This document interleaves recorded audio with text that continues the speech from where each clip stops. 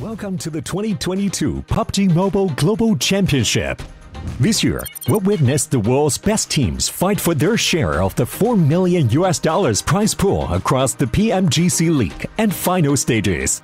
The league stage will be held in Kuala Lumpur, Malaysia, with an all-new format consisting of 3 parts: groups, survival, and last chance. The group stage will kick off on November 10th all the way to the 27th. And we'll split our 48 teams into 3 groups. The top 3 from each group will advance directly to the finals, and the bottom 5 will be eliminated. The survival stage will take place from November 30th to December 2nd. The remaining teams from the group stage will battle to stay out of the bottom 8 spots to advance to the last chance, held on December 3rd and 4th, where the remaining 16 survivors will compete for the last 4 spots in the finals. The PMGC Grand Finals will be held from January 6th to 8th in Jakarta, Indonesia, where the 13 league finalists will compete with 3 special invite teams for the 2022 PMGC Championship Trophy and be crowned as the best PUBG Mobile team in the world.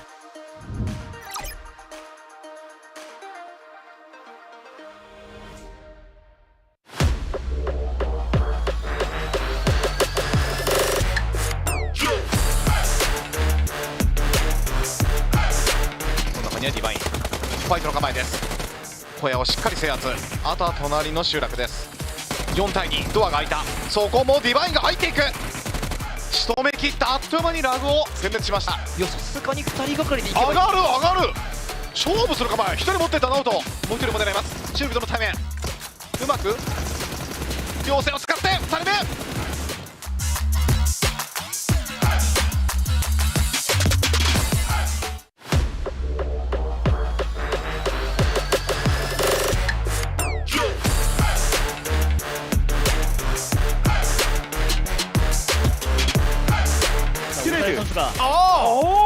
자, 포레스트가 그래서 그리고가 이거 전력 유지하네요. 같이 봐주면서 수비. 스포르타 같이 수비를 해야 되는 스포르타. 자, 이 어려운 상황을 둘이서 해내나요? 그렇습니다. 대결 다롱기야 파비안 일단은 자, 그런데 위쪽에서 티즈입니다. 티즈. 와! 티즈!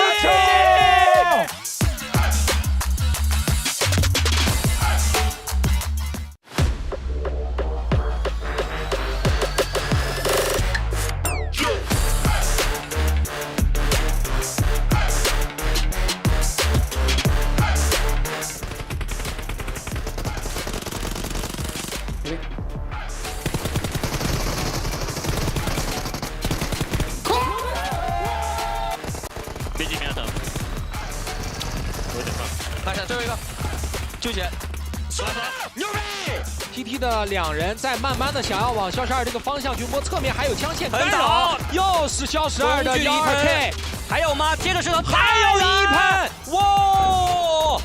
中国最好的刀，不知道是不是张小泉，但是辟谣最好的喷，可能就是肖12。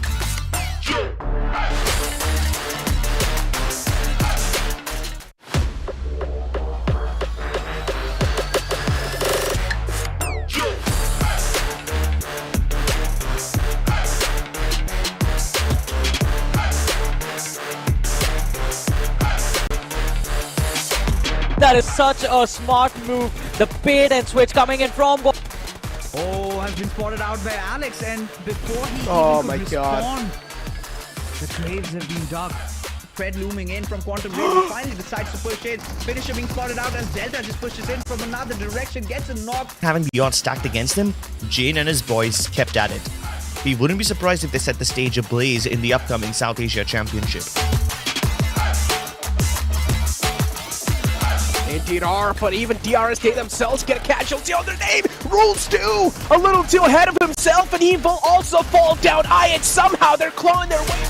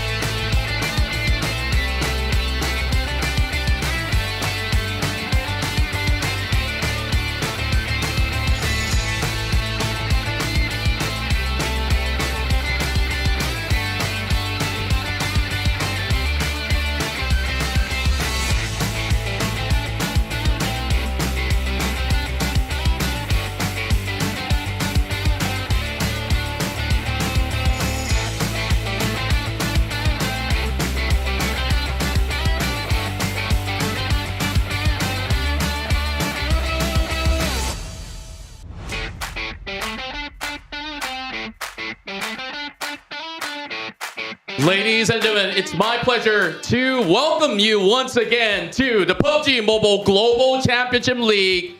And of course, with that being said, my name is Contra, your host for the entirety of the event.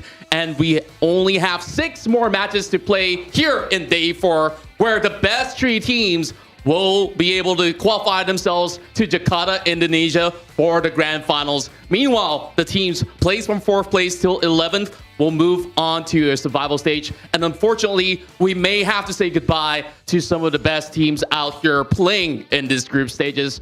And while the teams are getting themselves ready, we're here to be joining along some of the teams here to get a glimpse of what's really going on behind the scenes. And let's start off today here by welcoming Box Gaming.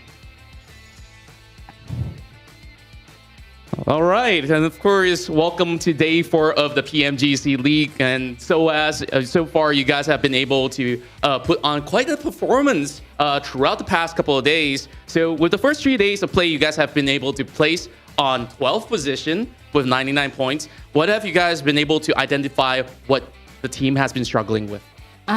Chào mừng đội của mình đã tham gia PUBG lần này và trong những ngày qua mình đã thấy đội mình đã đạt 99 điểm và đã được lọt vào trong top 12. Cho em vui lòng cho biết cảm nghĩ của em như thế nào trong những cái thử thách trong cái cuộc thi này.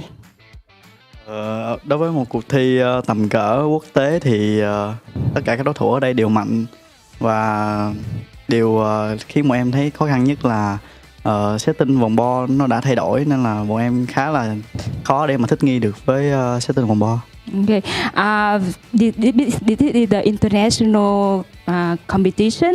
So every team, if you had, they're all strong, very skillful. So for myself, I feel the most challenging is the setting of the game. They have a lot of challenging. We need to try to overcome it. And of course, with only 6 more games to play, there's so little spots left for the tournament. You guys have also been the most active team when it comes down to substituting players, and there's a lot of changes in between those matches. May I know some of the reasons behind that? And have you guys been able to find a comfortable lineup in order to qualify for today? Như em đã biết thì mình còn có 6 trận nữa là mình đã kết thúc. Thì mà có nhiều cái thay đổi từ setup cho đến các thứ rồi. Thì em nghĩ là mình đã thay đổi rồi các thứ để đạt tiêu chuẩn để mà mình vượt qua cái kỳ thi này không? Em cảm thấy là mình đã còn cố gắng củng cố lại để mình có thể chiến đấu tiếp vào cái vòng trong. Nói chung thì bọn em sẽ cố gắng nốt 6 game hôm nay để mà cố gắng lọt vào vòng survival. Bọn em sẽ nỗ lực hết mình vào ngày hôm nay. Yeah, we understand that, so we are trying our best to get into the next round to get the rewards. Yeah. That's great to hear. And of course, how does it feel like being one out of the 2 teams from Vietnam to be playing in this PUBG Mobile Global Championship? Do you feel the extra pressure coming in from your fans, or have they been super supportive to Box Gaming?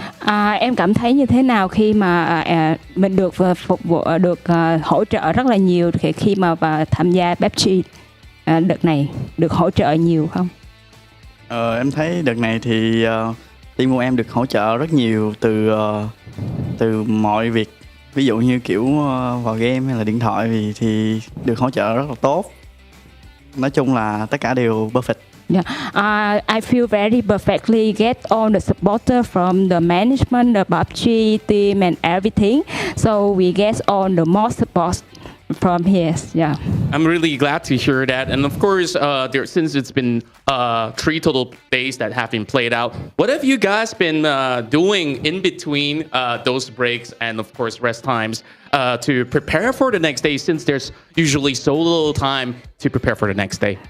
Thường thì tụi em sẽ chuẩn bị như thế nào trong cái thời gian mà được nghỉ ngơi, đúng không? Giữa các kỳ thi rồi các em được có giờ giải lao, các em chuẩn bị như thế nào, rồi em cảm thấy như thế nào?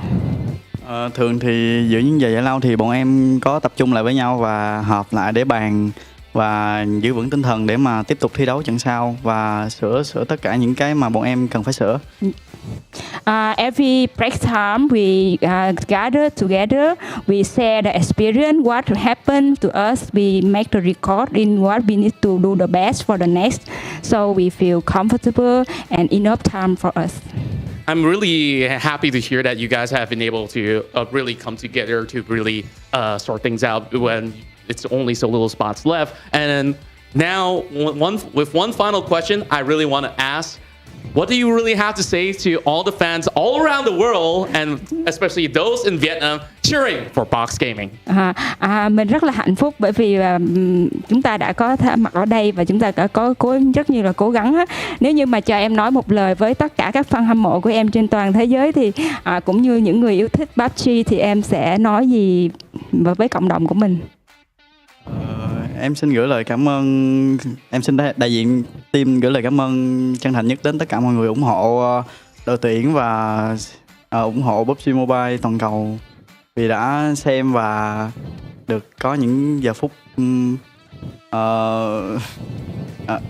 vui vẻ bên PUBG Mobile. Yep. I would like to represent for Vietnam team to say thanks to the PUBG management organization and want to send my regards to all of the team all over the world global. We wish PUBG Global be more successful and we keep our regards for everyone who support us all the time. All right, thank you so much, Soaz, for joining us for this interview, and all the best since there's 6 more games to go. We hope to see you qualify to Jakarta, Indonesia. Cảm ơn em rất nhiều đã tham gia và chúc em đạt may mắn, đội team của mình đạt may mắn trong cuộc 6 của trận còn lại. All right. And of course, that's it for the interview as we will proceed to our final day of matches to be played out by Group Red here in day 4 of the PUBG Mobile Global Championship League. Let the games begin and we'll see who will be the one.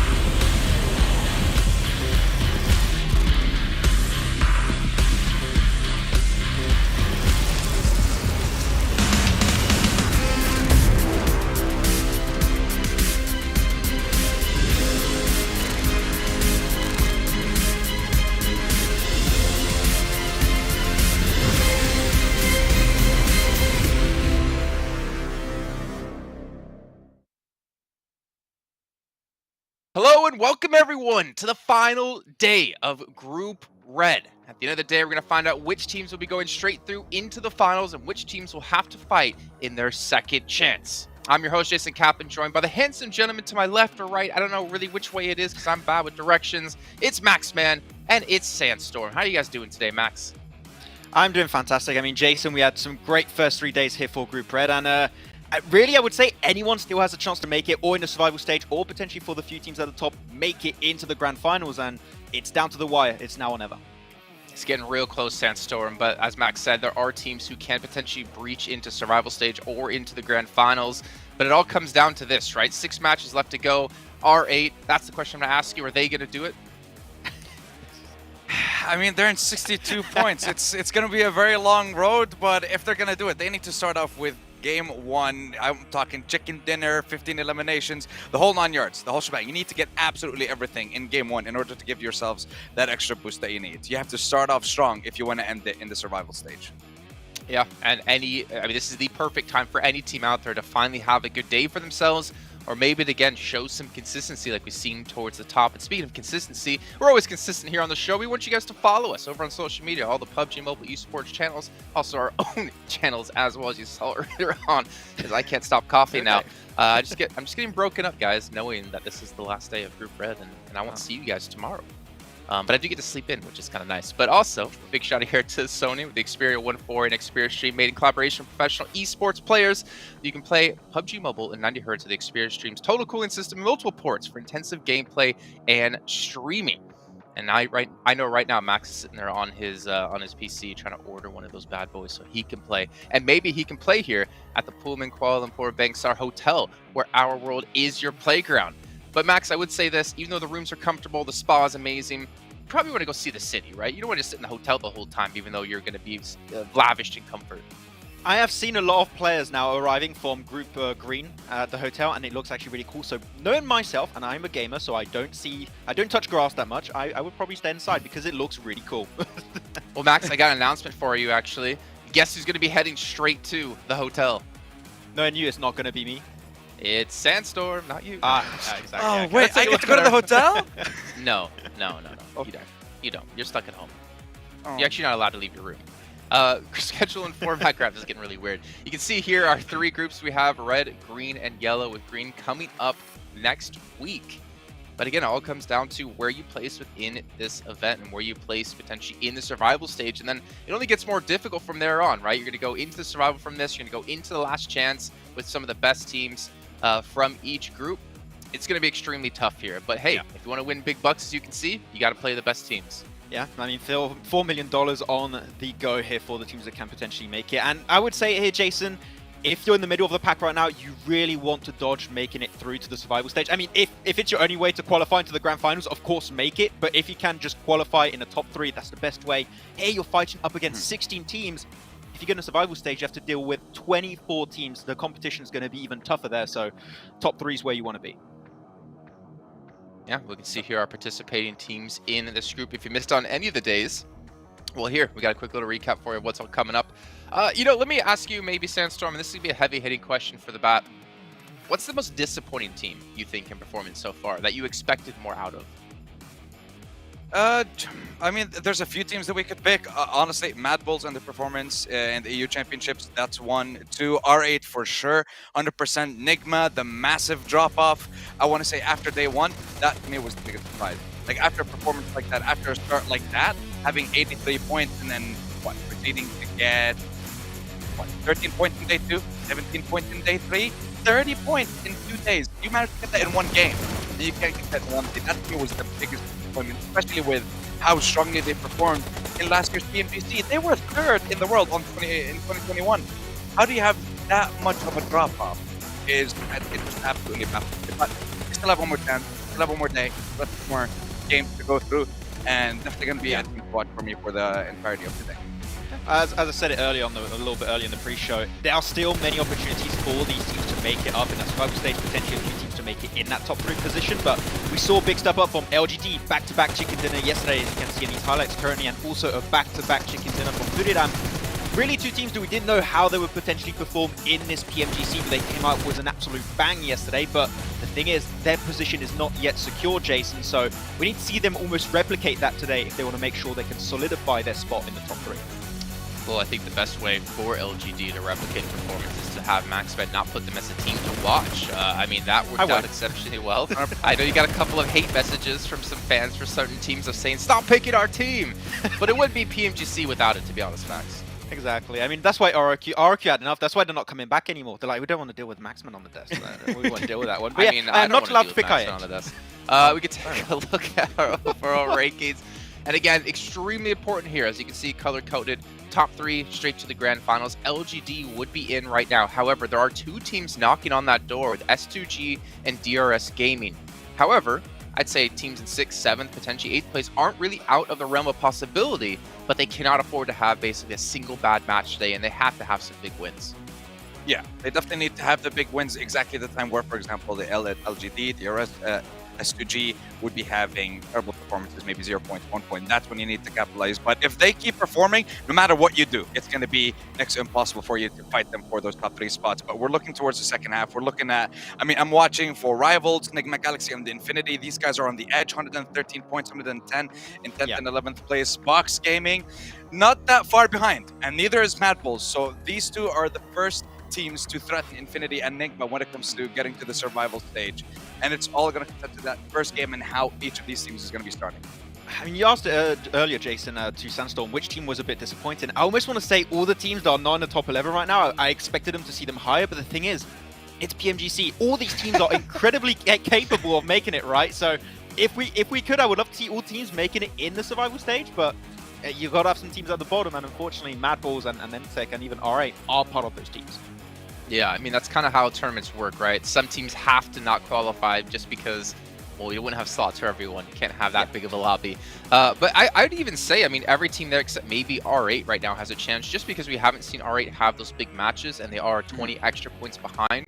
But even them, they are possibly able to catch up. But it comes down to, obviously, just their performance today. But we can also see interesting stat here, actually, of stolen elimination. So I believe this is coming down to, you know, when teams knock a player and they're able to finish them off from another team to get some extra points for themselves. That's quite handy. I mean, 25 points, that could be the difference easily between qualifying for the survival stage and not qualifying for the survival stage. Influence, if they didn't have those 25 stolen points, they would be currently not as comfortable as they were in the first place, with 235 points. So it is, I mean, it's part of the game, right? You know, you don't have that like gentleman's agreement, which is, oh no, don't take our eliminations. Like, who cares? No, we'll take your eliminations. I know I would if I could, but unfortunately I'm not that good. But yeah, it's part of the game. Teams are doing it. LGD was also doing it in similar fashion, but some good damage coming out from especially S2G and the guys. But whoa, that's a spike and a half there, Sandstorm, for Box Gaming. But I want to see it replicated. I want to see more after that win. That's not the only thing that I want to see from Box Gaming, right? These guys, they ended day one on a high, getting themselves a chicken dinner, a couple of elimination points as well. So it was absolutely beautiful to see that, but they weren't able to transition that or bring that momentum into day two. Day two, they only managed to get 16 points compared to the 48 they had on day one. Coming into day three, again, they ended it top three, a couple of eliminations as well. So now they have another chance to try and bring it into day four, and it's a performance that is very much needed at this time for Box Gaming. I'd almost want to see how that graph would look if you look at like the top 4 or 5 teams, because I feel like we'll see such a different level of consistency between them. But obviously they're kind of up there for a reason. As we take a look now at Box and Infinity. So this is the difference between 11th and 12th place at the moment. And I mean, again, the stats are still pretty close. Box doing better when it comes to eliminations, but when it comes to like top 5 percentages with the placement points, Infinity are squeaking out. Yeah, we're seeing Infinity actually, and also Box. A lot of teams at the bottom not using remotely as close amount of utility as teams at the top. Sometimes you're seeing your Influence, your Buradam, LGD, S2G using what, 40, 50 smokes in a singular game almost. You're like, wow, okay, that's a pretty insane amount. So utility is pretty important, and I would like to see some other teams maybe try and be on par with those numbers. Well, here's our schedule for today. It's the same every single day. It will be the same every single day until we get into, well, I guess the finals around the corner. We got Erangel ×3, Miramar ×2, and Sandhawk ×1. I don't know what to say, gentlemen. I mean, I feel like today is going to be hard to improve on yesterday when it came to some of the finishes we've had and some of the zones we've had. If you remember yesterday, we had that Erangel start where it was kind of an okay starting zone, but then it heavily shifted down towards military, and we got to see teams like DRS actually not even capitalize off of that points, unfortunately. The fact they weren't able to get any eliminations as people came through. But let's talk about your teams to watch in this first match. And, you know, there's a distinguished, surprisingly lack of LGD picks here out of both of you guys. No, I am not going down that path, Jason. I am. Sorry, LGD, I'm not picking them anymore. LG, I don't know an LGD. Who's that? I don't know. Well, talk me through them, Max. You got S2G, Nigma Galaxy, Mad Bulls. I can kind of guess why you're going with Nigma and Mad Bulls, but I want to hear you. Or actually, I can pretty much expect why you're picking any of these teams, to be honest.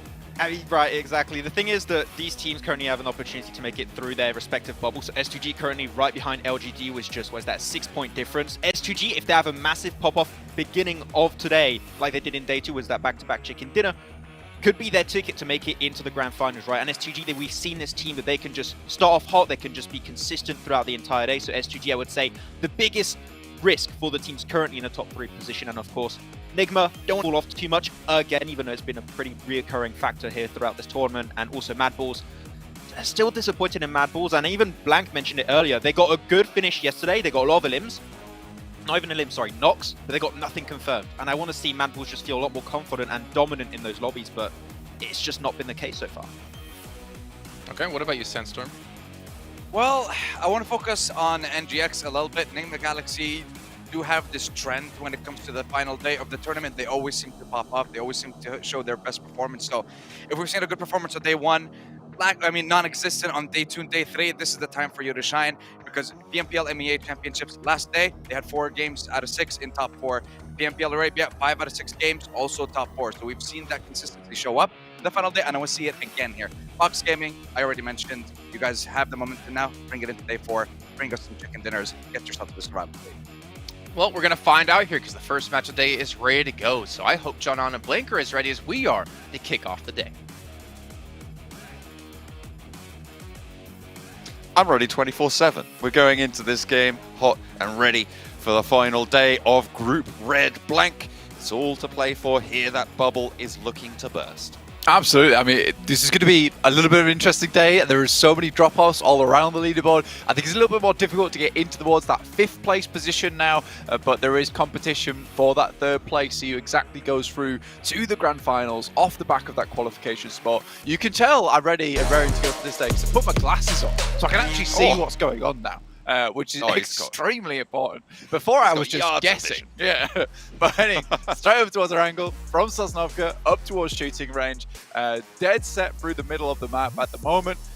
So maybe DRS gets out nice and early over towards Noya straight away. Pachinki open on this side too. I'd be curious to see actually, John, if Mad Bulls drop over towards school and apartments or head down towards Primos with this type of circle. But LGD should be fairly comfortable to head out over towards Rozhok, towards Georgia Paul in crates.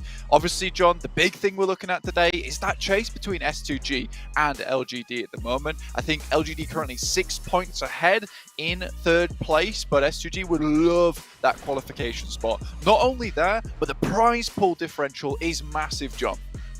It certainly is. I mean, there is a big jump up in this phase of the tournament when you move into those top 3, right? It's $22,000 in 4th place, $80,000 in 3rd place.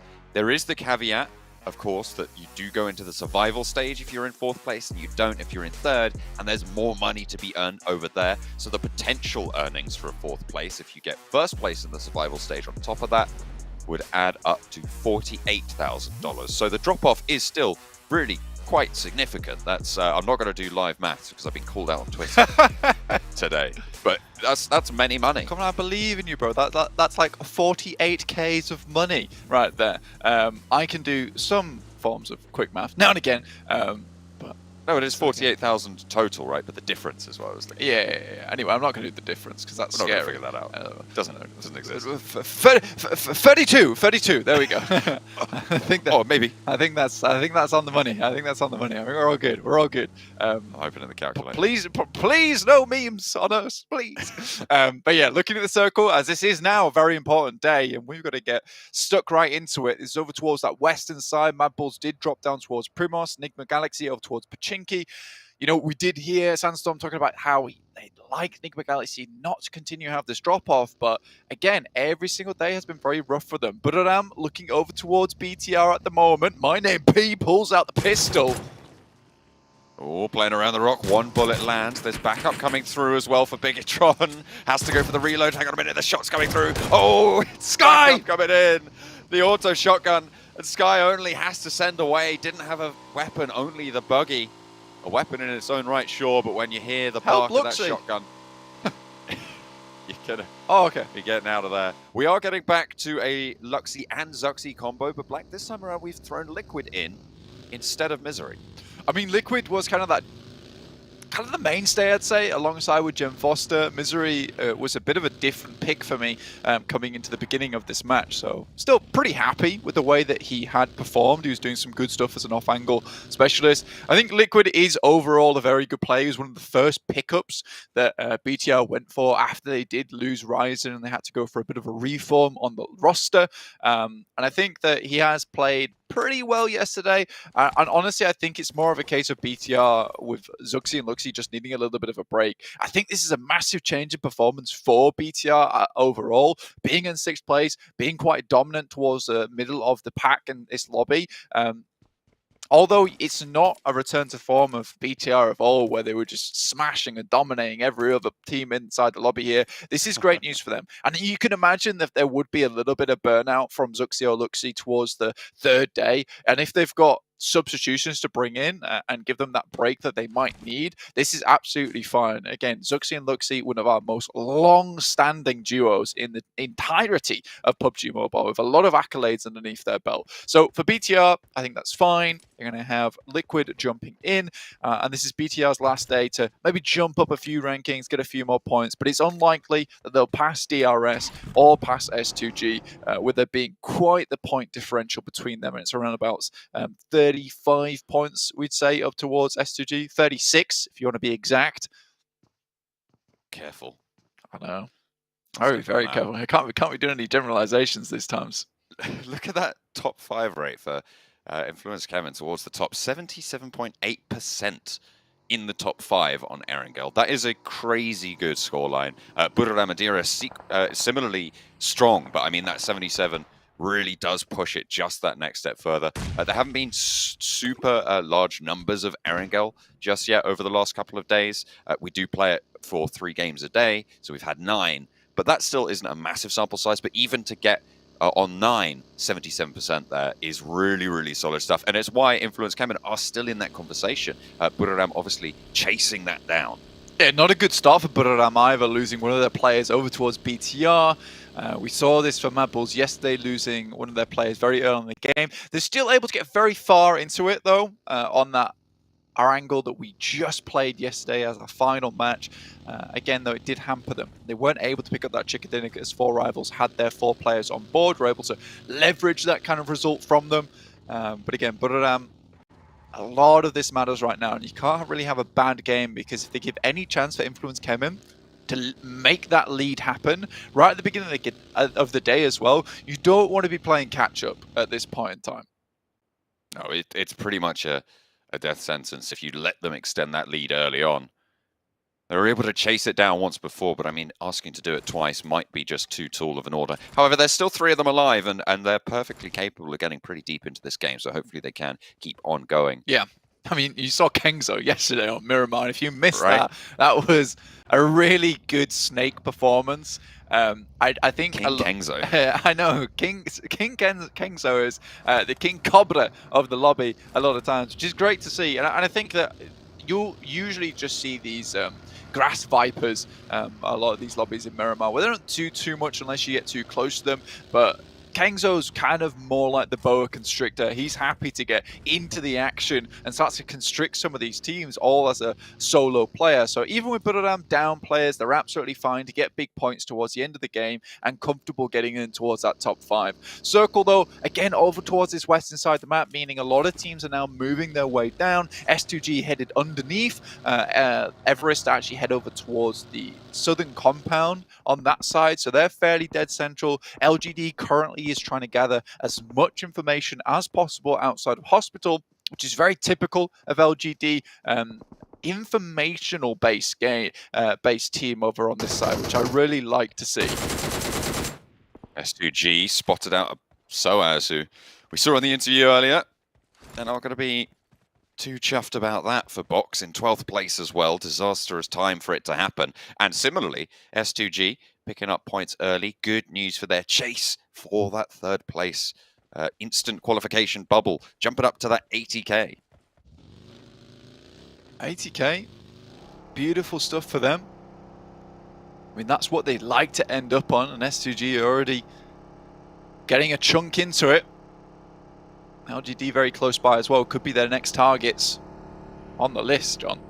It's a bit worrying for them. And with Hamzy G and Kelsey currently really having the time of their lives in this tournament, you are a little bit worried, because it could be one of those days where S2G just pops off. And that is what you always have to be worried about if you're going up against S2G. And being in 4th place with a great springboard to leap off of, you know, if this is one of those days where S2G gets a little bit of momentum early, LGD is going to have to do a bit more than just getting to those late game circles to stay ahead of S2G.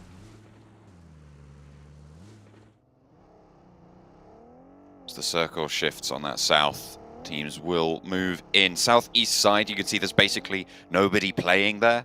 It's the open fields to the southwest of Pachinki. It's really, really tricky to hold out. Everybody wants the hills to the north or playing around Quarry.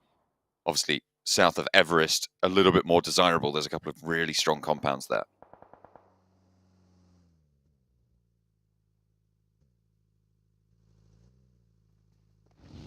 Box Gaming make their way into a very central position. Lost a player from S2G early on though, so they will be down a man. In the meantime, S2G is looking to get further in themselves. LGD off in the distance though. Suki and MVM looking to crest over this ridge side. Think better of it, in fact. They see players coming over the top. YZZ providing a lot of information back across to them. With the DP, both these players have on hand. Very accurate weapon, especially when you're prone. Both players going for the crouch, though, to try and eliminate as much recoil as possible from that weapon. LGD fending off their third place in a standoff with S2G. Influence Kemen embroiled with Buriram, but at the moment closer to a couple of the other teams. S2G taking heavy flak, Razy low, as they move into position to defend. A lot of damage being sent over towards S2G right now. And MVM just scouting this out. Team Queso should have sightlines over this way. I don't think this is a crash, but it's very, very tense on that area. The rotations out of there are going to be really, really chaotic. God, Tunny. There's the smokes over on that top side. Nick Galaxy, though, Freak with one down towards him. Will find that knock, and now the Infinity in a little bit of a difficult position. This is one of the teams we wanted to focus on, considering they're in 11th place. Nick Galaxy ahead of them just by a little bit. 4 rivals were able to overtake them yesterday. And the Infinity taking so much casualties so early on really does open things up for teams underneath them like Box Gaming and Mad Bulls to try and get those points to get themselves back in towards the running here. Even MTech Storm, they had some good matches yesterday with some high elimination counts. This is a possibility for them to, in fact, start to leap upwards. Infinity trapped 2 in the buildings. Fairly unlikely that they'll get too much further. I mean, they could just try and survive it out, but breaking top 10 would be an achievement for them at this stage. Buriram with 3 after losing a player in that initial scrap with Bigatron. They're playing on the northeast side around the road, just to the northeast of Gatka. Now going to be holding out there for just a little bit longer while they wait for the circle to come in. A wide split on the western side for R8, and a south shift means that it is going to go towards a Mad Bull's position there on the southwest. Aegon Acte a little bit further ahead of them. S2G also swinging down towards Mad Bull's spot, in which case Monkey in effect might come in for the assist. They do have high ground positioning with that compound itself, and it looks like Monkey in effect are going to try and go regroup with the rest of their team here, which would be the smart decision to try and assist them versus S2G. They'll have to be very careful not to get eliminated on their approach though. Nick the Galaxy takes a couple of shots from Buriram as they just send it across the fields here, John. They're just putting some lead back in their direction. If they can catch something, great. Suppressing fire, more useful. DRS, though, hold the top of the hill that they're looking to try and summit. They will see that silhouette, start to go for the skirt. A little bit of a tag there from Tiger, nicely found, but diversion is on. Box not quite in the buildings close by, so that'll be a little bit of sanctuary for Buriram as Sky Only just goes straight over the top of it. Not a care in the world. I mean, they've sent all the way downwards, which is fairly impressive. Managed to get towards a position just underneath Box Gaming. It might not be the best position in the world, but it certainly gives you some kind of sanctuary. A little bit worrying to even peek out these windows, though, with Box Gaming being able to have some oversight on that way. But 2-3-3 teams, I don't think they can be too unhappy with this one. Mad Bull still holding out S2G, S2G holding out R8, so a little bit of a train going on this side of the map. Gem Foster takes shots from Nigma Galaxy. I think Nigma Galaxy realised just how important this day is to them. They cannot continue to fall off. Feels like they have made a couple of changes in their regard. They need to hold on to this position now because these are one of the teams that has slipped further and further and further down throughout the days. Now in 10th place from a 2nd place finish at the beginning of day 1. Ooh, Titan nailing the shot over towards Hamodi. He said they can't afford to fall off. That's not the way to start it out. The smoke blooms. They want this res. Ralph will commit for that. Titan not going to commit for the push, but instead put those nades in and just try and keep this position suppressed. They know they can't afford to expose themselves on the flanks. There's so many teams waiting in the wings in this area. Currently, you've got LGDO on the west, Bigatron on the east. Behind you, you've got MTech Storm.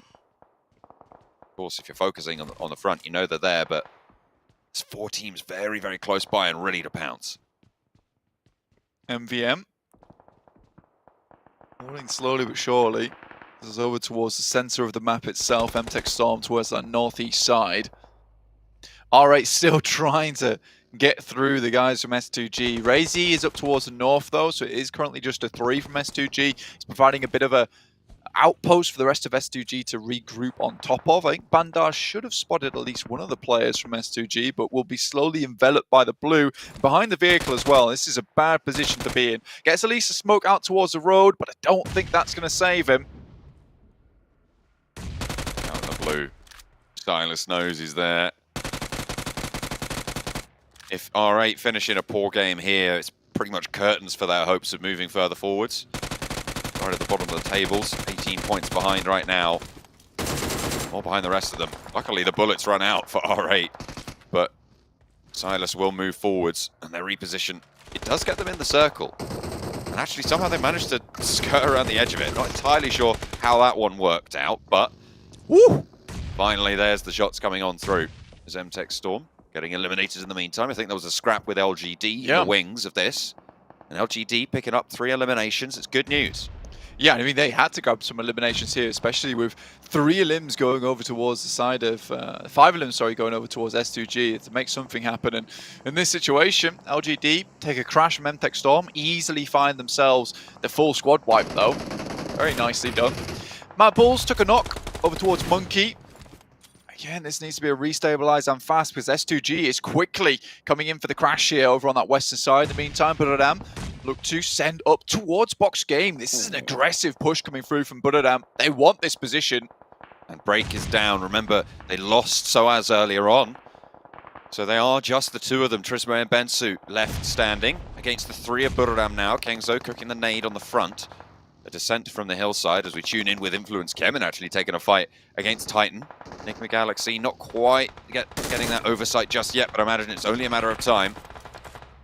Buradam wants to find these flushes, will be able to get one, and Titans will fall back over to the Buradam engagement in the meantime. Tiger sprays around the door frame. Sky only, his teammate is going to fall, but Bensu cannot stand the test as Kengzo puts the final nail in. Box eliminated. Buradam, again, a force to be reckoned with. Center of the circle as well. It's a really, really key compound that are able to pick up here.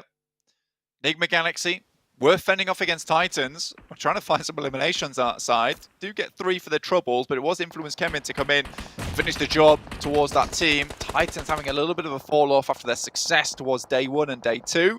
Luxy, though, goes down from BTR. These guys are holding down towards that southeast side, so Enigma Galaxy have the swivel on, the 360 cam available to them, making sure they're seeing everything that just happened around on this map. In the meantime, Mad Bull's still fending off from the guys of S2G with 2 backstops on top of the hill outside Quarry, and 2 players playing up front. Mad Bulls will remain quite calm and collected for the time being. I think this is the smart move as well. They don't have to move too much, but S2G have to move in towards their position. They'd like to have a strong spot within the circle. So keeping it very, very safe for the time being, allowing S2G to come to them. Staying alive is of the utmost importance, especially with box going down. Team Queso similarly under pressure. And out on this western side, they've got a difficult move ahead of them. The blue zone's right there. They're going to try and swing through. The question is, where do they try and approach towards? Do they try and get to that ridge line? But the Mad Bulls have broadside.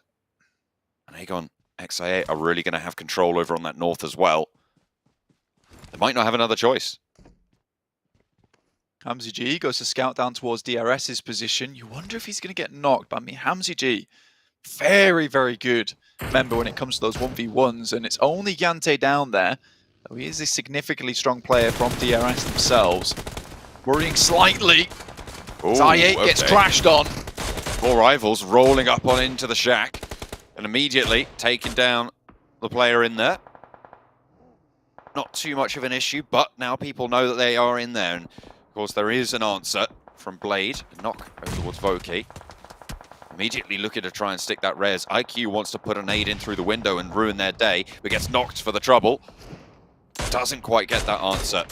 Looks like it did go through the window, but I think it went out the door on the other side as well. Somewhat unfortunate.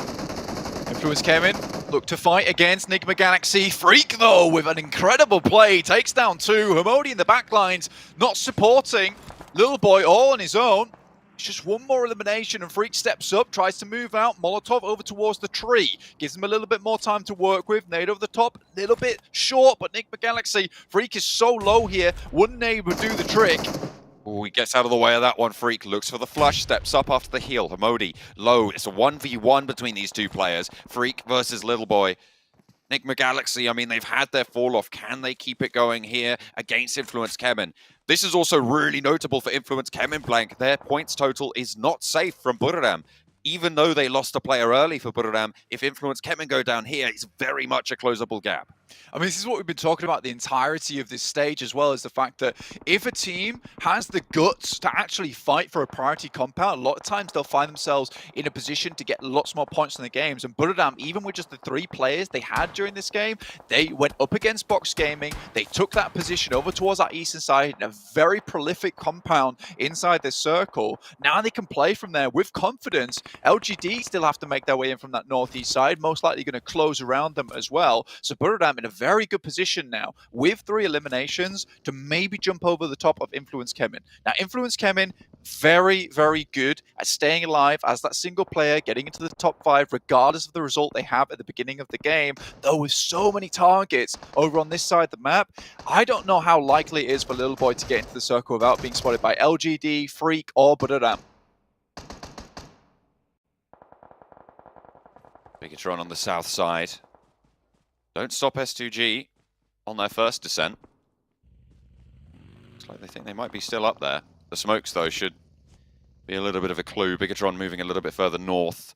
Killer from DRS crawling with back to the blue. Is there a potential for a backstab there? I wonder if they are aware of that as well. Bigatron maybe being caught unawares a little bit. Influence Kemen eliminated in 12th place, and this is a big chance for Buriram to take that top spot back in the compound that they hold. Yeah, that's 100% what I assume would happen here. I think it was very unlikely from that position, like I said before, for Little Boy to find their way in versus the guys from LGD. And circle shifts up towards Buriram once again. A really big chance for them. Remember, we said a lead at this point in the day is something that's very hard to come back from. There's a ton of pressure. Only 5 matches to go after this. Team Queso looking for the final member from I8. Does find it as Ghost takes himself down with an A. Tries to deny as many points as possible. Team Queso need them desperately as well. S2G, hang on a minute. I think that might have been knock, a flush. Are they down and out? I think they are. So no chance for their run towards that 3rd place spot. And LGD going to be chuffed to bits with that. Speaking of leads as well, they are also near that compound that Buriram currently holding the south side of. They should be really strong and set up to get a lot of points this lobby. 100%. Down to 7 teams now. BTR, though, can't ignore them. 5 elims at the moment with 4 players alive on the high ground. Up towards that south, they will have to move into the circle at some point. LGD take a knock from Buriram. That sets them up again, another 3v3 here. Buriram just have been so incredibly strong throughout the entirety of this tournament, constantly getting better. And I don't think there's any player inside this team that I think is a weak link. And I think that is what makes them so strong, regardless of the amount of members they have on side. I mean, Kengzo, extremely good at being aware in the side of a lot of these lobbies. Sky Only, just being a great off-angle specialist. Tiger, just a great fragger overall. And I mean, you've lost probably your best fragger on the team in My Name Pete. Doesn't really matter so much to him, though. They have got so many tricks up their sleeve, it's certain. As the shots from Bigatron try and exert control from their hilltop. Team Queso want to take 4 Rivals out of the mix. 4 Rivals charged away from that bubble position earlier yesterday. Black lobbing the pan on it as well. There goes the crash. 4 Rivals will fall. Will not be able to repeat that performance in the last game they had yesterday. And that's going to open up the door to put them back in danger. Madball's still in a strong position though, John, and down to 16s with a lot of the big hitters around them being removed, like Box Gaming. The Infinity probably the only other worry towards the guys with Madballs in 11th place at that bubble. But again, a strong position, 4 players alive, Team Queso down to just 3 at the moment with 1 knock coming their way. Mad Bulls might even be able to take some good shots over towards them. BTR is the really big contender for them though, on that high ground. Skills is already going down. This is bad news. They're in a bit of a pinch at the moment, John. They can't really afford to get back up to Skills either. They can't designate the effort to go for that push as Team Queso come in and effect fall to the side swipe as well. It is just not going to work out. They are really crunched in at this stage, and they're not finding these picks as an answer. One player from Bigatron gets knocked, but that's easily resable on the south side, and Team Queso are just putting so much pressure in that Mad Bulls don't have the time to reposition and get the favorable fight with Bigatron. Yeah, this is a pinch and a half. Team Queso up to 8 eliminations as well, very easily. Should be able to jump over the top of Mad Bulls during this game. Monkey going down, now just Zerich alive. Final player, 6 teams remaining. Won't get a huge amount of points in this game, even with just 2 eliminations they have on side. Zerich has to live for longer, set up this fight between the 2 teams, but Zuxi is able to find that final player from Mad Bulls, and they will go down, even with the 4 players unable to put up a big result here, setting themselves between 2 teams. Not the best of positions for themselves, but BTR have come in with a great game this time around on that high ground. Buradam will have to go to the outer edges of their compound to continue playing, but LGD, they move up. They see an opportunity here, John. They're moving straight on into the back of Team Queso on the north side. 3 players rock on up. Suki sends high, drops the smoke to play the cover around. Will be looking to try and peek out there. Might spot Scream at the back if he peeks out wide, but Tiger is there for the strike. CC as well, under pressure, takes another bullet. Suki's down in the meantime as well. Team Queso trading nades. Suki low, very, very low, in fact, getting flushed out. And the nades are just pouring over towards LGD. That entire push is dismantled. Team Queso hold it out with the side swipe from Tiger, and the last player for LGD left outside the zone. A nade comes backwards. Kengzo almost burns himself down. But 10 eliminations for Team Queso. They'll easily jump up a little bit more in this game, maybe in towards a position to punch through outside of the elimination bracket. But BTR, what a game this has been from them. 4 players still alive. Zuxi doing some serious work. Buradam want to leave, but now as BTR gets further forward, takes the opportunity to try and eliminate, get rid of Team Queso. They'll control the entirety of that western side. Still, there's work to be done as of yet, John. Zuxi playing forwards. They want to stop Team Queso from getting any further. Bigatron have to be careful. That rolling land that dips away from Bigatron on their right flank is giving them cover from the other teams right now. But as soon as they have to leave, that will all change, and they'll need to be much more careful. Zuxi playing up top of the backstop. Team Queso hesitant. I mean, you would be. Moving into this late stage, this is their chance to really have a massive, massive game, put a massive dent in the differences at the bottom of the tables and potentially get a little bit further in this tournament. Yeah, going down in 5th place would be a real shame for them, especially with YZZ still up. Again, with the 4 players, they have a very good chance here. Circle doesn't really center up for anyone in particular. Moves off towards that eastern side. I think BTR at this point in time would love to, again, take that high ground towards their advantage. Reyes finds LGD, puts them in a better position again. To 4th place, at least in this game for Team Queso. The Infinity also in a struggle bus position. We'll have to move out, jumping out these windows. It's not going to be easy with Buradam holding them down as well. I think Buradam's absolutely done enough here in this game to find themselves the lead they were looking for over Influence Kevin at the start of the day. You can really never count this team out. They are just so dominant in every single one of these circles. Infinity going to have to hop out and go for a little bit of a jog. In the Buradam ends. Who's he actually hopping into a vehicle right next to Tiger? Is this a sneaky play? I feel like it might be. Waiting for them to run out and maybe try and reposition with it. Hop out, get an limb, get a knock, if you can. Looks he's got such an important position in this engagement, but Liquid's been laid down this entire time. Finds at least 1 knock here, but Gem Foster incredibly low as well. But Luxie does come in clutch, finds at least 1 on towards them. And that's the entirety of the team taken down. An extremely good spot from Luxie. He knew he had to make that count with a Mini 14. And he's got the M249 for the late game as well. Ooh, Tiger's corner compromise, has to push out for the fight and will trade through it well. The teammates handling business on the other side, and both of the Infinity will fall. Mela and Nuzi will leave 2 teams alive, Budoram and Bigatron.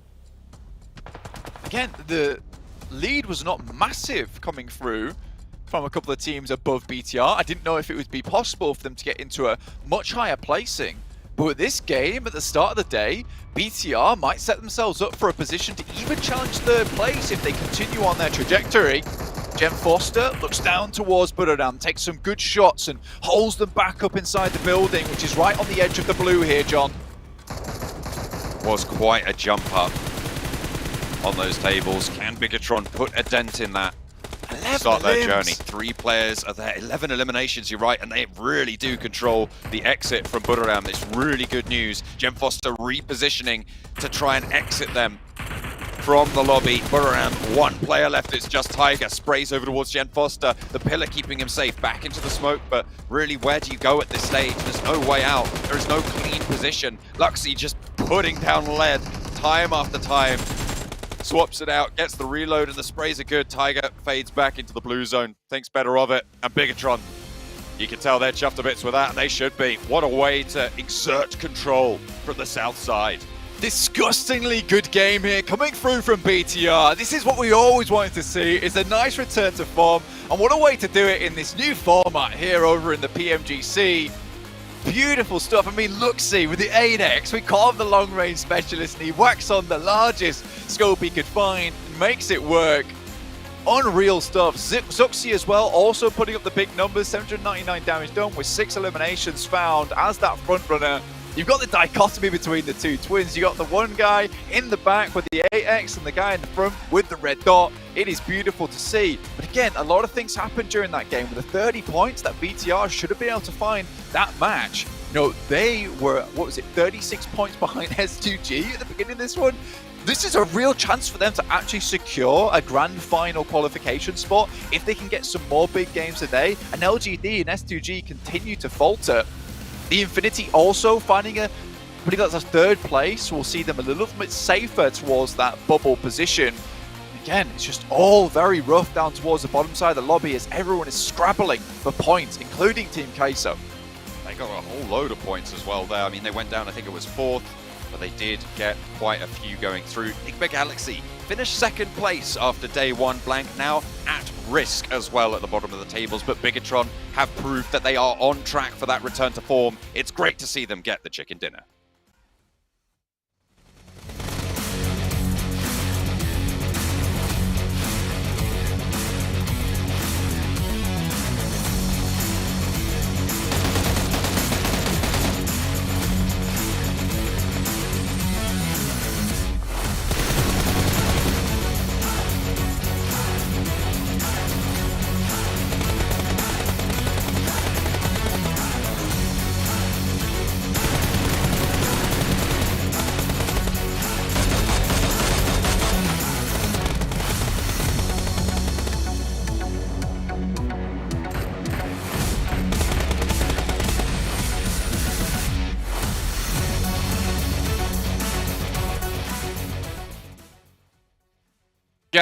Guys, we need to stop breaking our desks here. We've had Miriam do it, Kengzo, now we're seeing Bigatron do it. But to be honest, I think it was kind of needed considering the placing that Bigatron was in. Now, Max, you mentioned we were watching the game and while it finished up here, this doesn't necessarily get Bigatron into top 3, but it gets them into the running for top 3 now because of the distance they were behind any of the teams contesting 3rd place position.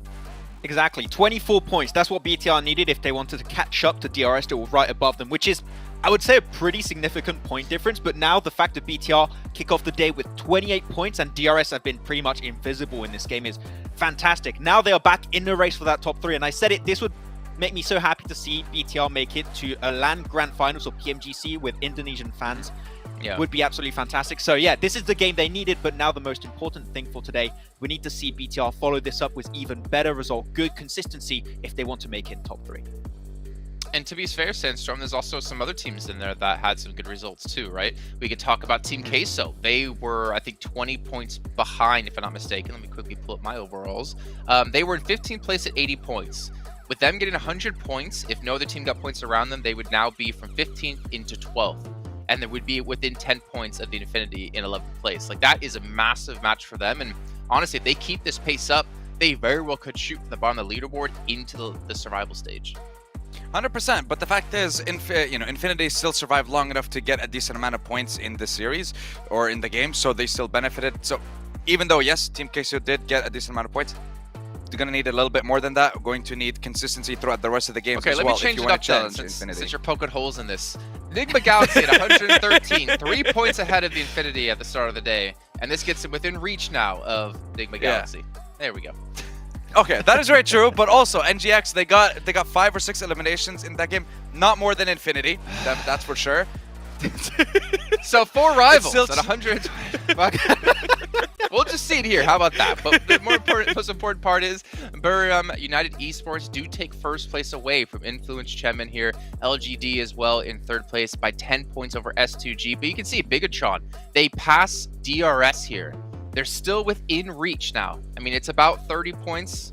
Obviously, give or take some points. I'm not going to do quick math. I'm not John. I don't want to be wrong on air when it comes to math.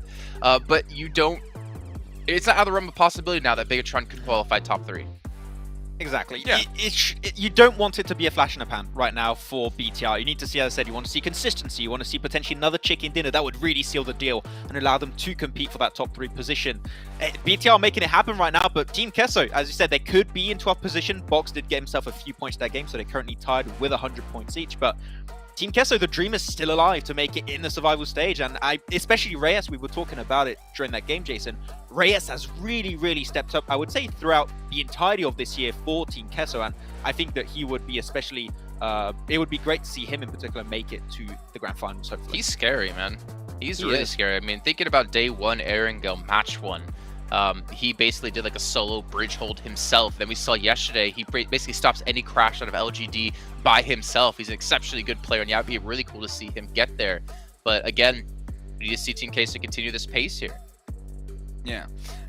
I mean, the one thing that I did notice from Team Queso, not just in this tournament, but also, or I guess compared to PMPL Americas, was they would usually actually hold the bridge and they would overstay on that bridge multiple times, knowing that there are teams that want to cross, knowing that there are teams that need to get to the other side, and they keep getting those free points. I'm not sure why they're not implementing this strategy here, knowing that we have DRS that drops on Novo, we have I8 that drops in Erangel towards the military base, so you know that there are teams that consistently drop there. You have Box around you in Fairy Pier, you have Madbolt around you in Quarry, so you can see maybe that might be the reason, actually. Just answer the question myself. That might be the reason why they're not implementing the same strategy. They don't want to be locked in as well, so that was one of their main strategies for getting a decent amount of points and getting a lot of eliminations, so that's maybe one of the problems that they're facing here.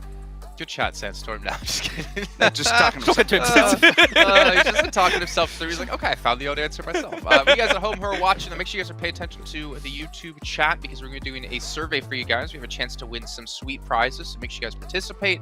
And make sure if there's any question in there involving who's your favorite talent, you select me, because I would appreciate it. I was like, oh, I'll give you something, but I'm like, nah, I don't want to be spammed. But I'll appreciate it. I don't have UC. I can't give anything, so I have same boat here. I don't know. Sandstorm, I feel like Sandstorm is rich in UC. He's got everything. But what do you mean? I don't know. Don't lie to me. I know you got a secret stash of UC. Have you seen the shirt he's wearing? You sure he's rich? Bigatron up against United Esports, and Zuxi up against Tiger. And we saw actually an interview with Tiger yesterday. He's been extremely deadly when it comes to his grenades. We do see he's gone for the 22 throws himself, and also some decent damage. Do you see this game? At one point, they were taking a fight versus Infinity, and they were 3 players versus 2 players of Infinity. And I love how I think it was Sky Only and also another player of Buriram, and they just said, yeah, Tiger, you just 1v2, go for it. And they were already focusing on BTR at that time. They just let him take a 1v2. That's how much trust there is on their side of the team. But yeah, I was a little bit sad though for BTR. It seemed like Luxy and Zuxi has been not doing as great as you would like to see, but a little bit of a step up from BTR here. They were looking dominant, willing to take that fight versus Team Queso. It's always good to see. Speaking of dominant, look at LGD when it comes to Miramar. The ranking points 11 ahead of their second closest rival with S2G. Eliminations as well as they're leading the board. Definitely a strong map here from the team from China. However, I think these stats would be a little bit higher if Max wasn't predicting them or having them as a team to watch in day 1. They didn't have the first 2 days. Just ignore the first 2 days, okay? Look, it was mainly the first day. It was the fact that the one game that day that you decided not to pick LGD is the game that they decide to destroy everyone, get control of the mountain on Miramar, and get themselves their first chicken dinner. And that's kind of what lit the spark for the team and got them to get the ball rolling over the course of the, I guess, day 2, day 3. We managed to see the back-to-back chicken dinner as well for them. So, lesson learned, Maxman. Do not pick LGD. I'm not. I said I wasn't. I'm just making sure, okay? Trust me for a second, Sandstorm. Okay, it's fine. No. Max, I've worked with you now for like 2 years. I still don't. I don't trust you. I don't trust myself, to be honest. You know what people don't see off air, right, when we're watching the games is like Maxman's over there with like a cauldron making some sort of solution that he can drink to improve his curse potential. He has like one of those voodoo dolls of teams, you know, he puts the team logo on the face and starts poking it with needles to try to get them to not perform. You know, he tries to play it off like he's, you know, oh, I feel so bad, this team, I'm cursing them, but in reality, he is doing it on purpose. I can't wait for my Instagram DMs to just explode after this. This is great. Fantastic. Hey, at least you get messages, okay? How many teams are not going to be allowed to predict after today? I'm not sure, man. Look, listen, it's a thing that happens across all regions, no matter what. If you predict a team and then they get eliminated 16, 15, 14, 0 eliminations, you're going to get messages. This is just bound to happen. You know, the funny thing though, last year, Max, is actually your curse wasn't even around. It wasn't working. We went to PMGC into the finals when we were over in Berlin with 7. Your predictions were pretty on point, to be honest. Which I was surprised. I don't know. It's inconsistent. It depends of like my chakras, if they're aligned and everything. It depends on that. But it's good to see. Well, let's see if your chakras have aligned and your chi gates have been opened up here as we take a look at our teams to watch for you two. Team Queso, out of both of you, respectable again. I mean, after that first match alone, I would be with you guys as well because they are on a grind here to get into top 11. But we see DRS and Influence Chemin as the difference between you two. So Influence Chemin, curious why, Sandstorm? Because right now Buriram has tied the top 4 record for the game so far with Influence Chemin. They're constantly being challenged every single game throughout the past day and throughout today as well. So they need to step it up and they need to keep it going. So, because they had the lead for day 1, day 2, and day 3. You're telling me you're going to get to day 4 and lose the lead now? No. I think they're still going to perform very well, and I still think that they're going to take the lead at the end of the day. Then why DRS for you, Maxman? I want to see them step up right now. They've fallen on the wayside compared to BT after that chicken dinner on the previous game, and I think that that's going to put DRS in a pretty sticky situation, so DRS need to step up too, otherwise they might be falling behind too much. So yeah, I want to see DRS get a good game. Yeah, I mean, the pressure's been applied now in multiple angles with other teams around them stepping up, and we'll find out if DRS can do so here. So we're going to head into match 2 of the day. This is match 2, the final day here of Group Red with the Torcasters with John and Blank. Match number 2 is about to kick off over on Miramar. Blank, you feeling cool? Or are you feeling a little bit warm and ready and toasty for the hot sands of Miramar? I mean, I've got my coolest jumper on that I own, so you can't see all of it, but I promise you it gets even cooler as it goes downwards. So yeah, honestly, I'm feeling good. I'm feeling happy about the way today's progressing. I mean, we had some cool, honestly, a great start to the day, right? Buriram with 3 players getting as far as they did. Unfortunately, getting caught out inside that compound. I think they had to leave a little bit sooner. But again, this is what I love about Buriram, is they're not afraid to take fights with teams that are in prio compounds and just be like, this is ours now. This is yours. This is ours, actually. So I'm happy with the way this has worked out. I'm happy with some of these teams. I'm happy particularly with BTR. Right? It's been a long time coming since we've seen their rise, and again, I would like to see, you know, the Batman, the Dark Knight, you know, crawling out of the pit. All right, this is FASA type of deal. That's what I want to see here in these final games. I want to see BTR make it to the top. I mean, I will always remember in Kuala Lumpur them riding out into the blue to like pick up frags because they were like 100 points ahead of everyone else at that stage, and they kind of guaranteed the victory, and they were just having fun with it. That is essential. Did you see that? That is the way he was angling the fan there? Yep. That's 2-degree adjustment. That is needed for optimal performance in these games. Yes. I mean, every little thing counts, right? I mean, when point differences come down to 2 points, that 2-degree fan adjustment could have been the difference between a frag and not, and a sweaty finger, and letting it slip away from you. You're absolutely correct, John. Anyway, looking at the overall rankings, it is getting very spooky for some of these teams. I mean, the Infinity, extremely happy with that last game. If they didn't get the result that they did with 3rd place, it was looking nightmarish for them. But 122 points, they're 3 points ahead of 11th place, not quite on the bubble anymore. But there are 3 teams, Box Gaming, Team Queso, Mad Balls, 99, 100, 100. All these teams gunning to get themselves out of the survival bracket. I mean, it is one hell of a day here, and all these teams do not want to be going home without getting into those further stages. But someone has to go home, John, and 5 of them will be. Again, though, it is hard. We're not getting to a point where any of these teams are confirmed out as of yet, other than, I would say, maybe R8, who've really got a tough time ahead of them if they'd like to jump up over these teams towards 12th and 11th. Yeah, they need to outperform 5 other teams from this point onwards by kind of crazy averages. The likelihood that that happens is just, it's kind of down the drain at this point blank. It's not great. But for those teams a little bit further up, it will be a single chicken dinner that can make all the difference. And the question is, how can the other teams stand up to it? It's all about consistency at this stage for the teams already in. And you need that pop-off if you're lower down the tables. Match 20 right now. Only 4 matches after this one. John, it's gone so quick. We're here. Wow, at the end of Group Red. Maybe we'll see some of these guys further into the future. I'm sure we will, in fact. But we will have to wait a little while longer once Group Red concludes. You know what, John? I'm going to miss these guys. I'm going to miss these guys for a little bit. But obviously, Group Green coming up next, one of the scariest lobbies. So make sure you stick around for week 2, because that should be some good fun over on that side.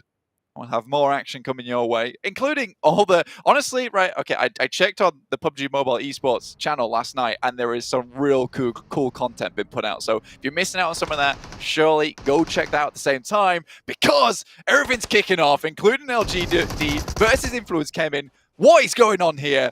This is one hell of an engagement.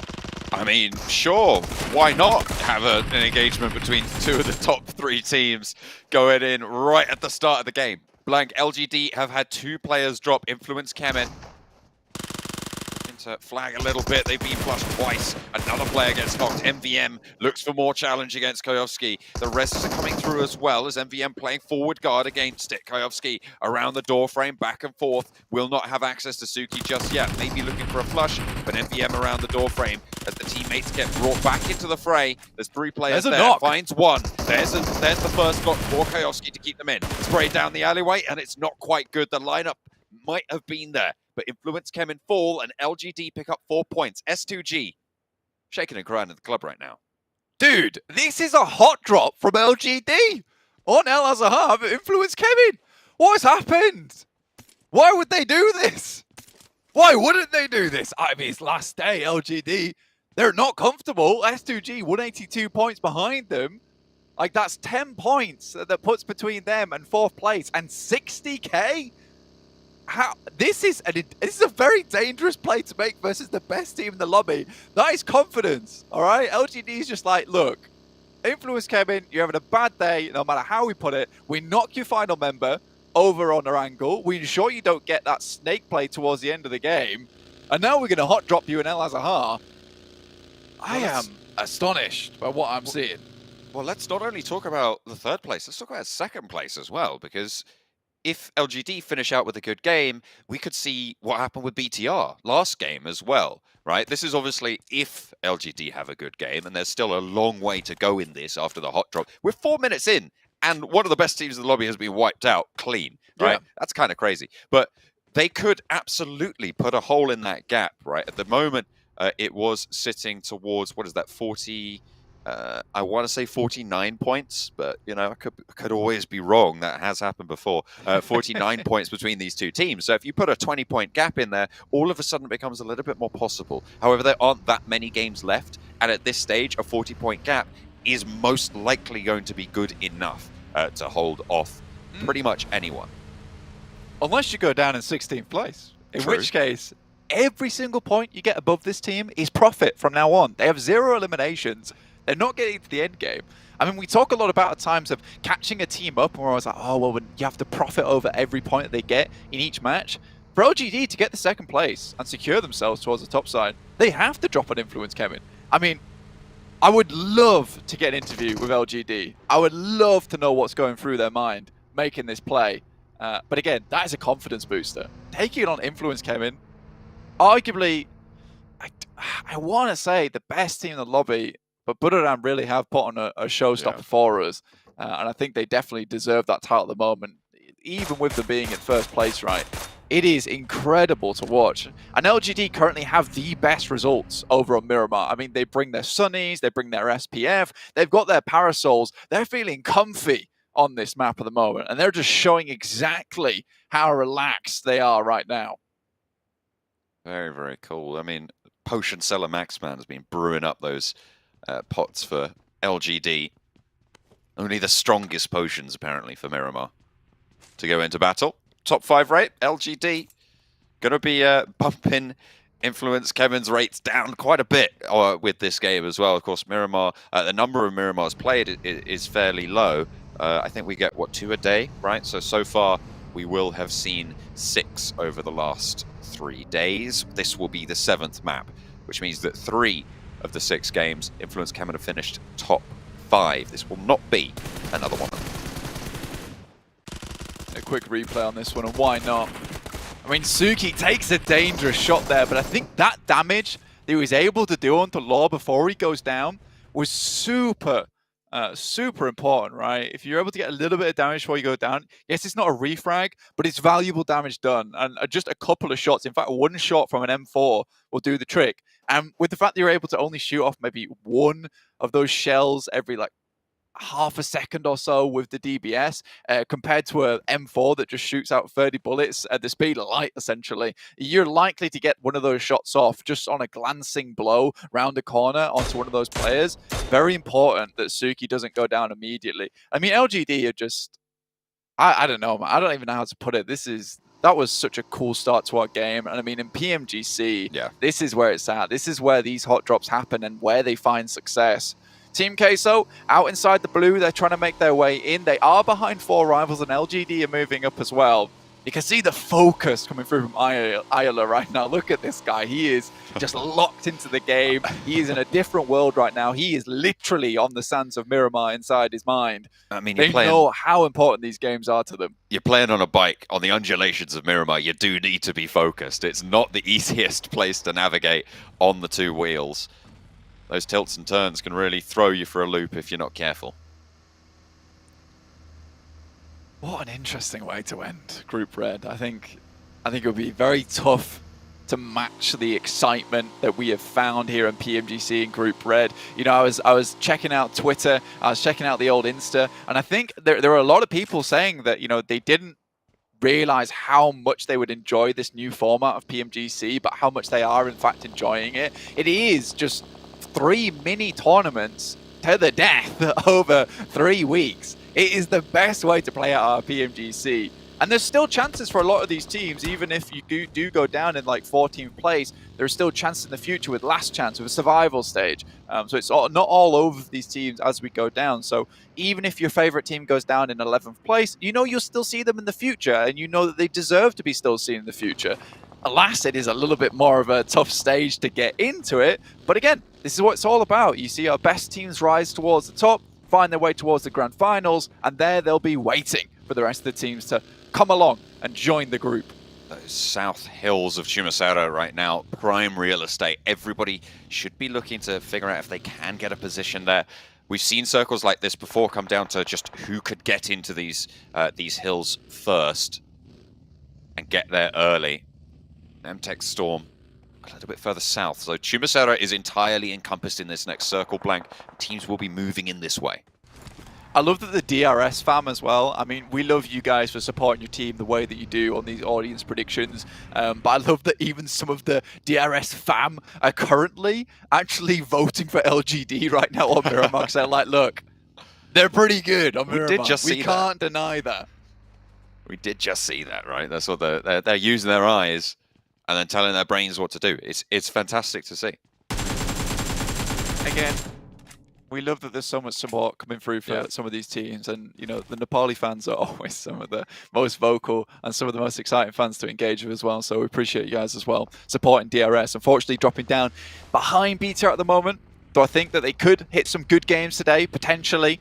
I don't think they're ever out of the running, though. They're always a consistent for every single one of the engagements. I think if you look at their top 5 percentage, it's going to be pretty large for our overalls on all maps.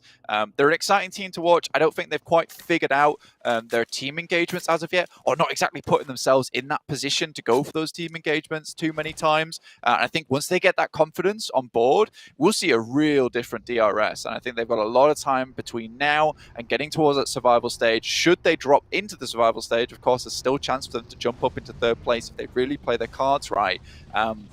Again, what a wonderful way to start out our PMGC with Group Red. So many exciting storylines to talk about here.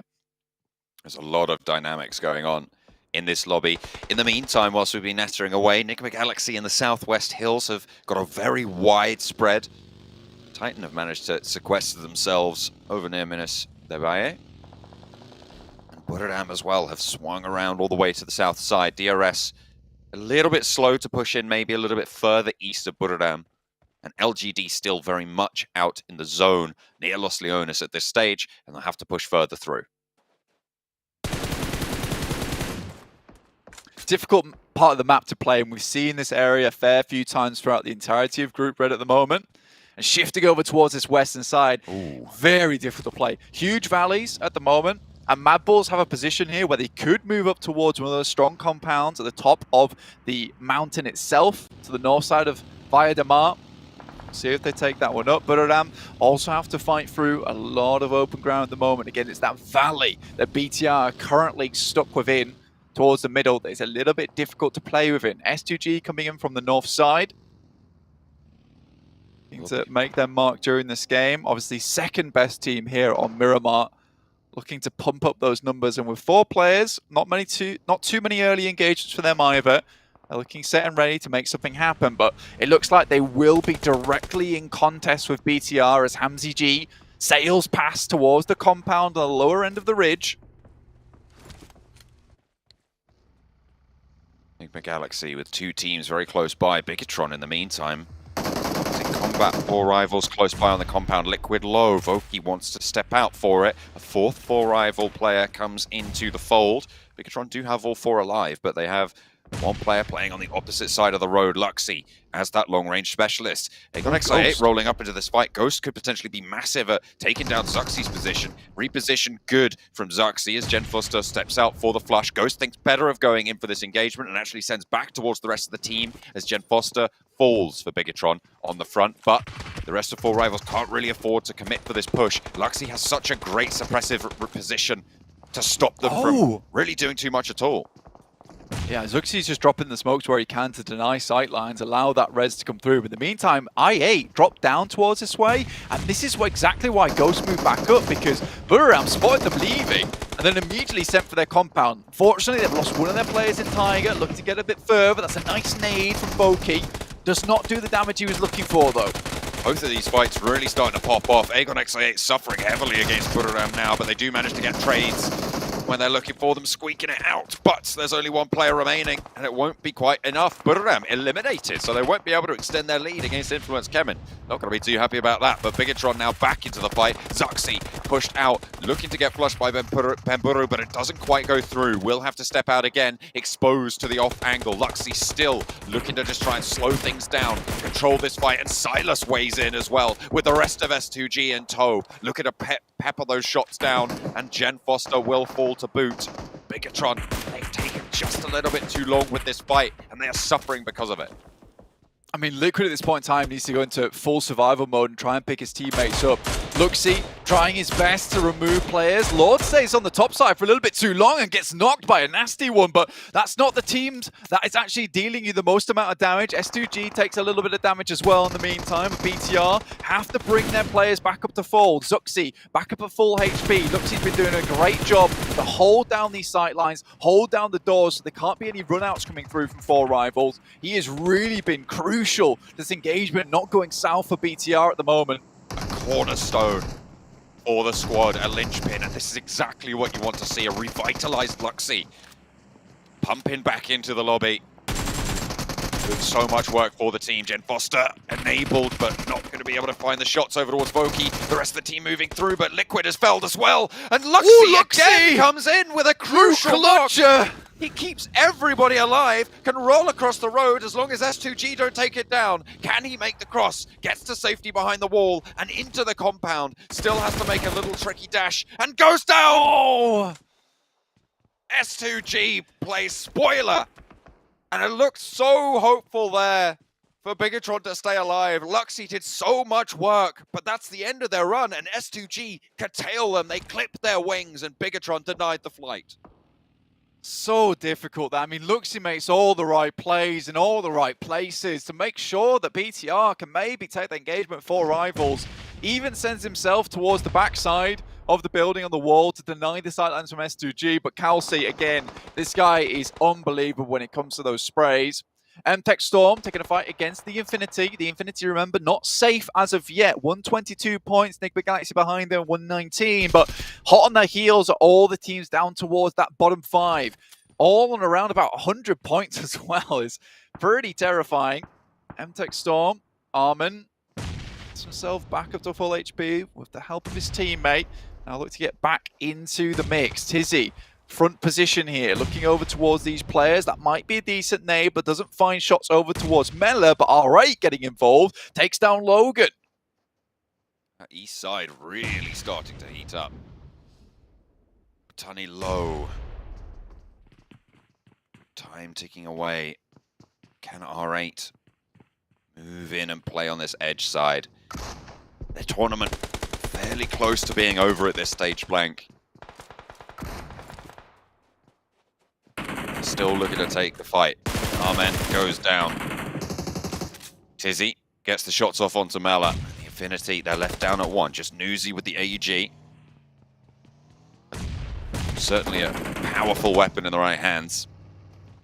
But R8 still looking to spoil MTech Storm's run. I mean, either way, this is just sucking up points from the bottom of the lobby because R8 not really going to be able to challenge too much at the moment. See how much further they can get, but denying the chance of the Infinity, doing a lot of damage over towards MTech Storm, currently at 86 points and 15th, would like to ladder up a little bit more, but R8 just spoiling a lot of chances at the moment as they move through. SK Ton does a little bit more damage, but there is return fire. MTech Storm holding out. Only one player of theirs is now down on the floor. They're looking for more knocks and they leave one player alive for R8. Oh, hang on a minute. There's 2. Prestige is still active. Bandar on the back lines. The floor strewn with kneeling players. MTech Storm playing with 2. Tizzy crawling back and away. Bandar wants to try and stab in the back. Will be able to find one, but it is traded effectively. Chicken with the DBS now against Prestige in a 1 versus 1 to stay alive for both teams. And it's actually R8 who are able to cinch it out. 2 players there. And they will be able to get both of these reses fast and move in to the next zone. R8 take down MTech Storm. Back up as 4 as well. Very well done. I mean, R8 ruining massively the chance of the Infinity as MTech Storm there, which opens things up a little bit for Mad Bulls. Next circle pops on our screen, down towards the valley. Horrible circle for a lot of these teams to play, and getting off this mountainside towards the west as well as down towards the southeast, going to be difficult. I8, on the other hand, going against one of the top teams, the top team of the lobby of Budodan, being able to hold that one out. They found themselves a real good chunk of land here to play around with, just across the road and on the road that heads down from Chumacera. Titan using one of their players against DRS. 165 on the totals for DRS with the elimination added on. That'll be 166. Want to try and rack up as many as they can to close that gap between that 3rd place spot. Team Queso, who have been on a mad one on the run, face off against Enigma Galaxy and are not having the best time of it at all. Scream does manage to get the heal off. Papi Potro sends back, but a knock onto Scream leaves Papi Potro all on his lonesome. Spotted out by Silas. And I think that was an S2G elimination coming through there for the final one. Papi Potro falls. Team Queso, they do not convert on a brilliant game from last time. But Mad Balls are making their way up. Skills's takes a ton of damage. Now looking to take down Enigma Galaxy, who are currently ahead of them in the rankings, 11th place on that bubble. 3 eliminations will sit them tied with the Infinity in 10th place. They've got 0 eliminations as well. Now, Mad Bulls would love to find a little bit more on this game. They're looking down towards S2G, across towards Enigma Galaxy, who are now leaving. They can take down this team. It opens up the doors, opens up the gates for maybe Mad Bulls to send on through. The horns have been pretty blunt for the entirety of this tournament, and you're worried for them slightly. Team Queso also going down off the back of a very good match on her angle. It's so unfortunate for them. 2 Enigma Galaxy as well.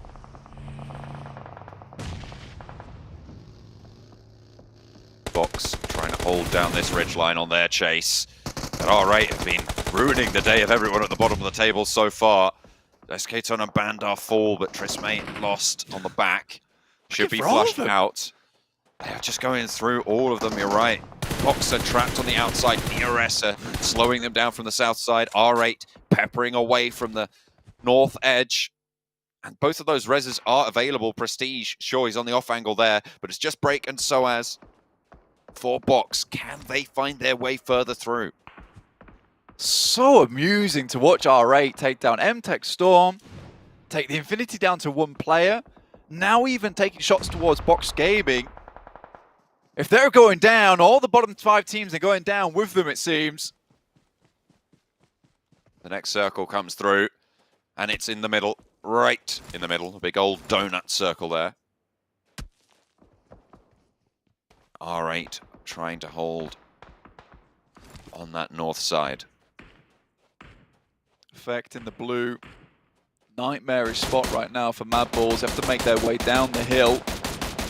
I mean, at this point in time, it's just a case of dropping in those vehicles and finding a spot on the roadside. But LGD will see their approach. Enigma Galaxy and S2G also have some points of overpass here on that top side. We'll be able to look down towards them.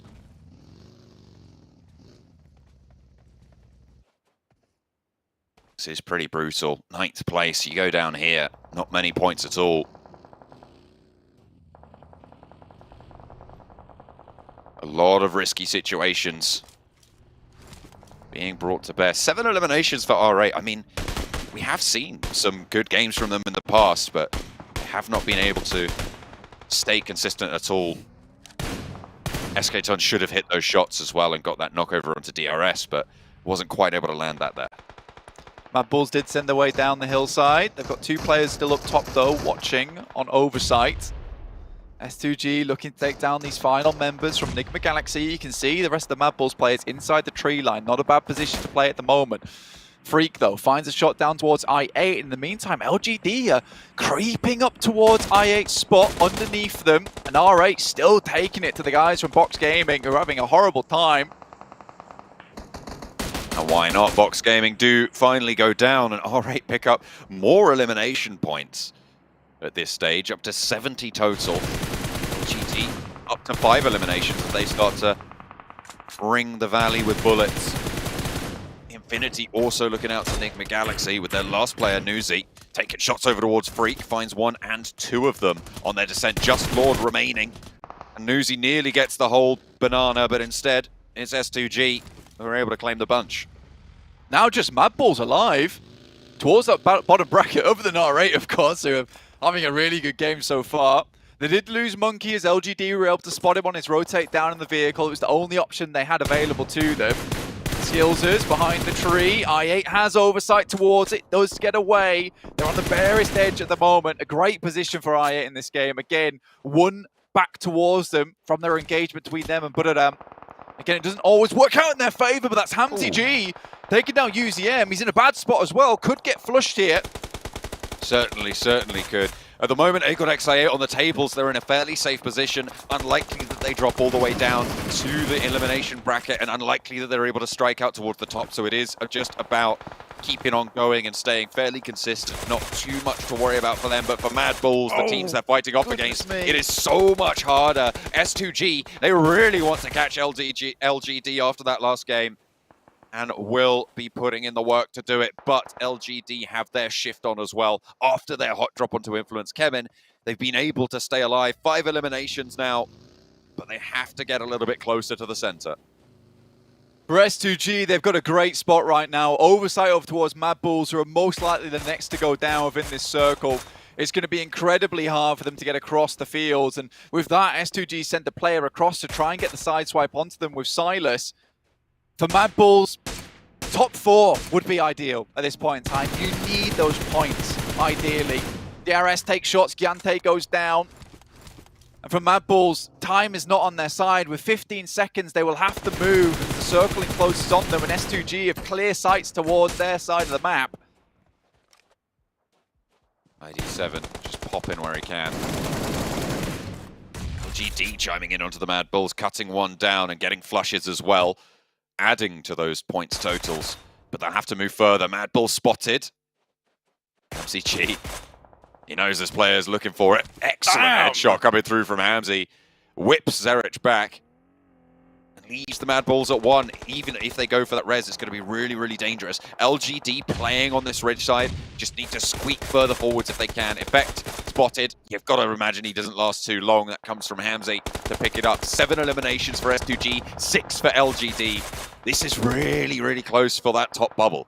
I mean, R8 are even finding points here in this game. 8 eliminations with 3 still alive in a fairly decent spot for themselves. Mad Bulls going down in 6th place. Not ideal for them, but better than nothing with a lot of teams around that area of the bracket going down before them. It will at least be a somewhat of a net positive on their side.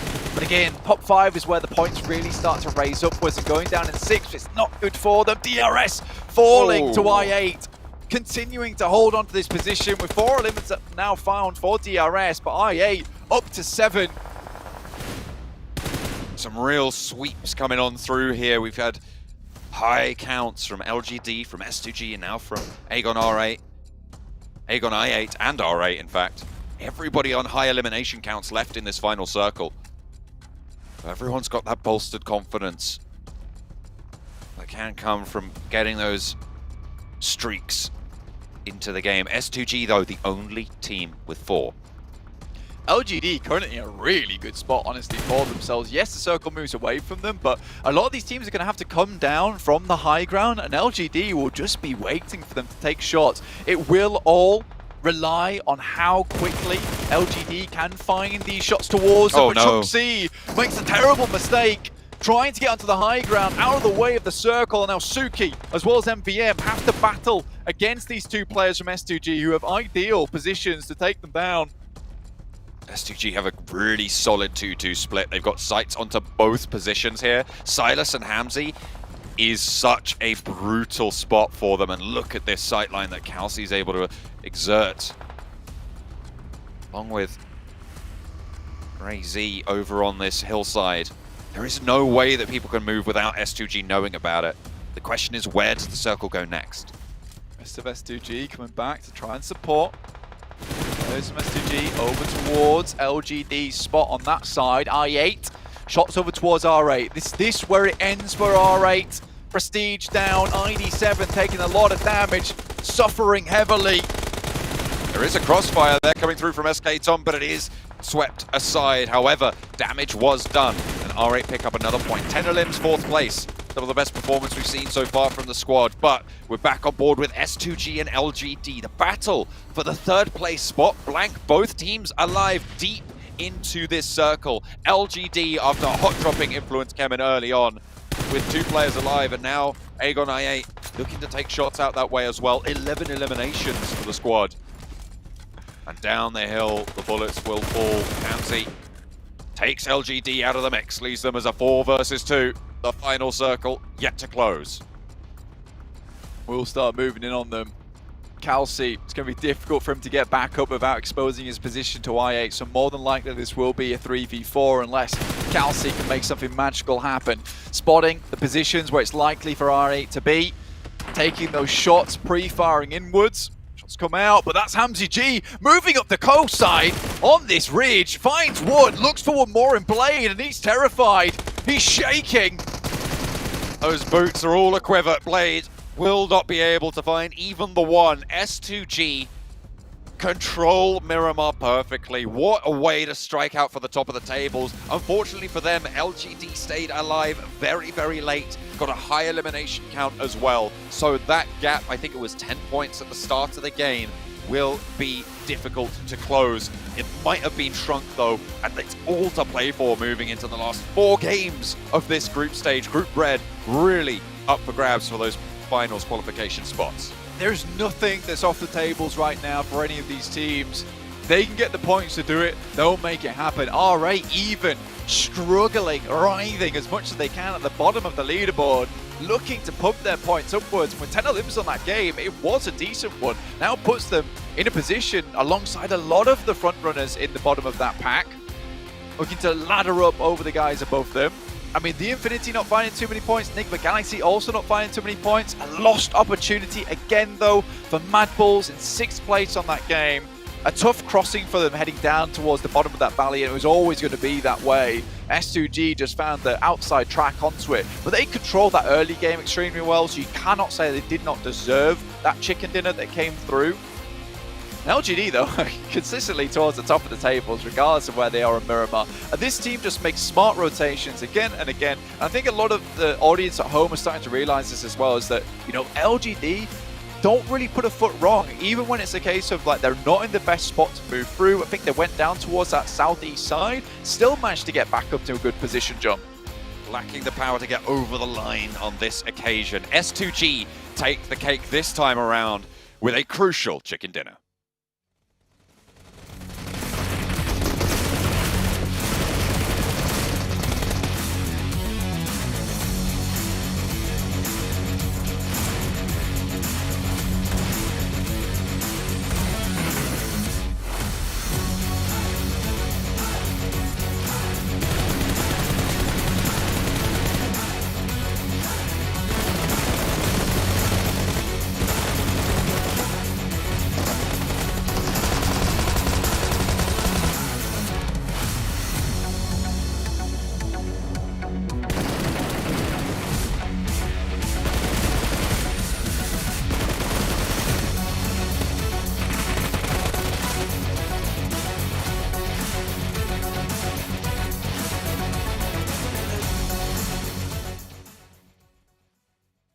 Big win here for S2G as well. They were trying to keep in the running. They might have actually passed into top 3, but we'll find that out in a little bit of time.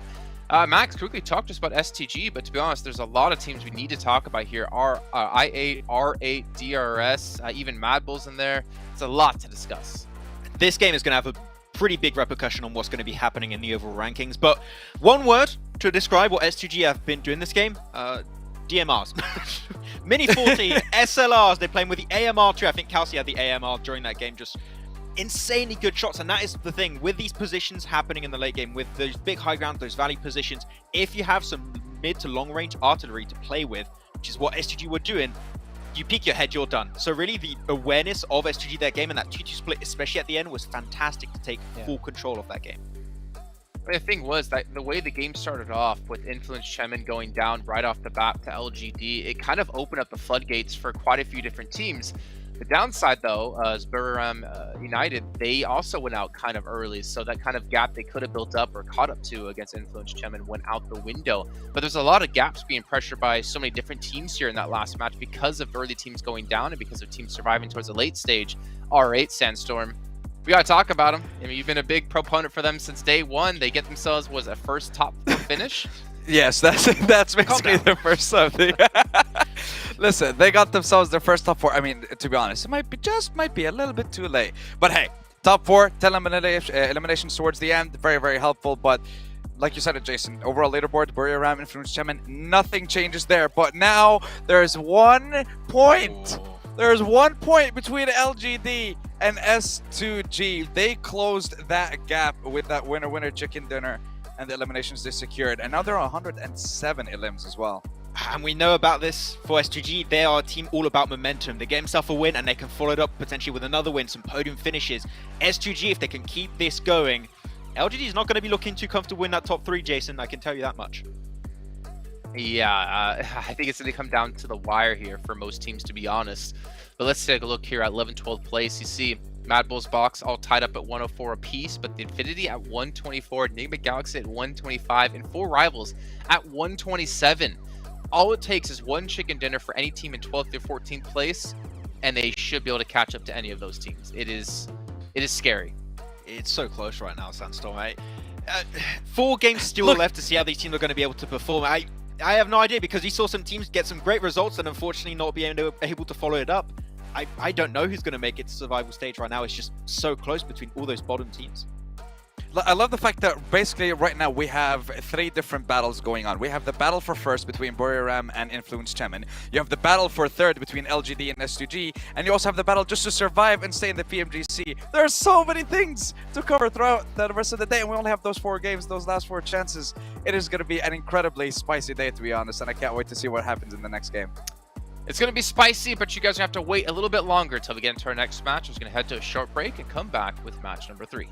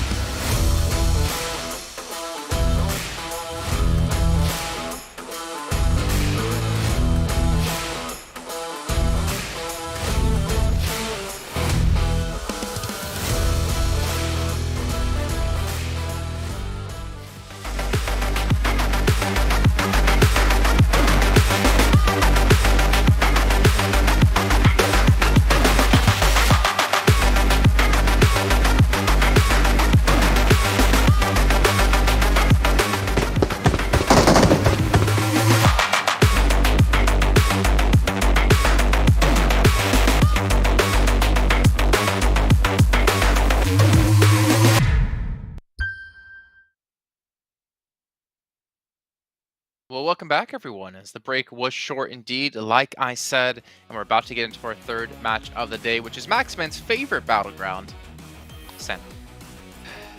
Yeah. To be fair, Maxman, before you give me a big... I am enjoying the way Sandhawk is going right now with the changes to the blue zone and seeing teams not be able to just heal off and have one team waiting for the game to end.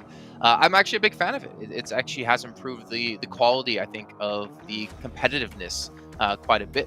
You guys at home, make sure you guys are following us over on social medias, not only just ourselves, which is always appreciated, but also PUBG Mobile Esports. You can see all the channels there below. Make sure you're following on every single platform. And as Blink was saying before, you guys make sure to check out the YouTube channel as well. We're releasing some good content here related around PMGC. Maxman, Sandhawk coming up next year for these teams.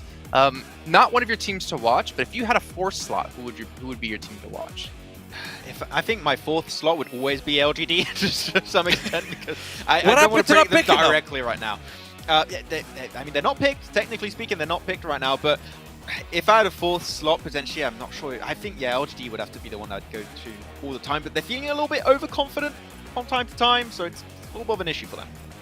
I think I would give my 4th spot, actually, it would actually not even be my 4th spot. You don't have a spot first spot to Sony for the Sony Xperia 1.4 and Xperia Stream, made in collaboration with professional esports players. The Xperia Stream, you can play PUBG Mobile in 90 Hz here with a total cooling system and multiple ports for intensive gaming and streaming. See, Max, I can't believe you didn't have them as your 4th pick, but I can understand because they would be your 1st pick, right? Yeah, exactly. If I have to pick some teams, but if they allowed me, I would do it. I would do it. Easy. Would you? Okay. Yes. Good to know. All right, well, we're going to take... well, I mean, we'll see. We'll see. We can see here our drop locations for these teams. And yeah, we got to see finally like a northwestern circle yesterday, or northwestern island, which was kind of nice. But obviously the high ground played a big portion of it too. I'm actually curious, Sandstorm, if you would see a zone focused somewhere around this this map, where would you want to see it actually? I would love to have like every single one of the islands available, but to be honest, I want to see a trifecta, and I don't think we haven't seen that yet. But you know what I also want to see? I want to see RA not hot dropping in Paradise Resort. They're gonna do it. Last day. It's the last time. It's the last day. You can't do it. Just say it. I mean, don't do it. You can. You should. You can, but you really should. You really should. Horrible. Especially after SG get himself a win. Like you don't want to deal with an SG just looking hot right now on today's matches, so you don't want to deal with it. The thing is, there's so many cool drops that are still available on Sanhok, and I don't think it's necessary. I mean, SG, look at them, one of the top 3 best performers on the map. Do you really want to mingle with them right now? Unfortunately, yes. I would say you don't want to, but yes, you would. Yeah, I mean, I think if R8 want to break through, you know, the top 11, they got to make some big plays, and one big play is to challenge one of the big teams. Makes sense? Not really. I mean, it's what LGD did with Influence Chairman, hot dropping them there, just getting the prelims early on. So I mean, that one makes a little bit more sense because they're all fighting at the top, right? Fighting S2G, that's currently in 4th position, 3rd position, and R8 is towards the bottom position. No, if you want to hot drop a team, it has to be, you know, your Infinity, your Nigma, Box, Team Kesso, Madballs, one of those teams. Right. But to stop taking the fight in Paradise Resort, the thing is, I say that, I still think they're going to go for the drop, knowing them. They're never going to give it up, but I can still dream. I hope they won't drop that. I mean, the fact is for R8, right, they need to get through into the late game if they want to have a chance. They did it in the last match. They need to continue to do so if they want to even be able to potentially close this gap that they need to break through top 11. But if they made a run for it today, it would be phenomenal. Let's take a look here at your teams to watch. Okay, so MTech yet again here for you, Maxman. Box, 4 rivals. All right, kind of understandable. I mean, Sandstorm's going, I guess, more to higher echelons of the leaderboards with Influence Chairman wanting them to win first place, obviously. No bias at all, right, Sandstorm? no, look, listen, I predicted them. They're doing so well, so now I want them to just get that first place. So the prediction is just, it's 100% accurate. I did call and say that they're going to demolish all the competition. They're going to get first place and they're going to destroy Group Red. They've done it over the course of 3 days. Please don't trip on the final day. I mean, they did lose first place a couple times. Yeah, but they still got it. I mean, now they don't have it, but what matters is not how you start, but how you finish in these tournaments. That is true. That is true. Let's talk about your picks really quickly, Max. 4 rivals, Fox, MTech as well. Like, these teams are trying to get through into, well, basically our top 11, or trying to hold on to position top 11. Is that why you went for them? Pretty much, yeah. They're all fighting for that top 11 position right now. They're all on that cusp, and we saw for rivals having that up and down tendencies. I would like them to find some consistency eventually. And MTech, I mean, South Korea, you mentioned it, I think it was yesterday also, Jason, a really strong region, especially when you see Damwon being such a good team. And they've been able to play really well against Damwon, and it's not been able to be replicated in PMGC. Of course, that's really hard to do, but I had high expectations for MTech. It's not been met so far in this tournament, but they can pull an R8, maybe get a good performance here. There's still a chance, but it's starting to get to the point where it might just be too late for them. Yeah, it's getting tough because I feel like if you're one of these teams, right, trying to get into the bubble, who are on the bubble, you just know you can't go out early. So you're trying to play extra safe. Maybe it impacts the way you're playing. Well, we'll see how it's going to work out, though, for all of these teams here that we're watching. So you're going to head over to our casters to jump into Sandhawk with John and Blank once again. Over to Sandhawk, time is running short. Blank. And it's only going to get shorter from here on out. It is so close. That 1 point bubble at the top. It's crazy. Dude, I am astonished by, again, how this tournament is turning out. There has been some crazy things happening throughout this whole thing. And you know what? We've only got one man to thank for this, and that is Steven over at the production studio, because he did some great draws on these groups. I mean, I know it was maybe random, but I feel like it was the magic touch there that created these magical groups, which are providing some massive performance in terms of, you know, that tightness of the groups, the competitive nature of a lot of these positions around on the bubbles. This is the perfect point scoring that we could have hoped for at the end of day 4. I am really excited to see how this one turns out, but again, we still have 4 matches to go. And before we get into them, take a quick look at the players. Obviously, S2G very happy after that last match. John, the rest of the team's looking for some more points here. BTR with an unfortunate exit on that last game. Could have been so much better for them. And again, it looked really good the way they took that engagement in the first place. I mean, Luxy really worked hard in that engagement as well. Did quite a lot for the roster. It was just so unfortunate that he got picked off on the final part of that run as well. If he'd have got in the door frame there, that was the entire team back to their feet, and they could have played on and maybe even taken down S2G, who knows, but they will not be given that opportunity because S2G, they were just too quick with it. S2G, like I said, John, just too quick with it. I mean, they were in position at the right time, at the right place, and I think for LGD, it's just a missed beat because they were too far out of the zone in the first place coming down from El Azahar. Again, it is a changed rotational spot for them. But again, even so, they're able to find their way into a cheeky little corner, in which case they're able to score themselves some big points. But over to Sandhawk, sorry, we go. which case we're getting our plane path over the north side of the map from Camp Bravo up towards Hattin. Yet to see a Northwest Island proper finish, I would say. Obviously, Mad Bulls, as well as the guys from, I think it was Team Queso, took that one out on that side, but that was more over towards the eastern edge, just the south side of Hattin. I want to see a mountain finish, John. I want to see all these teams trying to run up that hill, find themselves in a position at the top side. That is always exciting to me. But again, with only 4 Sandhawks, you only get so many chances. Not too many. This will be the last Sandhawk of the set. Match 21. The door is closing. There's no windows opening for a couple of these teams. R8, I mean, they're close to MTech Storm now, and maybe there's a chance, but it's still a massive, massive gap. 44 points between them and 11th place Bubble over 4 games. To profit that much is really, really difficult. They might be able to ladder up once or twice, but I just don't see it happening for R8. Even for MTech Storm, I think it might just be a little bit too late. You said you wanted to see them ramp up later into the group stage. They haven't, Blank. They haven't had the same sort of impact that LGD did, and they haven't had that change. No, unfortunately not. I think there was definitely a chance for them. Again, for a lot of these teams at the moment, I think they are where they are meant to be, right? And that's the main thing. R8 makes a separate drop spot. Instead of dropping on top of S2G and losing all those points immediately, they try drop down towards Painan, and Effect finds one of them, which is another point towards the Mad Bulls run out from that elimination bracket. I mean, it's not, you're not running into easy waters either. Back in towards the Brambles as you head towards the survival stage, but it's better than being out of the entire running. Effect has a nade, looks to throw it over towards ID7. It's going to be on the outside of the wall already.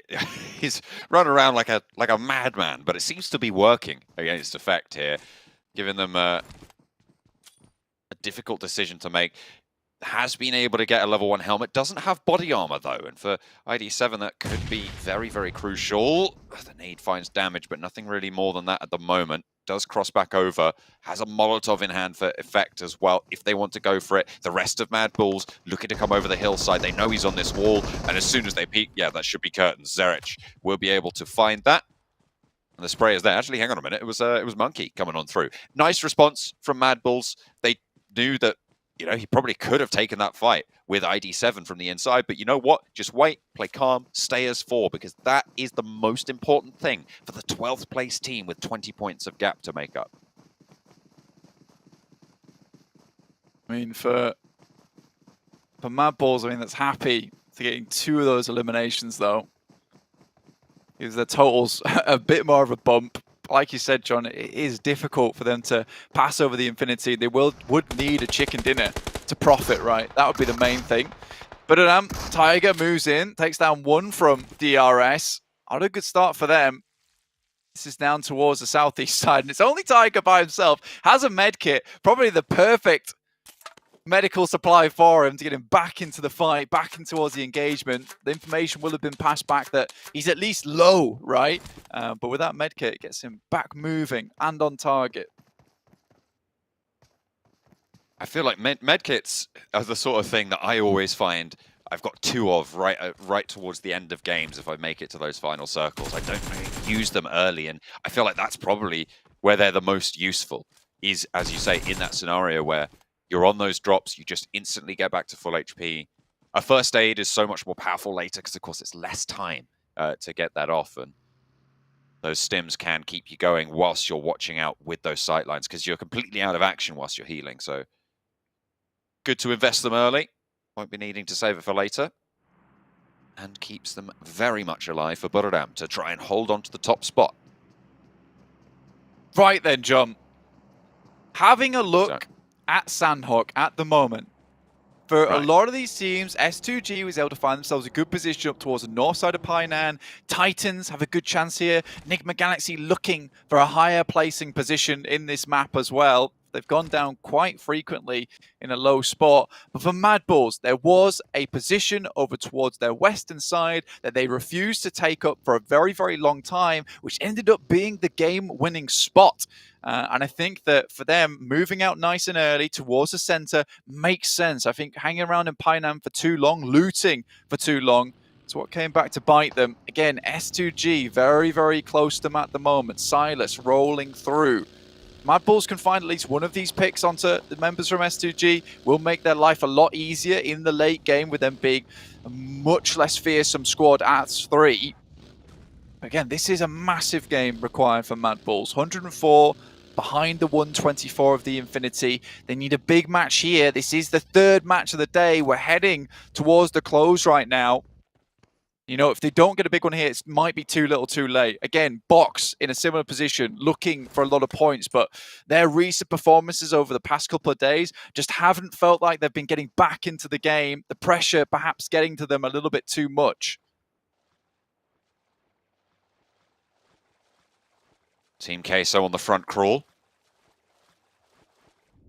Going for a little swim, avoiding that bridge, and it is very congested right now. Probably right to avoid the area.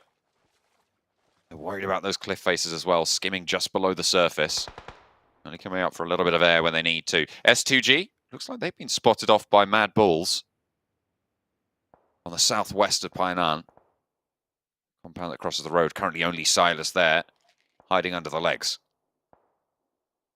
Just information gathered. It looks like Mad Bulls have taken that western position. Finally, an early rotate is made as soon as they see the circle come their way. Far too many times, Mad Bulls have been given an opportunity, refused to take it. And in a lot of other matches, they've been outside of the circle for a long, long time after move in. But this is one of those games that they've been given a few times, but haven't been able to capitalize on that positioning. It's maybe the game to make it happen. Titans as well, though, have had some good matches over on Sandhawk before. Slipped down the rankings quite a bit, though, from their first day performance, where it was all smiles all day long for that team. A little less so now. Again, though, I think it's very difficult to wipe the smile off of Axe's face. That guy is a happy man. Probably one of the few PUBG Mobile players that I know that if I saw him, he'd drop me a smile, even though he probably didn't know who the hell I was. That's right, he'd give you a little contra wave as well. Yeah. Saying hi. Just keeping it cheeky. You like it, you like it. And at the moment, there is basically 2 teams that I would say are just very, very safe and not really looking for too much more, other than maybe to ladder up once or twice, and that is Aegon I8 and Titan. Right, these 2 teams currently not in danger of dropping down, really, and not in a position to try and leapfrog up. So they should be chilling right now. Not fully. They should still be trying to gather up these eliminations, try to keep their skill sharp, try to find those edges and align them into the blade that they can be for later stages, because they will need them when they're in the survival. Box Gaming. Equal points to Mad Bulls, have rolled up towards Painan. Mad Bulls reassess the scenario, move back towards Painan to try and stop any of these crossings coming through. Currently are surrounding the guys from Box. In the meantime, we're watching S2G versus Enigma Galaxy. There's that first knock coming through from Monkey, from Mad Bulls. An important pick-off for them. If they can take down the rest of Box, they'll have a much better time. And Trismay going down too. This is a great beginning for the Mad Bulls on that side of Painan, holding this one out effectively, giving them much more space to play. I8 is off in the distance, though, on that northern side, as our 4 rivals, so more teams to push through, but already a good start for Mad Bulls in this game. Enigma Galaxy, though, taking a fair amount of shots on their side. Yeah, they've lost 1, but they have traded off. S2G have a player down at the moment. On board with Mad Bulls and Box. 2 players remain from Box Gaming. Soaz and Break on the inside. And the Mad Bulls, they've been investing quite a lot in staying alive as 4. You can see they're playing off one another, but Zerich goes down and Break fades very effectively there. Low HP, well, not low HP, did take a little bit, but we'll be able to stim that one back up. Soaz is there as well, still looking fairly healthy. And Box very much have the opportunity to stay alive if they play their cards right. Monkey dropped out on the back, on the swivel, needs to line this up, needs to get the shots off the break. That's 3! The swap is there. Breaker's found 3 and torn the Mad Bulls apart. This is disaster on the strikeout. It looked so coordinated and healthy for Mad Bulls, but they are emaciated now, down to skills. And just the one player stands between them and potential disaster to strike. Soaz wants to move through, will be able to flush Monkey, pick up those points where you can. 4 points on the cards already for Mad Bulls, but Box Gaming with 2, looking to ruin it. Beck now the last player who can get rezzed, but that should fall fairly soon. Soaz, half HP, backs up to a door frame. Skills's takes the challenge instead with Break. Around the side, that's your teammate crawling away. Break's right there on the door frame. You don't have the bullets to be spraying like that against 2. Unfortunately, Skills is taken low, takes a tag, sprays through the door, and the Mad Bulls taken down in a disastrous turn of events. What should have been easy becomes very, very hard, and Break with 396 damage done there brings Box back into the fold with just 2 players. 4 limbs coming through from Mad Bulls, but it's not enough right now. They needed more, and from a position that was so good for them, they could have moved out from this spot up towards that northern side. R8 even outlasts them with Bandar in that compound towards the north. How could they let this game slip? And that is something that's going to remain with them for a very, very long time if they drop out of PMGC the next 3 matches. What a play from Break, though. Taking on 3 players from the Mad Bulls single-handedly. That wasn't even an assist from a teammate. That was all Break, all day.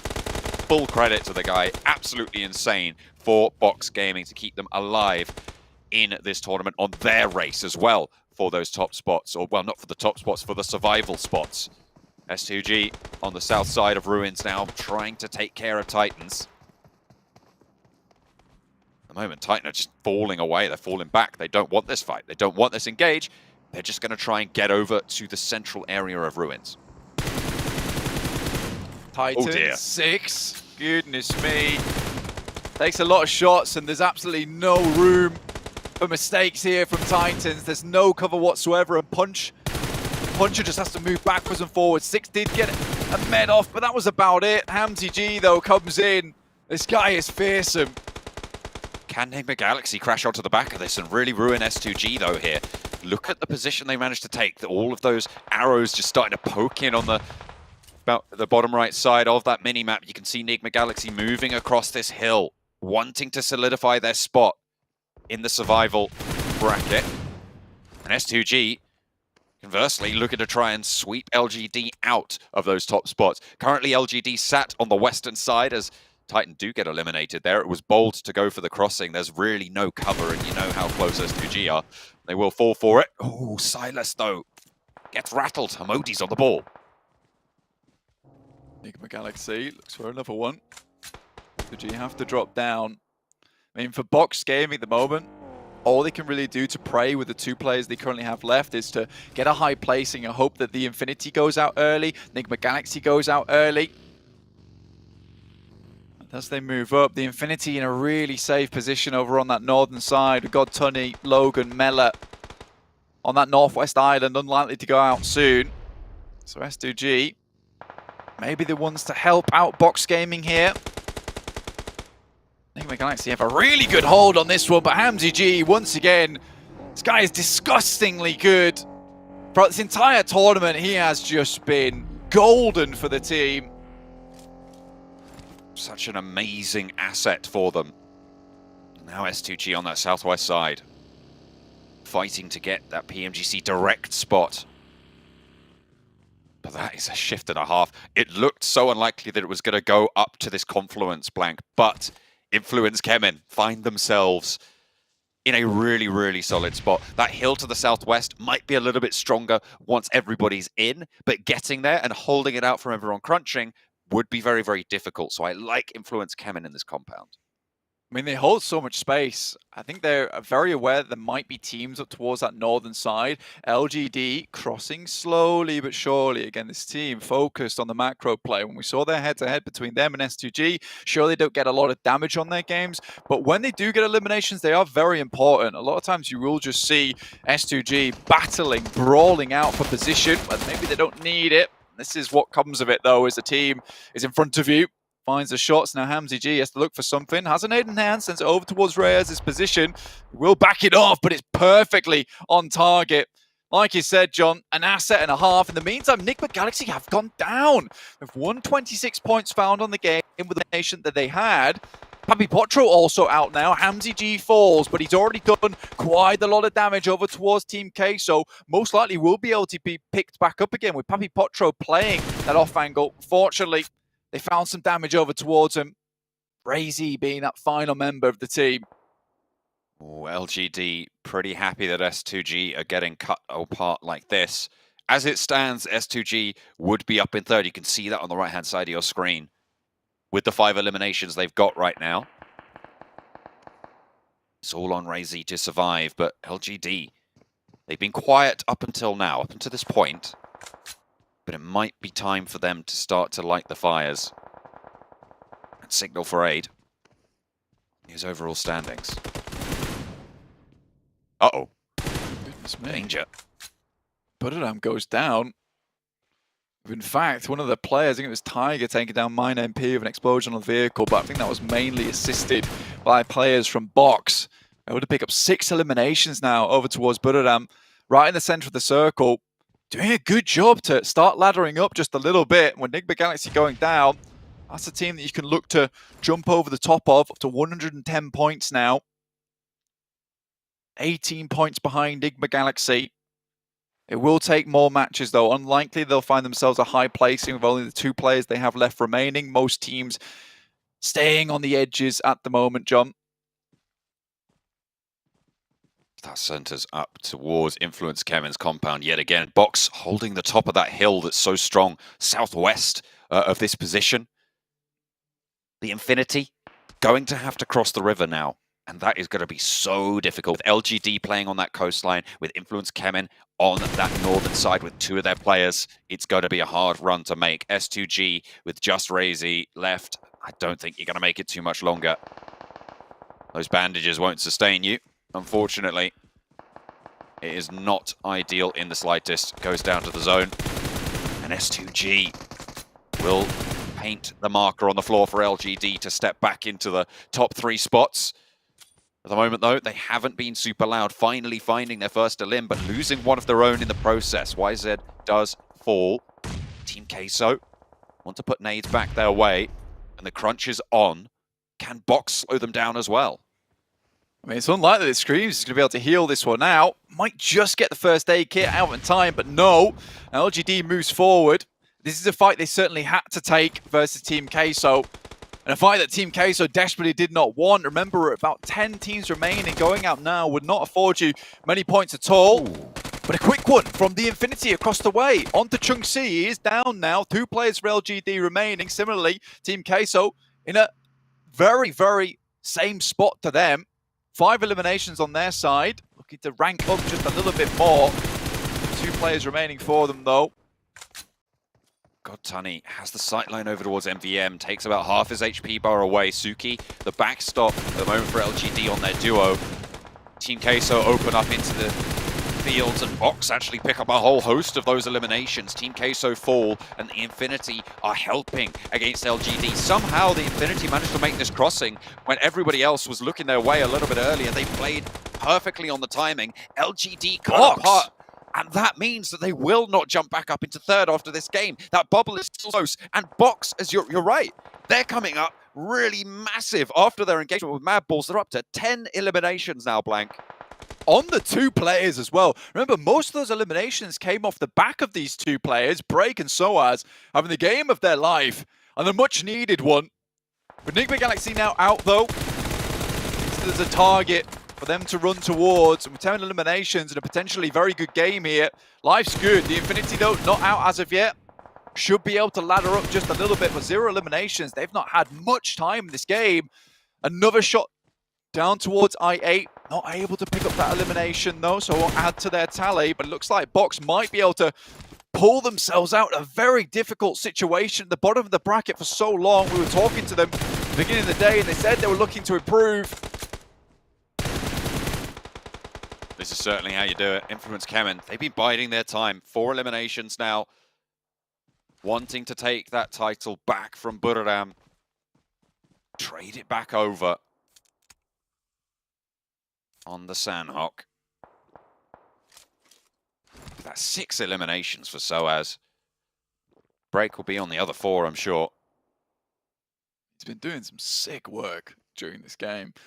I think for Influence Kemen, they realise that they've been given a chance here, and taking too many fights is not ideal for them. If they can remain in this highly good spot over towards the northern side of the circle, take shots towards Armand, over towards 4 rivals, they could quite easily secure themselves the victory here, and they need it to ladder up over the top side of Buriram, who've had some very unfortunate games so far. Mela for the Infinity will fall, and that sets a lower threshold, I believe. I mean, that is one of the bubble teams. Box staying alive, even deeper in. Soaz has now drawn the ire of Influence Kemen, though. That is a dangerous place to be. The circle moves away, and this is so tough. Bandar? He's still alive? Hang on a minute. All right. They've managed to get up into 4th place. Blank, okay. They don't have any eliminations, but they move Break out of the way. Only Soaz now left standing for Box. There's no way he can get the res at this stage, with the blue zone already on top. How is Bandar staying alive? I've no idea. 4 rivals, though, trying to cross the river, get through. Hui and Appy both down.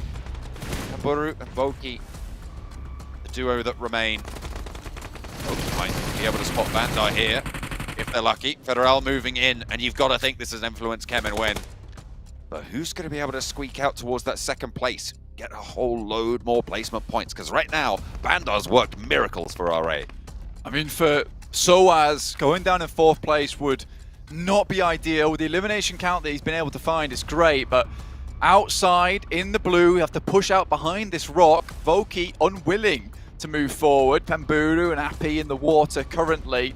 The circle closes. Now Soaz has to make his move. Double knock over towards 4 rivals. Only Voki left alive. 3 solos. Bandar tries to move out, does go down. And with that, it's instantaneous. Influence Kemen taking the match and the chicken dinner. That should see them ahead of Buriram. They took a strong compound on that confluence of the rivers, and they leveraged those sightlines. The circles did shift out their way. Everybody had to move to them, but they will take that. Buriram bumped off the top spot from that performance. Box Gaming, though, what an unreal result. Again, everything happened so fast there, so we don't even know if he was able to take that 2nd place, but I think that he may just have grabbed 2nd place for himself as he went down in the blue zone. But again, it was so fast-paced. We'll have to wait until we head towards the desk to realize exactly what points he'll to pick up. But 12 points on 11 eliminations, a 23-point game there on 104. I think he might just be even or ahead and into the survival stage with that one, off the back of basically just Break. Again, though, an opportunity missed from Mad Bulls every single time. They go to pull the drawstring back on the bow. The arrow just flings off towards the wrong side, never hitting on target, straight in towards the hay bales.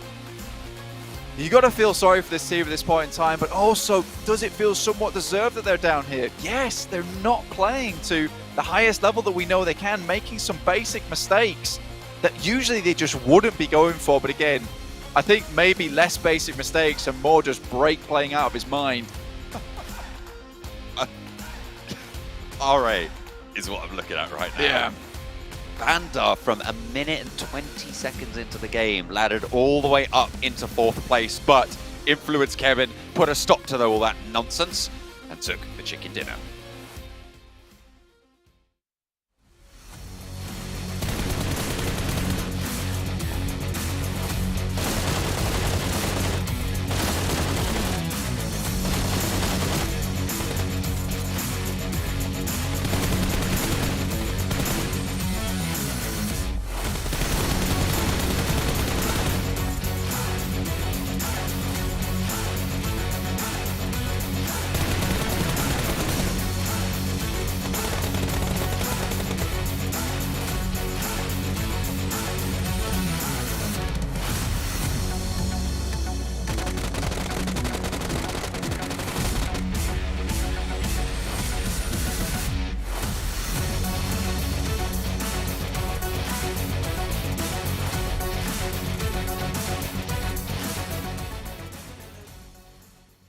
You know what? I don't need to say anything. Go ahead, Sandstorm.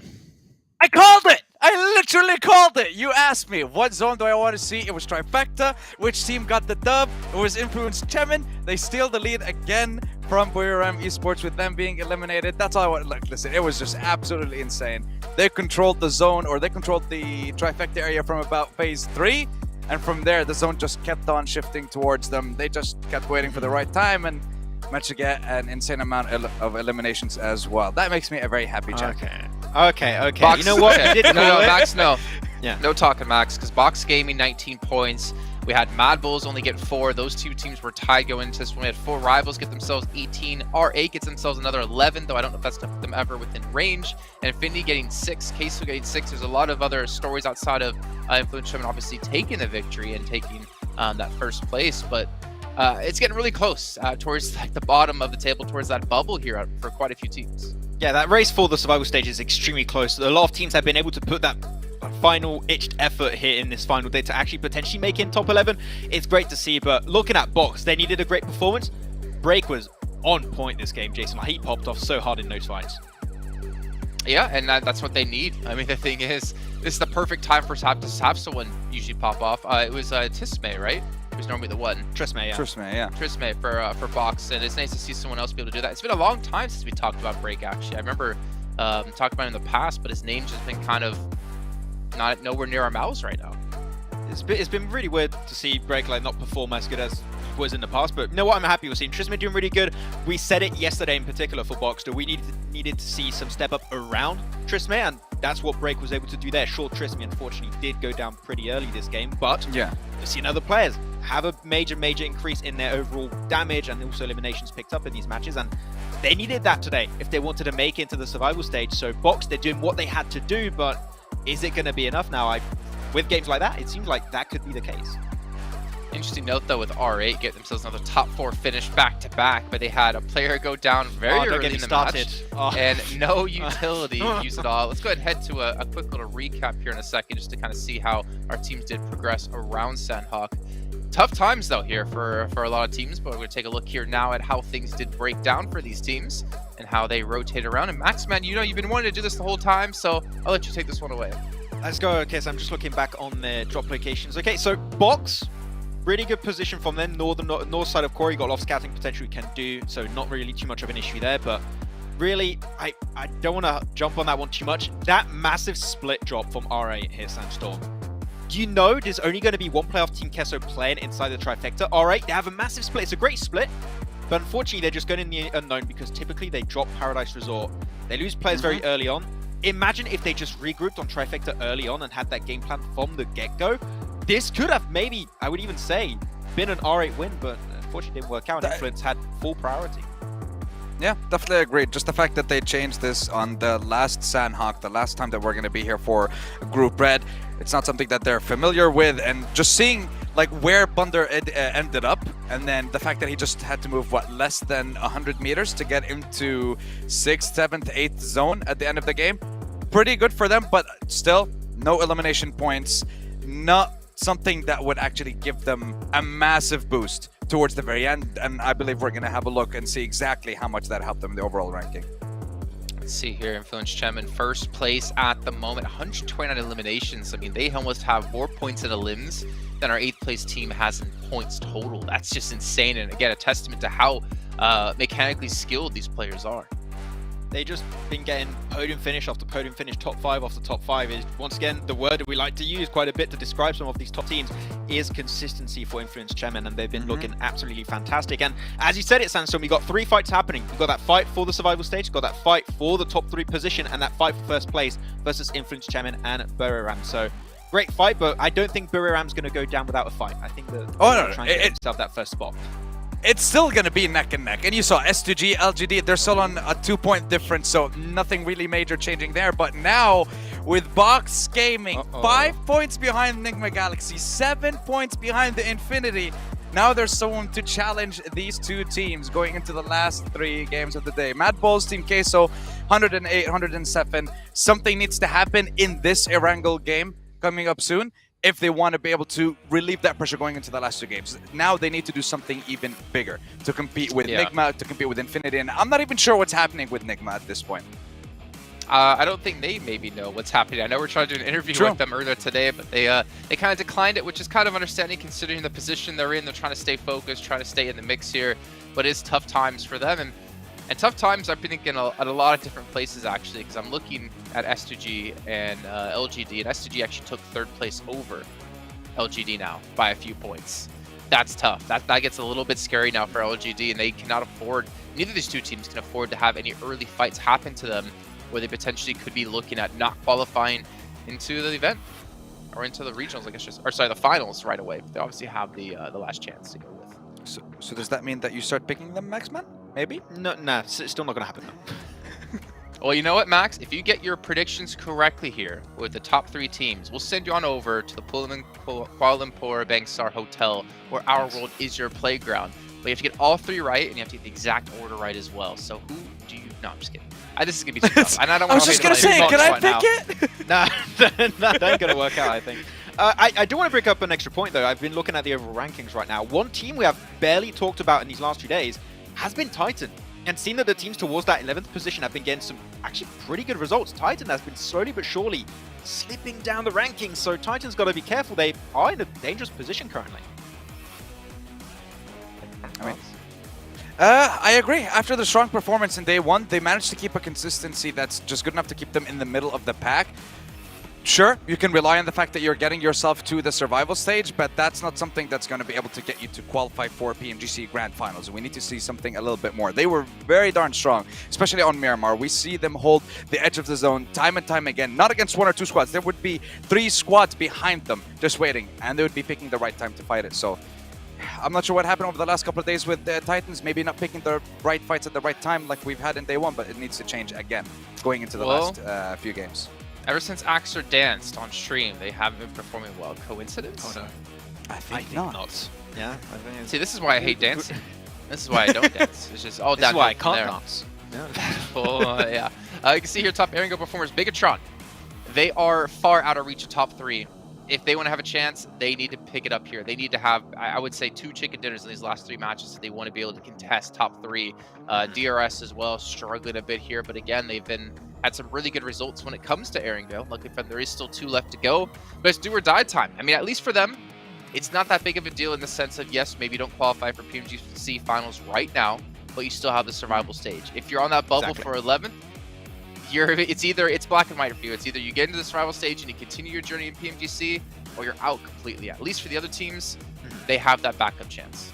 You want to keep the dream alive right now, Jason, clearly for some of these teams. And some teams have been putting a really, really good foot forward these first few matches, at least today, to make it in that top 11 position. So, yeah, I would still like to say anyone can make it, even though I think that when you're looking at your R8 now, M-Tech, I almost want to say it might be game over for them right now. But, 3 more matches now is down to the wire for these teams. One mistake could be a reason why you don't make it to the next stage of PMGC. So, you need to get a flawless game going on here. Taking a look at our teams to watch here, of course, Sandstorm going with his tried and tested pick that he's been doing basically every single match. R8, oh no, it's actually Influence Shemin, so basically the same thing for him since he's picking those the most. You can see Box as well in there. Infinity, Maxman, and I8. Tell me. Infinity, I mean, I feel like maybe I've been cursing him a little bit because I've been picking him consistently throughout these past 4 days now, and I still have that glimmer of hope that Infinity just gonna have that big pop of play like we saw them play last year in PMGC, but it just seems like a very distant memory right now, and what we're seeing right now is not the Infinity I used to know. And yeah, I'm hoping we can see a comeback from Infinity, but it might be a little bit too late. I'm not sure right now, Jason. It's a bit sad to see though. It might be because I'm not allowed to pick teams to watch. Yes, we'll see. You need to give them the blessing, Jason. The DRS blessing has to move. You gotta pay for that. You know, that ain't free. And, you can hit up my PayPal. The information will go up on the bottom of the stream. No, obviously it's all up to players. No one pays me anything. Don't worry. Not even for the show. I'm here for the exposure. But we're going into our 4th match, and I think pressures are starting to rise here. We've seen some hot drops happen. We've seen some change in drop locations happen, looking towards like LGD. Do you think we're gonna see any early fight potentially with LGD and S2G going into this? I think so. I mean, we've seen them hot drop against the top tier team in Influence Shaman on the Miramar map previously, so not something that would surprise me if they just straight up decide to start challenging S2G, hot dropping them and taking the fight to them. Another team that I also wouldn't be surprised in seeing them go for hot drops is maybe Box, because now they're within that threshold. They're within just a couple of points between not one, but two teams. So they have a decision to make. Which team do they focus on? Which team do they fight if that's something that they're going to do? And if they are, now's the time. 3 more games left. Now's your chance to take that chicken dinner. Yeah. Get yourself to the grand finals, or at least survival stage for now for Box Gaming. I would say the only teams that I would like to see maybe go for a hot drop would be, as I stated, your MTechs, your R8s, because those are teams that not only need a great result, they need teams around them to do poorly. So at least you got a straight up good idea of which teams you might want a hot drop. Though if you're at the top, at least you're making it or in the survival stage or in top 3. At least you're continuing your PMGC adventure compared to teams at the bottom that might just be completely done after these next 3 matches for the entirety of the event. So for them, it's a little bit more desperate right now. If they need big points, they might go for a hot drop as like a desperate play. Okay, well, we're going to find out if there's any hot drops happening here in the next 3 matches. I'm going to send you back over to our casters for match number 4 of the day with John Allen and Blake. Right at the end of the group, and things are starting to change. They were talking a lot about those drop spots there, Blank. That is having a big impact in the lobby so far. R8 not having the best success with their change. LGD having much greater time with theirs over on Miramar. Hopefully we're going to see, well, maybe we'll see a couple more changes coming through in the next couple of games. Maybe, John. I think that we might see some hot drops, we might not. I mean, R8's already changed position. We've already seen LGD change things up. 211 points to 213 between them and S2G. And remember, that's a $60K jump upwards into 3rd place. I mean, life is getting a bit scary for some of these teams. Mad Bulls, 108 points, but Box Gaming with a wonderful result that last match, up to 123 points. I was looking at the match rankings. Obviously, they went down in 4th place somehow. I mean, Bandar actually lasted out longer than him, so did 4 rivals. I mean, he had to move, and I think it was just Influence Kevin being on the complete sweep there, able to spot as many teams as possible and finding Soaz as he made his break outwards. Very, very cool stuff, though. Happy days. And I'd like to see Box make it in because they really have made a push here. And Break, with that play, I think in the next 3 matches, that'll give them something to play for. A little bit of pressure on with him able to, you know, bump up their performance. And now they have to prove to him that they deserve it. I mean, Box, they're currently, I think, sat about 5 points behind the bubble. So they are very much playing for it against Enigma Galaxy, against the Infinity as well, who are not too much further ahead. They went down with fairly minimal points in that last game. They didn't manage to open any sort of a lead, which is really quite unfortunate considering where they were starting there. So 2 teams at risk. Box Gaming looking to take it from either of them. Mad Bulls, though, their point scoring time has really drawn to an end. And at this stage, I'm fairly confident in saying R8 is out of it. Yep, even if they are able to get sneaky 3rd, 2nd places on the back of 1 player. But we're going into our 4th game of the day, Erangel. I mean, you look at some of these teams down towards the bottom, and Team Case or Mad Bulls both in very similar spots. Both these teams, I would say, need around about a 15-point average on the last 3 matches to see them very safe in towards that survival stage. Even so, you're still relying on Enigma Galaxy, the Infinity, to continue having the same performances we're seeing from before, which is a 1 to 2 point game apiece. And that's really the only thing that is keeping the fires burning for Team Queso and Mad Bulls. Box Game, on the other hand, happy days. Now it looks like they have a really good chance to continue putting coal into the fire and pumping up those points, getting up towards the top side into those survival stage brackets. And Calcifer wants to eat hearty on this one. It's really going to need a lot of fuel to get there. Hopefully burn it down out. South Plane path Lipovka down to Quarry. Not really too dramatic for anyone at this stage. It allows for pretty much every drop spot in the game. No one really going to be cut out of it too badly. The question is, are we going to see a hot drop? Are we going to see something that we haven't seen before? Infinity, they're going to be chilling over in Milta Power. Buram in Lipovka, splitting out to Mansion on the east coast. Yasnaya, hang on a minute, Influence Chem and Bigotron there as well. on the east side. This should be pretty chill there. Not going to conflict just yet. Yeah, a BTR influence came in, dropping in this same spot throughout the entirety of the tournament so far, sharing this one out. 4 rivals up towards Rozhok.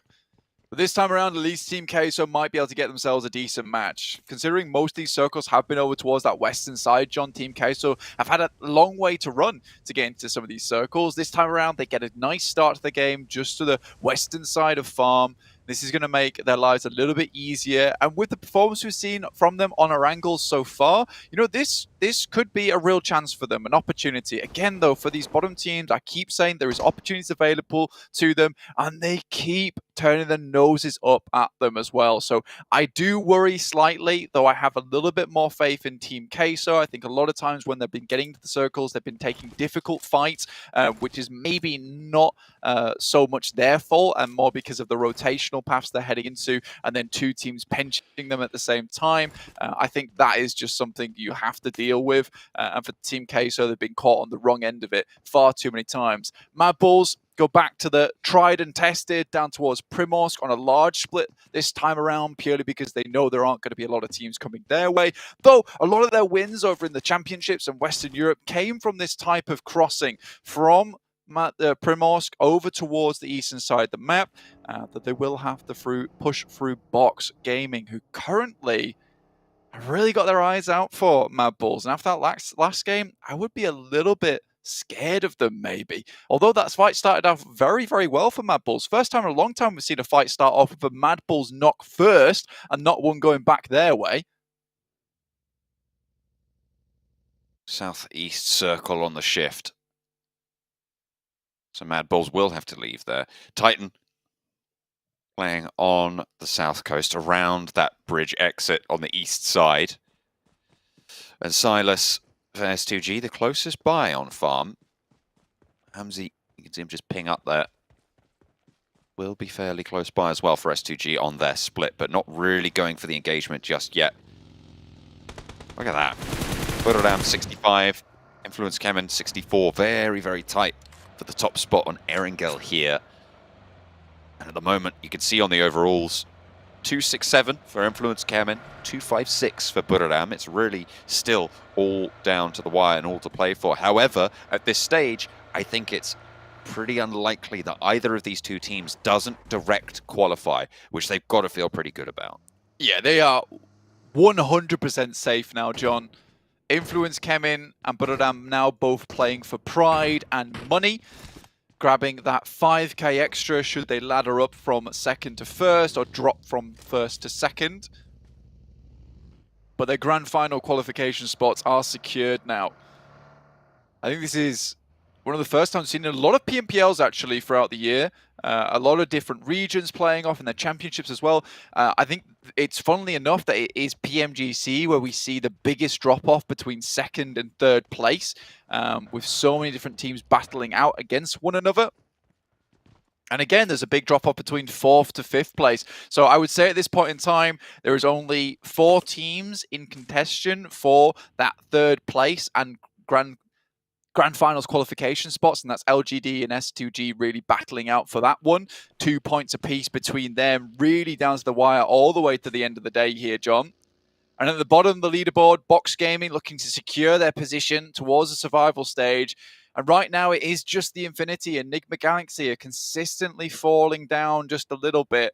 And right now, honestly, they should be full panic mode, you know, all alert on the battleship, because they need to start getting some consistent points on these games.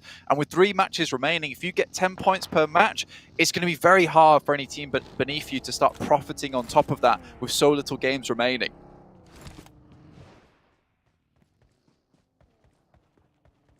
Time is drawing short. There are a couple more teams starting to look safe. I think we're up to 3 now that are looking pretty solid and secure to just not really have too much to move around with. Aegon I8, 4 Rivals and Titan, we'll be seeing them in the survival stages. Bigatron and DRS still have a hope of moving up, but it would be, as you say, very, very difficult to be able to achieve that. Enigma Galaxy, currently our bubble team. Not what we thought we'd be saying after their first day's performance, but right now They are heading on towards the east, coming in from the Gatka fields, going past Pachinki, trying to swing around near Potato Hill. Looks like they're going to head continually out to that eastern side. With the circle as it is, though, it's not a lot of terrain, and it kind of accelerates this gameplay. It does, yeah. We have quite a bit of the circle actually out towards the blue team Queso, taking heavy punishment over on that side of the map. 2 players now down out in the open as well, and with not a lot of position to hide behind. You really are relying on these tiny little hills, tiny little shapes on the ground to stop yourself from being shot at. The rest of the team dropping in those smokes. Reyes trying to get across. Screams cannot step out for a second, but it looks like they might just be able to get these 2 players back and running. But Hamzy G, Ray Z, they don't want to let these 2 knocks go to waste. They're just sending in. They're getting straight on into the thick of it, actually cutting off the backup here. They've moved Ayala away from this with Hamzy's position, and Hamzy can now take a forward spot whilst the rest of S2G suppresses Ayala from jumping out of these windows. Hamzy will be spotted by Papi Potro, certainly around the side. Hang on a minute, Kelsey's here. He goes for the rundown and is able to get it. Fades away through the smoke that Team Queso thought would keep them safe, but now there's no answer towards it, and he wants a little bit more as well. Papi Potro soon to fall, and Ayala's the last for Team Queso. S2G going to crash on in and not waste the time. Kelsey knocked, has a little bit of cover out in the open. Can the flush come through for Ayala, or is he going to turn his attention to the challenge from Silas? It looks like the stairs are more pressing right now. The spray down is good for another. Ayala looking to turn the tables, but it's just not enough. Hamzy is there, the warden for S2G, and locks it down. Team Queso eliminated. All 4 players still alive for S2G, and again, yep, that is bad news for Team K. So 107 points on this match. They needed to get at least some going on this game to ensure they could get a little bit further up towards the rankings and maybe challenge out versus Box Gaming, who are very close to moving up towards into that top spot. And already Trismay finds a shot over towards S2G, but again, taking shots to quite a fearsome enemy within the lobby, and they'll return savagery with savagery. Just a little bit worried. S2G now in a position where it's open ground in front of them, and Box Gaming taking up position behind them with this backfill. Difficult times ahead now, John. Circle is still very, very cruel. Only about 50% of it is on this mainland.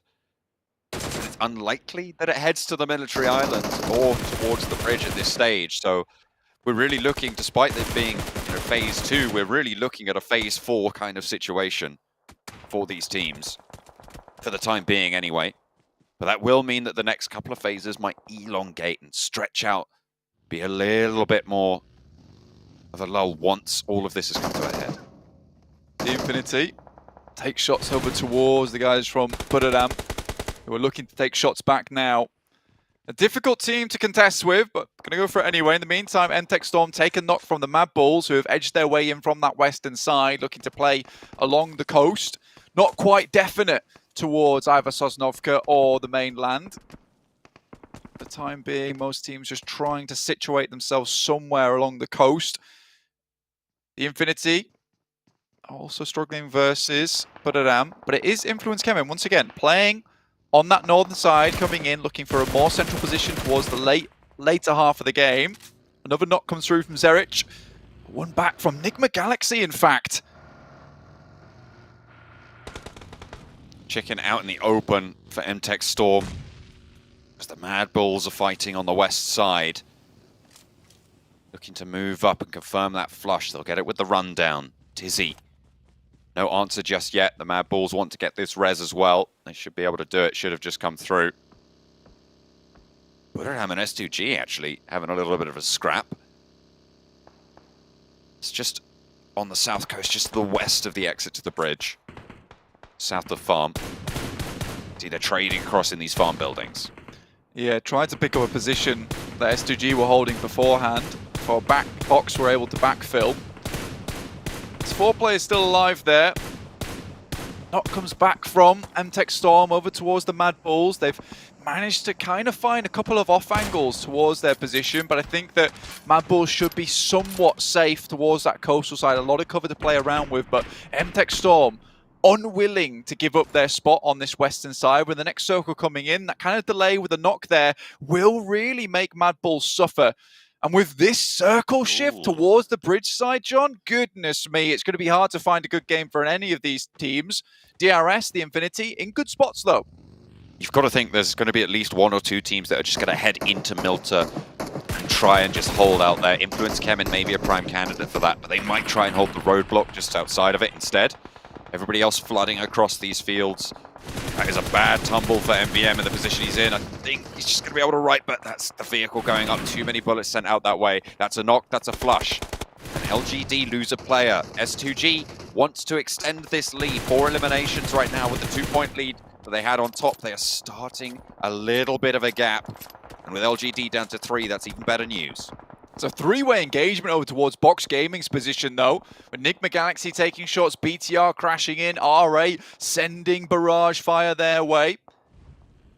Mad Bulls out in the blue, actually, though. I think they've headed down towards Sosnovka, out of sight, maybe backfilling towards I-8, or currently towards Observatory. No, not a bad play, though the circle will be ticking quite hard. I'm still sure that they can make the entire crossing. Could be quite the interesting rotation, and if it pays off, it will be one of the most controversial rotations that leads to a good game. We'll see how well they fare here, John. Box get the flush. They continue to try and challenge the Galaxy spot in 11th. The lowest survival bracket point. Bigatron getting lit up here. R8 just spraying down onto Zuxi. There's no way he gets away with that. Liquid. Last standing now for the squad. Will not be long for, though. And that is Box picking up that final point. 3 eliminations for Box now. Only the 1 for Enigma Galaxy, and that will close it to a 3-point gap for the bubble at the bottom. Not a lot of places to call home here, John. But Kengzo finds the K9 shot over towards side on Box, as well as Enigma Galaxy looking to get themselves a little bit more space. You know, you need to claim that territory if that means growling, roaring from your position to ensure your placement is known. That's what you need to do. And in fact, yes, I was correct. Mad Bulls have rotated all the way on the western bridge down towards the south side of the map on the edge of this circle. An interesting rotation. They will have to pass through I-8 though, and they've got to assume that there are teams still down this way. Kengzo trying to line up another shot. Not going to be able to knock it out this time around. S2G just a little bit too small on the crosshairs. The circle really going to be crucial here, Blank. As soon as it pops, we're going to see movement. That is unkind yet again. It keeps so much of the water in, and this mouth of the bridge is such a tricky area to play around. There's still positions to play though, and that's the main thing, John. And I think for Mad Bulls, this game is about getting a high placement as well, but first they have to move through I-8. Certainly not a pushover team, currently in 7th place with 160 points available to them. They are moving up. LGD in a tough spot. See them moving back away down towards the coast. Sending in fact down towards the water side. Interesting stuff, and IQ has found Monkey. Early knock, and the rotation made by the Mad Bulls may be coming a cropper. They lose 1 player, certainly, and now they're in for the swim. It is a survival game for Mad Bulls on their chase, but with Box opening the throttle, they might not even be able to make it up to 12th. Gilzers take some shots. Effect has to dip under, take some damage as well. Zerich might even take a little bit of damage, but again, I-8 don't have to move that much further forward. That is great news for Mad Bulls, though. With I-8 exposing themselves, now they have to look back over towards DRS, giving time for Mad Bulls to swim over towards the coastal side.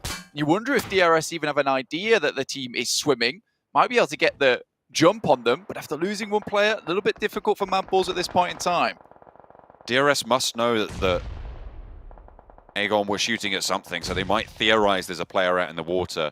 They just aren't in the position to go for a shot over towards it. LGD, S2G might be, though, on the flip side of it. The Infinity bumped out yet again, and that is actually quite big news. 10th place, Enigma Galaxy could ladder up, and that might be, again, our new bubble. 130 points for Box to surpass. They've already managed to put 3 into that 7-point dent, so only 4 more needed to be achieved. S2G move towards the coastal side alongside LGD, their direct competitors.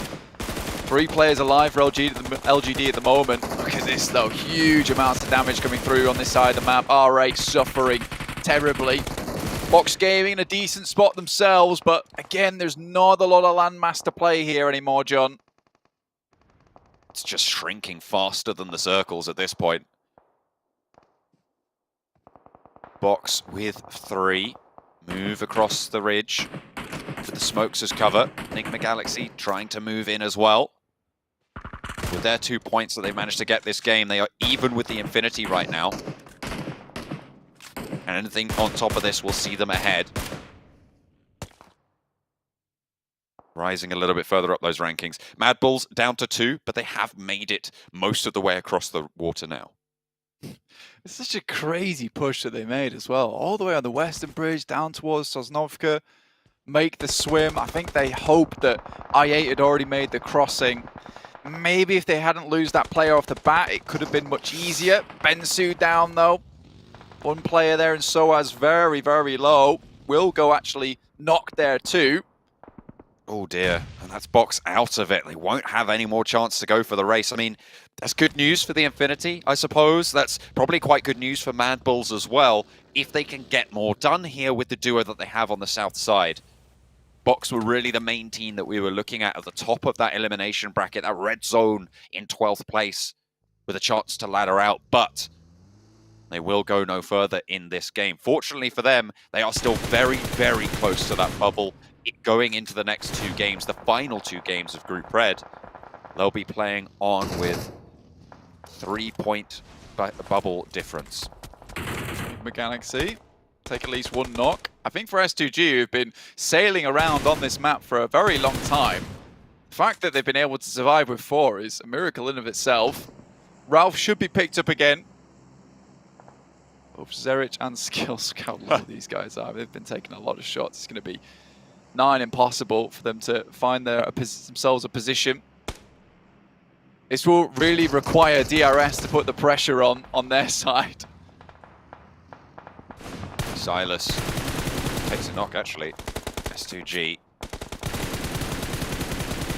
holding it down on the western side. Very close to LGD. Enigma Galaxy getting clinked away at now by Blade. They bloom the smoke. Getting punished for it, but they are in the circle in their current position. Just about, not really too close, but R8 and Titan on the north side, not so lucky. Will not be, and will have to push further south. I mean, it's an insanely good spot for i8, isn't it, really? It's very hard to remove them from this position on the bridge. DRS would love to take shots towards them, but they've got players on the top side, they've got high ground advantage. At this point in time, Mad Bulls are just hoping that the attention isn't turned their way until much later in the game. Again, a top 5 would be okay to see them forward, but at this point in time, really placements is all that the Mad Bulls can look for, or at least hope a team crashes down over towards R8 as they make their move outwards. But that, again, is also highly unlikely. It's really a roll of the dice now for the Mad Bulls. R8 and Titan clashing. R8 not going to be able to make it unless they play 2 30-point games in a row. Then maybe. But as it stands, it will be very, very difficult. I mean, we've seen some very late games coming in from them off some trickier spots, so maybe there's still a chance in hell, but very, very unlikely. Shots being loosed from the AWM. I didn't even realize they had that in the pocket, and there it goes. Lord sat down, humbled. Back to peasantry. More shots cracking off. In the meantime, Skills is trying to make a breakaway. Gorgeous shot coming through here for Ghost. Another one down. Looks for the 3rd to finish off Enigma Galaxy. Maybe not possible. More damage pouring through onto the teams. 11 teams still alive.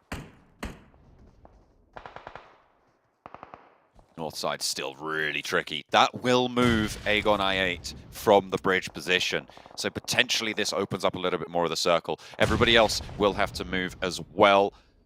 Buradam, Enigma Galaxy, Influence Kemen even are going to have to shuffle a little bit further up as Titan are eliminated on the north side. R8 outlast them, who are going to have to push past the 4 rivals. Maybe somewhat difficult. I mean, they do have a pretty tough position to play in. Again, just sending off these shots for Enigma Galaxy. This is almost over now at this point in time. I mean, the circle is going to do the damage, and Ghost just has to sit here with the scope on, wait for anyone to pop out too early. See Zerich here, try to get out for a little bit, but UZM's been watching this position the entirety of the time. So difficult for him to even get away. And the circle will push him in. Again, so much sniper play in the lobby.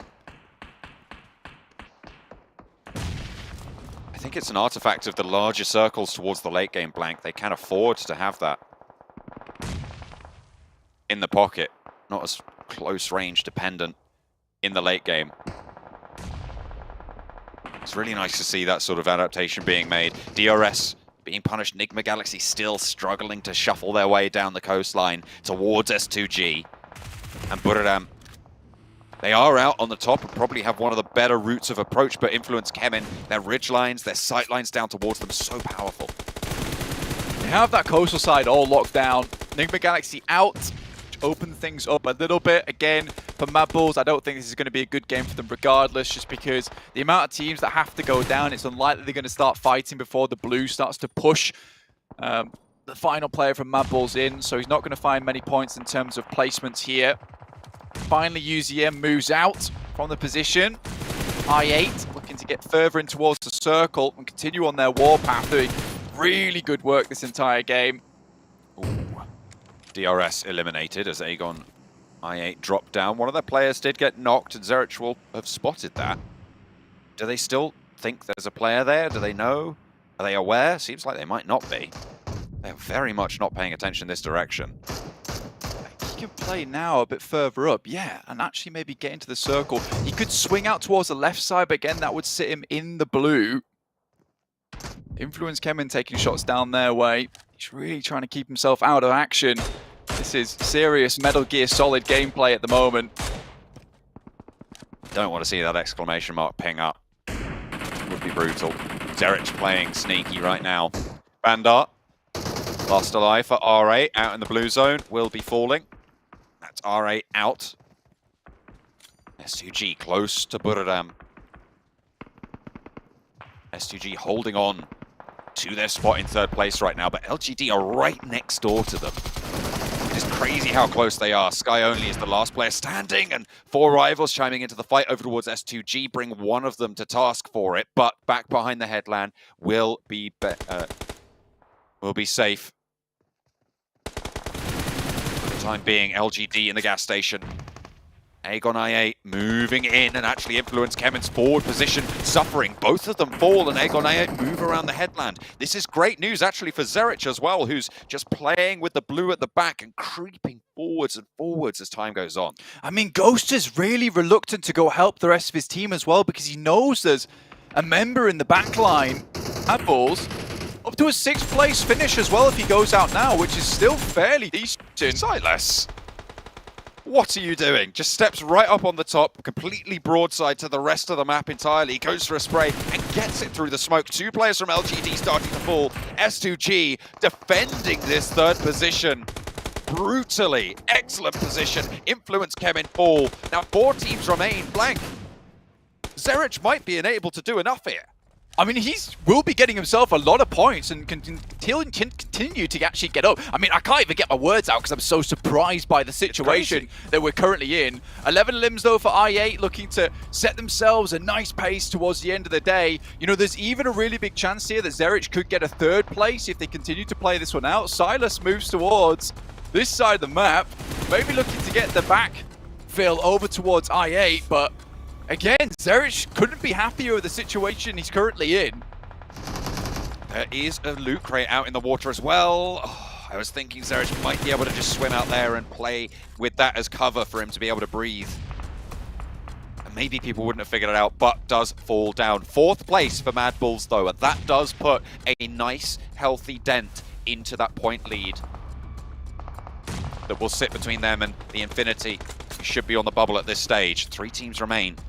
S2G, they've taken down their main rivals, LGD, and if they can, every single point they get from here on out will be excellent as breathing room moving into the last 2 games. 4 rivals looking to see them safe in towards that survival stage. This will take them quite far ahead. Nice nade from Appy though. 9 eliminations for them, looking to send the other one to finish it off. I think i8's played a beautiful game here from the bridge side. Silas now moves up for the backstab. Both players extremely low. Blade could go down a moment's notice here, John. He's been so bold as Silas in this game.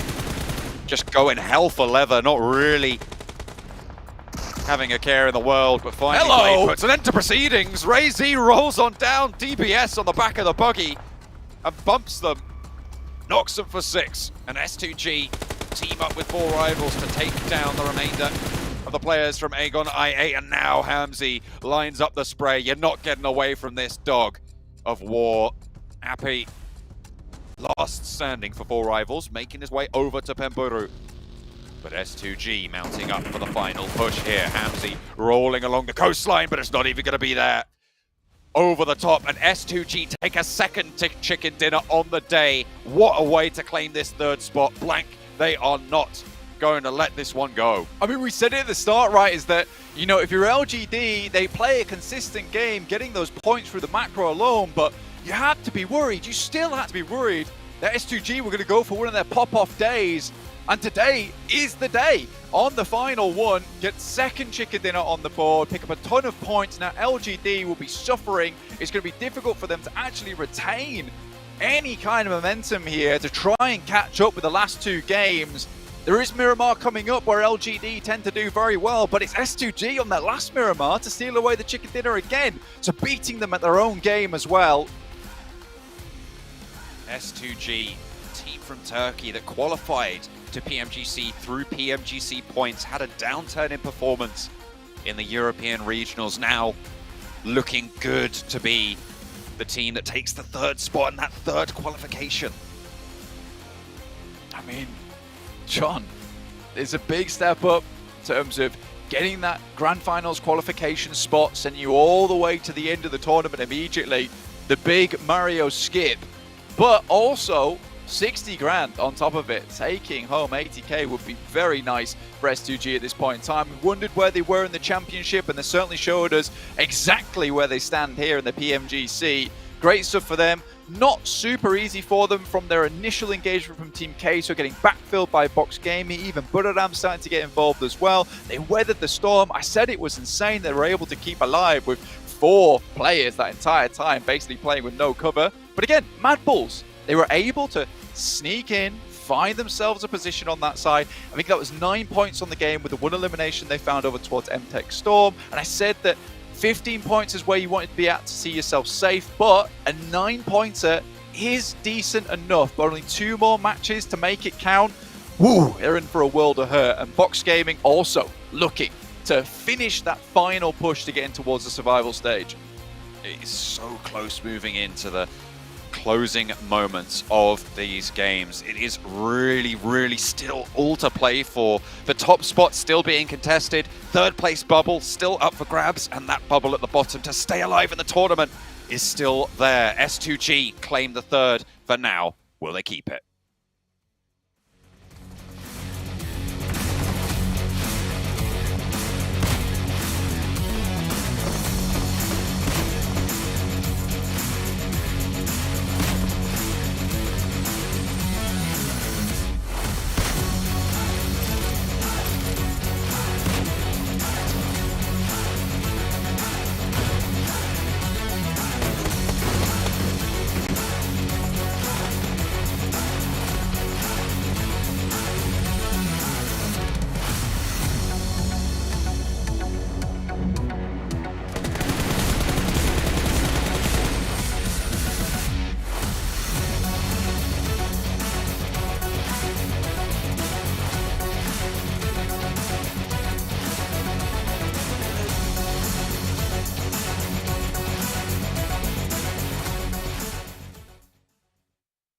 Well, S2G might have secured themselves a spot here into the grand finals directly with that victory. 29 points on the board.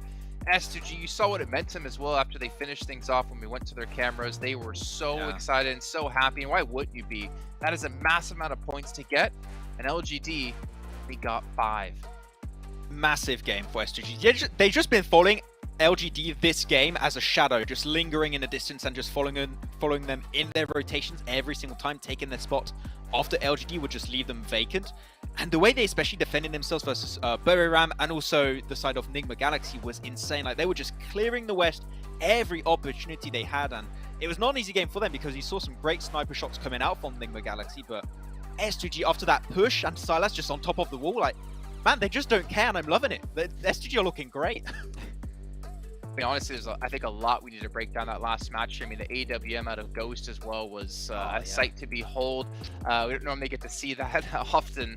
But again, like Mad Bulls were able to get a couple of points there. I8 getting quite a few points actually for themselves.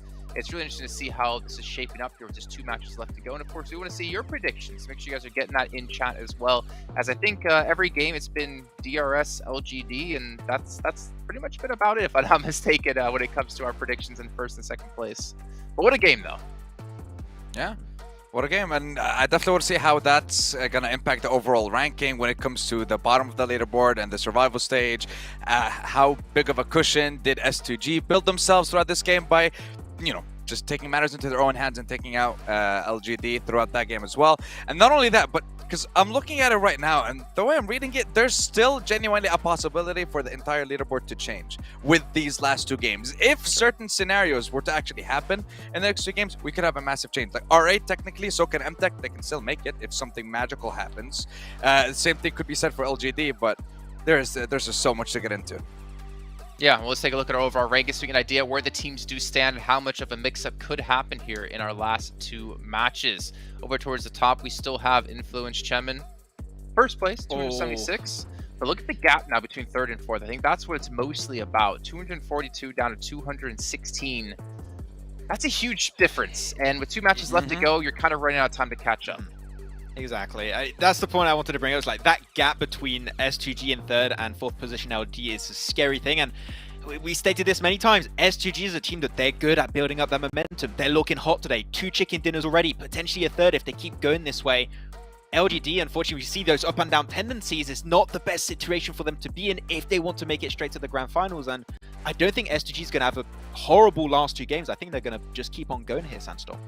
Yeah, the scenarios that we would be looking at if something was to change is for S2G, and then you would have Infinity and Nigma Galaxy all having terrible games, and then you'd have Box Gaming or whoever is on the bottom side of the leaderboard, them having a chicken dinner in this, that would give them a chance. But if none of them perform, if the same thing that we've been seeing throughout today and throughout the rest of the days keeps on continuing, S2G are going to go through, nothing's going to change there. And towards the bottom, again, Infinity and NGX not really getting that many points. Box Gaming as well, they had an opportunity, but they also kind of blundered a little bit towards the very end of the game, but still it keeps things open for a lot of those squads towards the bottom side of the leaderboard. So it's still, like, nothing's really clear. It's still pretty open for everyone here at this point.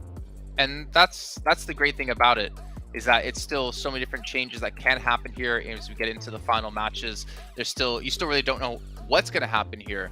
When it comes to that in particular. But I mean, either way, we had a lot of teams step up today. The problem is like, why didn't they do that earlier, right? Like I8, one of the teams that we could have seen potentially move through in top 3 if they were able to have these performances in the first day or 2. Also for Rivals, Max, I think you mentioned while we were watching, after their win yesterday, they finally have been able to pick up some steam and finally understand what to do. But we'll see what's going to happen in a little bit of time here as we're going to head to a short break.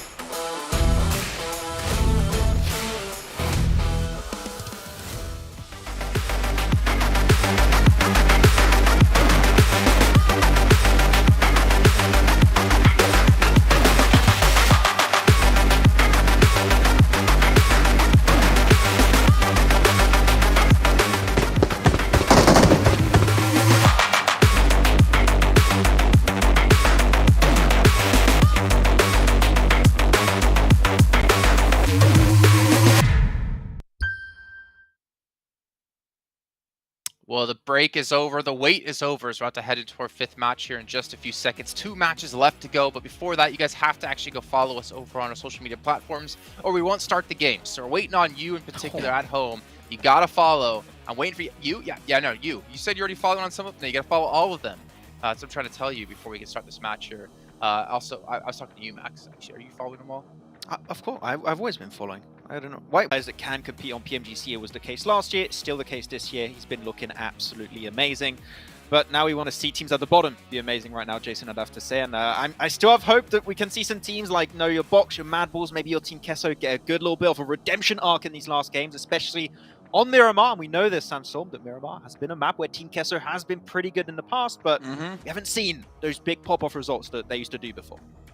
Yeah, and unfortunately, with them also being eliminated quite early in the previous game as well, it makes it a very, very tough task for them to be able to get themselves into the survival stage. So, but we have seen some clips, we have seen some moments where you'd have a couple of players step up. I believe one of the reasons that they qualified was on Miramar, and now it is time to pull it again. Okay, now it's time to do it again. You had one of the players pull off a 007 movement, wiping out the complete lineup of Influence Chemin in the middle of the open as the last player of his team for Team Queso. It needs to be done again, and now's the time. You cannot wait any longer. What I'm worried about, though, didn't LGD like drop over to Influence Chemin the last time we saw Miramar? LGD can't really afford to do that again, though, can they? Because the gap now between them and 3rd place is starting to lengthen quite a bit with S2G. So I feel like they almost need to play safe here to take a look at our teams to watch. Titan out of Maxman.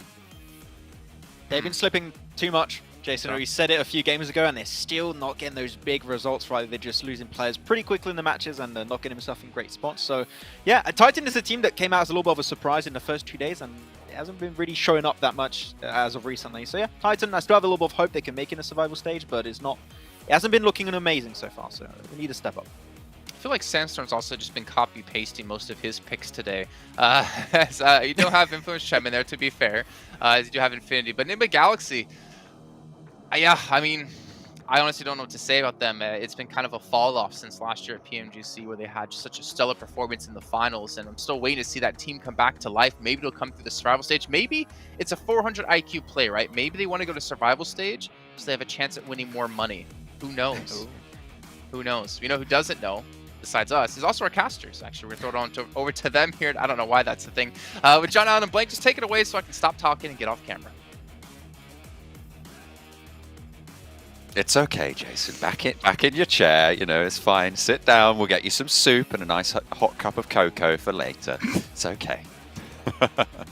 I'm just looking at my hair, and I realise I've taken off my headset and put it back on, and now my hair's all over the place. That's fine, though, because Jason's segment was just as messy as my hair, and they pair together perfectly. So he no longer has to be on camera. I do, with this haystack on my head. Thank you very much, John. I really do appreciate you joining in with the action. But yeah, heading over to Miramar now. S2G taking up that first Miramar chicken dinner. LGD obviously would love to have had that chicken dinner for their own, but them being the best performers on that map and S2G taking it away from them, that's got to hurt, especially when you're trying to gun for that 3rd place spot and that grand final qualification target as well. A rough time ahead for LGD. They might just be able to swing it the last 2 matches. Again, though, John, we were having a discussion about those last 4 teams down towards that bottom bracket. Yeah, it's really, really close at the bottom. There is basically the possibility that any 2 of those 4 teams could make it in, that being Enigma Galaxy, the Infinity, Box Gaming, and on the outside is Mad Bulls. 131 points for Enigma Galaxy, the Infinity 138, Box Gaming 128. That is a 3-point split between those 3 teams. With Mad Bulls on 117, they are 11 points behind Box Gaming and 13 points behind the Infinity on the bubble. But that is very much an achievable boundary if they're able to keep it together for the last 2 games, because we haven't really seen that spark that we expected from Mad Bulls so far. But it is possible that both Box Gaming and Mad Bulls could leap up and overtake both of the Infinity and Enigma Galaxy with the way that they've been playing over the last couple of games. Exactly. Over the last 4 matches, both Enigma Galaxy and Infinity, I think, have scored around 10 points total of each of them, around about. So, you know, you're looking at almost a 2.5 average on the game, which is really not ideal for either of them, and does open this up for Box Gaming and Mad Balls. And I think if the pressure's on for anyone, it's not necessarily Mad Balls or Box Gaming who are feeling like, you know, today could be the day, in which case they break those boundaries and head in, but instead for Enigma Galaxy and the Infinity, who are feeling like something's going wrong and they're unsure how to fix it at this point in time. And that is not a situation you want to be in on that last day. Infinity, though, we've got on our screen, they're currently moving down into the lobby, into the game, looking for something here. Mad Bulls taking controversial rotation on that last match, Enigma Galaxy getting held out on the outside, but Box Gaming taking it much more in their hands, finding themselves a central compound, but were unable to hold on to it. I really do have high hopes for Box Gaming, though. I think they've made a massive improvement today, and I would be happy to see them break through into that survival stage, especially with the results they've had and been able to pick up some eliminations, find some big clutch moments today. You know, this is a deserved push through. Mad Bulls going to be unhappy that they dropped out early down towards Los Leones. They have a difficult rotation ahead of them, whereas they usually drop towards La Cobreria anyway, which is practically where the circle has headed. Now it's going to be difficult to move up towards that northern side, through Death Valley to the east of Picardo, John. Hard times ahead. Again, though, LGD drops similar location over towards Influence Kemin, with YZZ up towards Graveyard.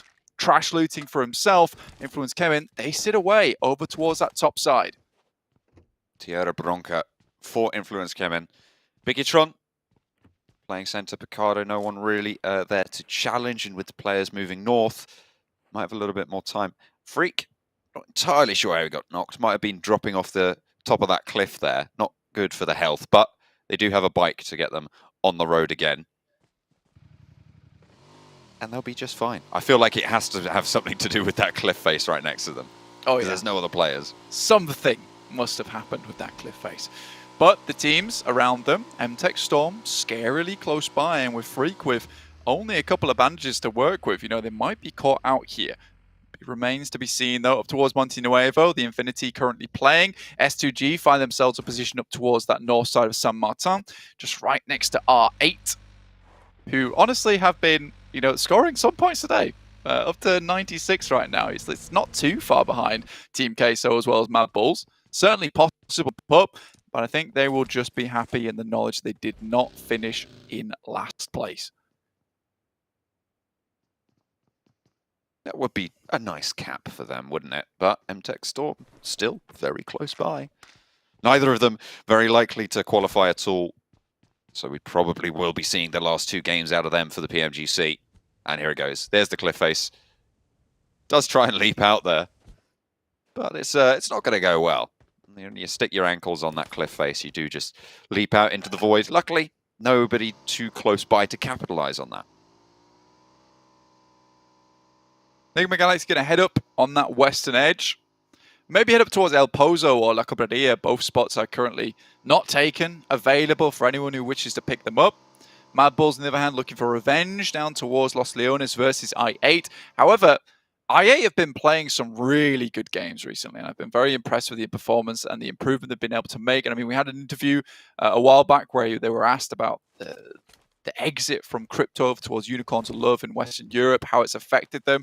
And it certainly did seem to cause a few problems, but I feel like they've filled the void quite easily, honestly. Maybe lacking that star player overall, but I still think as a team, very competent. And I would prefer, if I was a team manager or a coach, I would prefer to have 4 very competent players than just one individual strong player on my team, because that's not always how you can win out these matches. You need to have that synergy. You need to be able to take those off angles. And team shooting, especially in a PMGC lobby, if you aren't team shooting, taking those 1v2s, 9 impossible to win out on.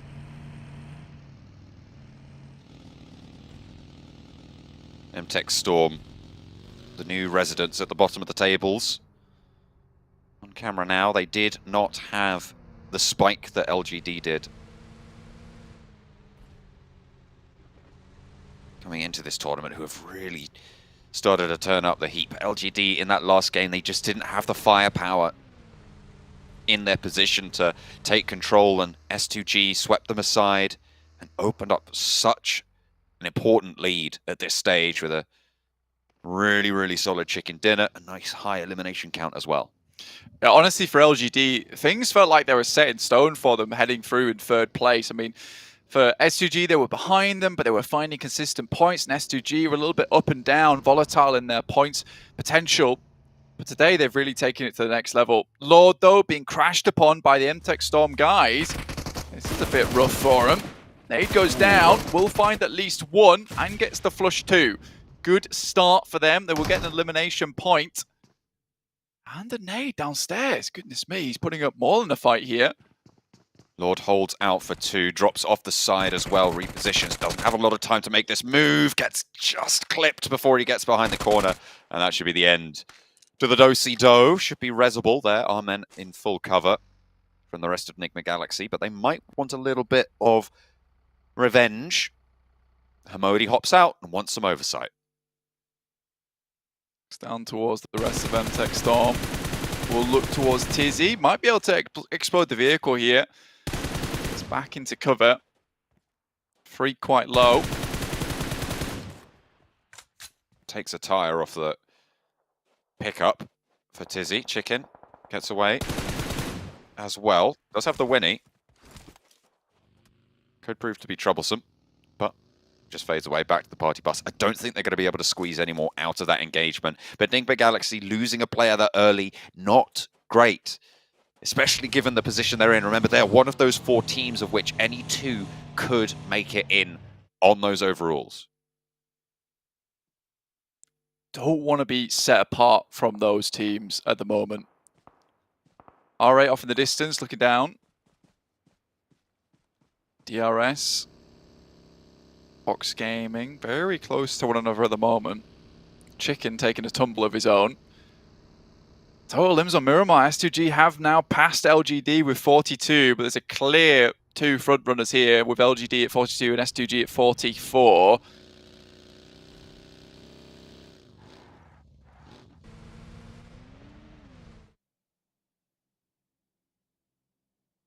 Mad Bulls trying to move past Los Leones right now. No one really too close by, but Aegon IA ahead of them in the queue. They have to crunch up. San Martin would be sort of the central feature here of this next set of circles. S2G kind of isolated and alone on that northern side. Near water treatment, you can see them there. With Influence Kemen maybe the other team that's going to try and swing in. MTech Storm go completely wide of El Pozo and will swing in through La Cobraria on the road. The Infinity, northwest side of the next circle, in a pretty solid spot as well. LGD moving in, DRS in front of them. I think for teams on this south side, it might even be a better idea to, instead of trying to push through this very difficult zone of open space underneath San Martin, to just head out towards that western side. They know the playing path was over towards the east, so heading up towards Power Grid or one of the compounds just underneath Crater Fields where the Infinity are currently playing would be a good decision, but it's a little bit too late now to be making that rotate as you start to see Titans as well as Enigma Galaxy start to pull up that position.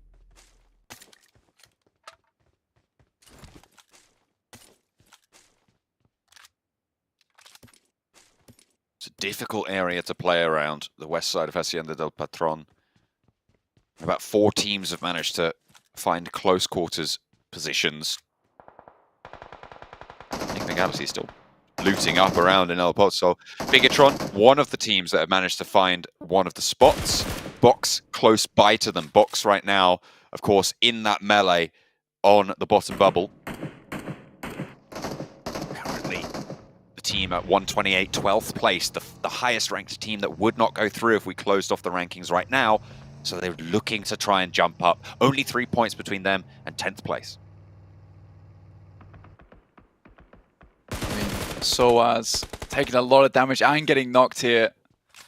Not at all happy days right now for the guys from Box Gaming. Again, Enigma Galaxy and the Infinity on this western side should live out for quite some time. But again, Enigma Galaxy now in the blue of MTech Storm close by. BTR looking to finish the fight, but again, Break really good when it comes to those clutch moments. And the door being opened allows him to bank it off and back inside. So works out either way. BTR down to 3 now. They do find an answer over onto Soaz there for Box. So it is 3 versus 3 for Bigatron versus Box. Bigatron have done enough to stay in the survival, but Box have yet to put that work down.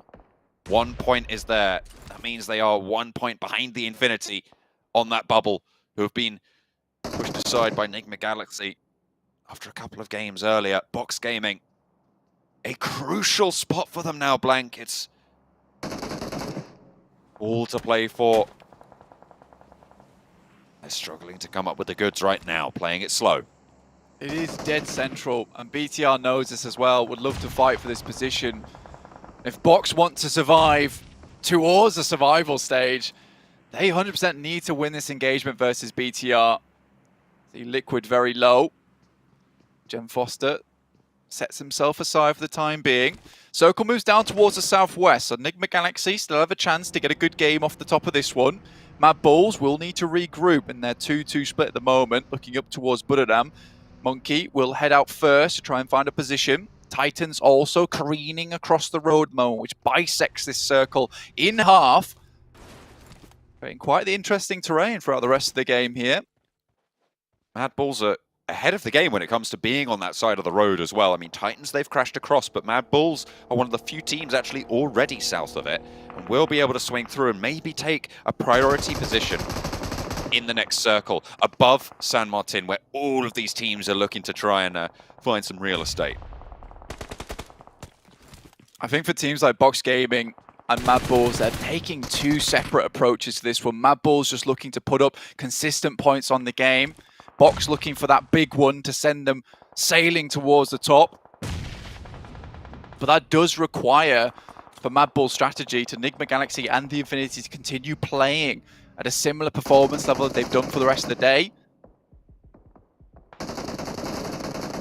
Break caught out in the open with a side swipe there. Smoke blooms. They stay alive for now, but it's really, really down to the wire on Break's position there at the front. Does manage to pop a heal. Nade up high, doesn't go through a window. And again, naded out, but knocked down. Break somehow regroups up. Does get knocked. Will he get flushed? Will he get tagged away? Oh, that's from Aegon I8 coming on through and just ruining it for Box. 2 players now standing.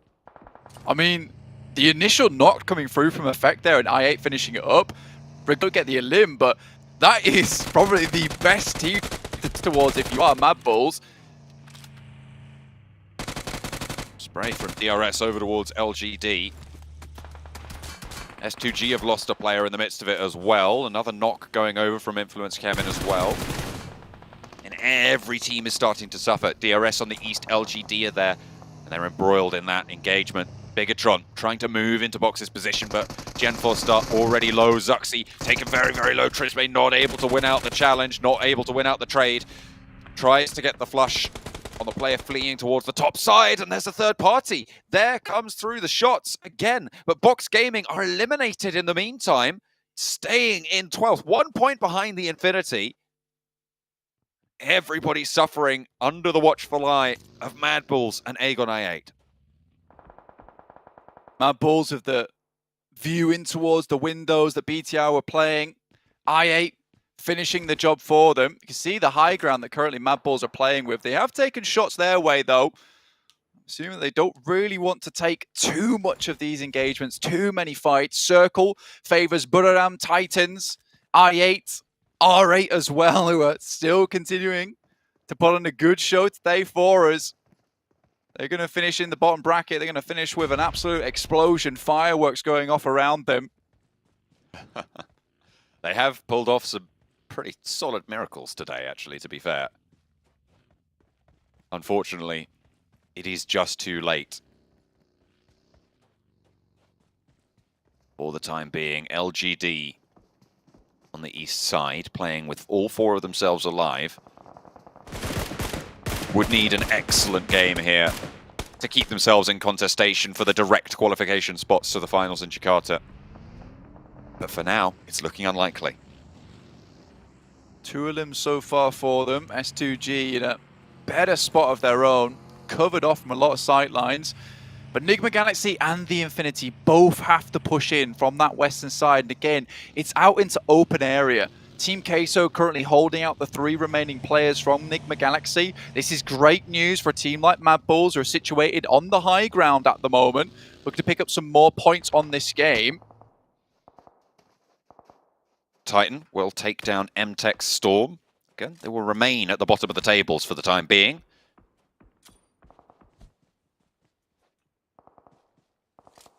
With this game and the next, the only ones left to play, Box only have that one more opportunity. Because they will be denied it here. They'll require Enigma Galaxy and the Infinity to fall. The Infinity out on the west side right now, taking shots over towards Influence Kevin, but they haven't really got a strong position in this circle. They are pretty much unbothered, though, on that western side. They can chill out for a little bit. And maybe that's what you want to do. If you're on that bubble, you just want to be putting 8 points up on a game.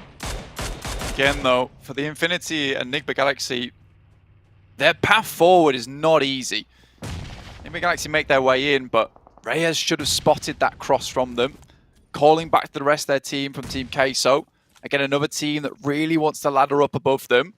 Enigma Galaxy get further in. The Infinity sends Mela downwards. Now BTR under pressure from 4 rivals.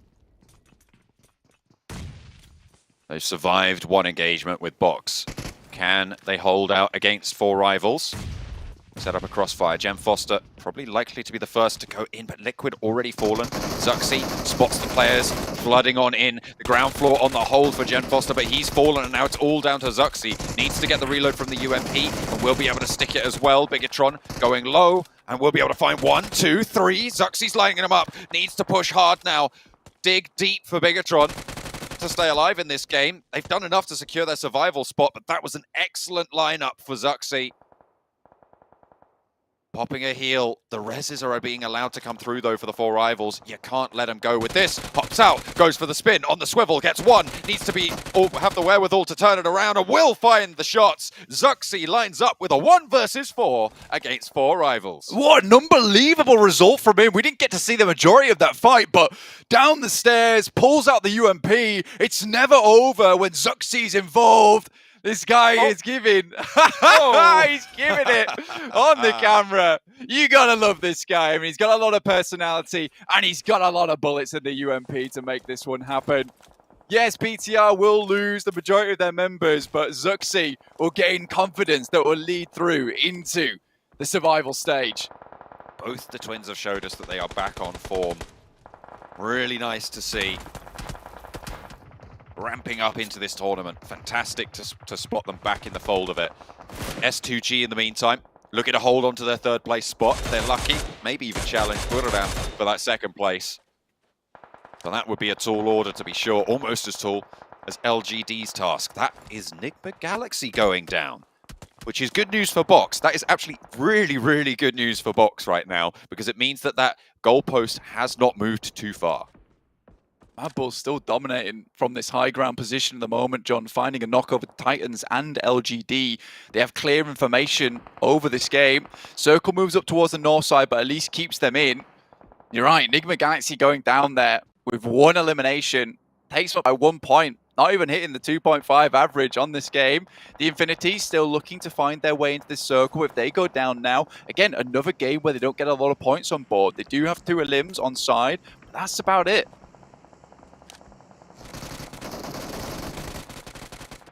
Here's a replay. Zuxi, look, 1 and 2.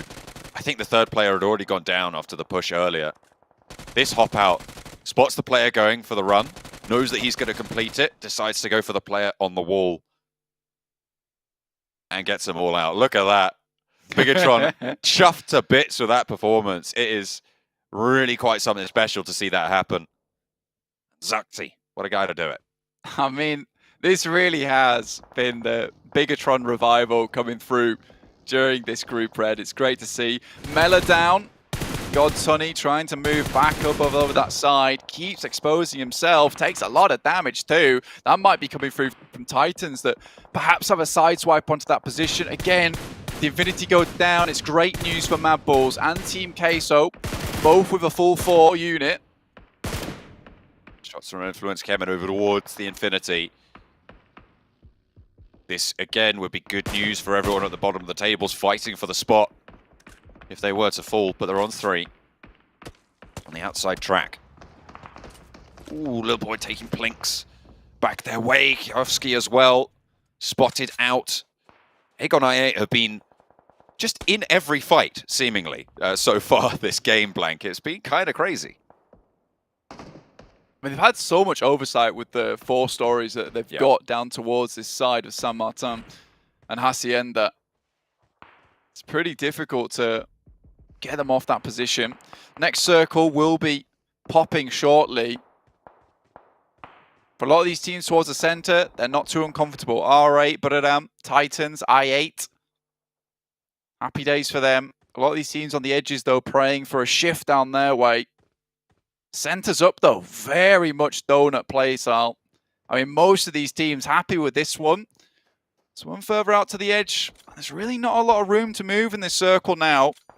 But this keeps Titan, Mad Bulls, LGD alive for a little bit longer. Zuxi will have to move in, though. You can see him dropping the smokes. It's fluff 2 in a row, though. I mean, that might be a... No, I've got nothing for that. It's not going to be good.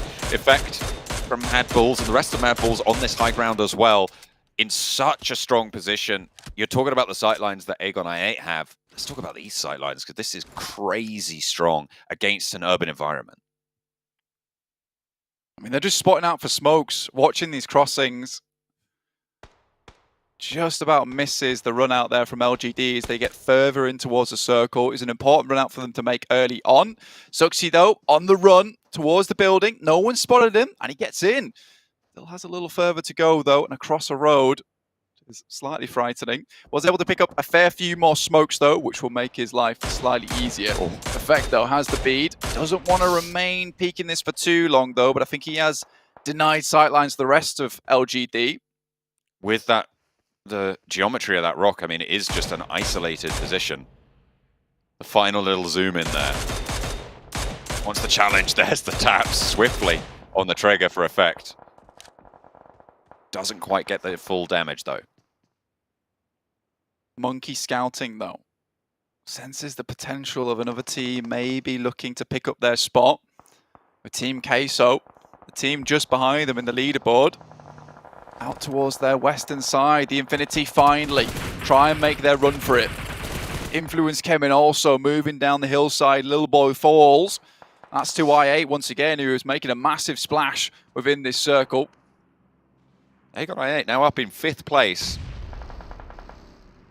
Overall, the Infinity regrouping and staying alive, really crucially for their spot on the tables, but for teams like Mad Bulls and Fox, even for Team Queso,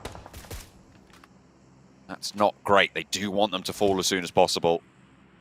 If they have anything to say about it. A nade from Federal, okay. Comes in and tags onto the Infinity. Gets a lot of damage in as well with a second follow-up. Federal wants to put one more through. Thinks better of it. No, recooking the nade. Punches it out wide. It's a little bit short for the liking. Meantime, Team Queso takes down Papi Potro from their side. Monkey doing a good job over there, and it was a good thing he was scouting in the first place, assuming that a team would be coming in from the south. Nice nade, though. Comes through. Will deny that from Federal. Hamzy takes shots up towards Mad Bulls, but they're just a little bit out of reach. Next circle will push all these teams together. Buram now with the opportunity to once again take the top spot. They're in a prime split location at one side and both sides of the road with the next circle popping. They have a lot of control here. King Kengzo on his throne across the road, looking to try and hold it out. Mad Bulls will have to descend, Blank. It's going to be a rough descent as well for them. They might be able to swing out on that eastern side towards a warehouse, just on the edges. That's probably the safest play rather than trying to send down the mountain side, which would ultimately lead to quite a quick demise. So Monkey's already scouting out that way, looking for a potential route in towards the circle. But again, no matter where they go, it will be sending the vehicles up off the top. You're going to have to at this stage.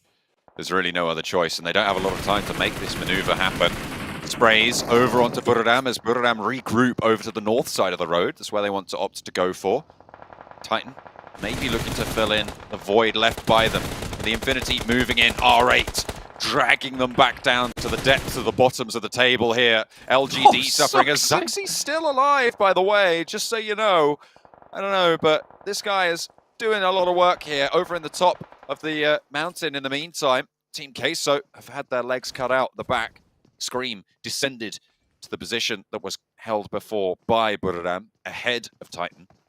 So they should see that. Zuxy, lone player, and a lot of damage sent over towards LGD, but wouldn't you know it, it's Aegon I8, Blank, to play a third party in this fight. It's just what they do. All the time here, every day. In the meantime, Mad Bulls were able to send off the top side of the vehicles they held onto. They've got walls to play around with as well.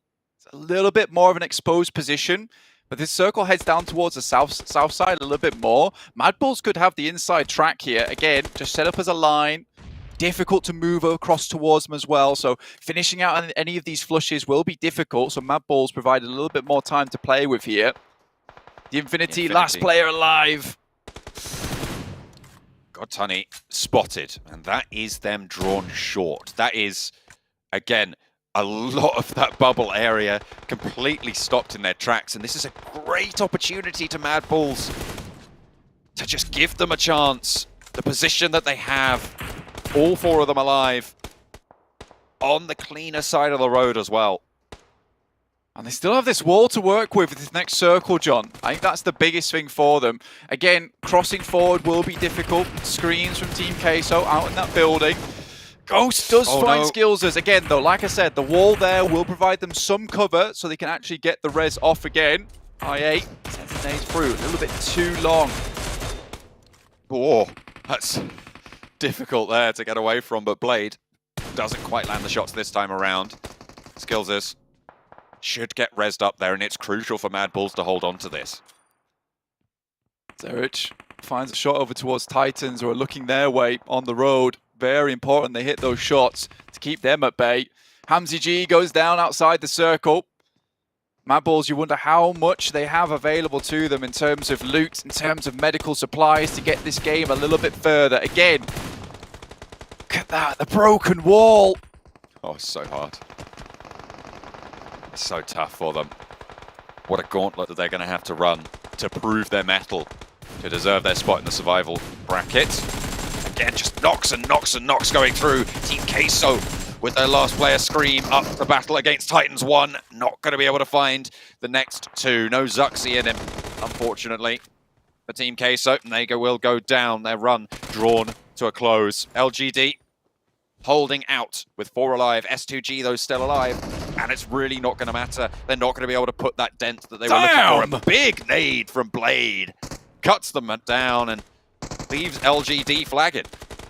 They're going to have to get back in that building, which is right on the edge. A massive delay. UZM sends in, but Buradam causing massive problems there for Mad Bulls. They know they have to move further in. Zerich goes down to Titans as a big nade comes through from the side swipe, including a Molotov, which gets another knock there. That's Mad Bulls certainly down to just 2 players. They need to go further than this, Blank. They need to ladder up. They want to preferably get into that top 3 position. From where they are, you'd expect them, they might be able to do so. They've taken another knock. They're down to 1 for the Mad Bulls. 7th place, not good enough. Not the result that they need at this stage. We're in zone 9. Blank, there's 7 teams remaining. Good shots there from Skills's to keep him alive a little bit longer. Has to go for the pre-fire on this one, or just the run out. But Buradam, they still have oversight onto towards that position. If he can get forward, he might just be able to live out a little bit longer as the chaos ensues around the map. We're on last zone now, John. Everything's going to crunch on in. Titan should be able to spot him. I don't know if they saw on that spray, but IQ lines up LGD, starts knocking them down, and Buradam are here as well to play. Coming on through, Titans are eliminated with a sideswipe, and that's Mad Bulls laddering up. 6th place now, 3 eliminations on the game. Only player now on the south side of the road. With that wall as cover, he can stay alive. 5 teams remain, and the points are starting to rack up. They build fast now. 4 are still in it as Mad Bulls make their break for the tables. Silas, last to go, and it is third place confirmed for the Mad Bulls. Can they go one step further? Buriram are in the path of I8, so they will have to take them down first, but Skillses shows his hand, tries to move up further. He has to leave this position though, and Buriram not quite focused on him yet. Gets across the road for the time being, still taking that pre-fire shot. Might be able to get to the side of the building. This is unbelievable, John. Blade has to run down and through the blue. Skills is there. But they do have the numbers to win it out, but he could ladder up again into second place. It would be huge. Blade was dismounted. The only player who could stop this cross from Skills is. Does he have nades? Does he have utility? Because there are 4 for Buriram, and they will not let him go. There's 1. They're all flooding out, and Skills is overwhelmed there, but third place might be good enough. For the final game, they'll have their chance. Buriram with a chicken dinner in the second to last game. They take that top spot back as well. That is the other story, the other side of the coin.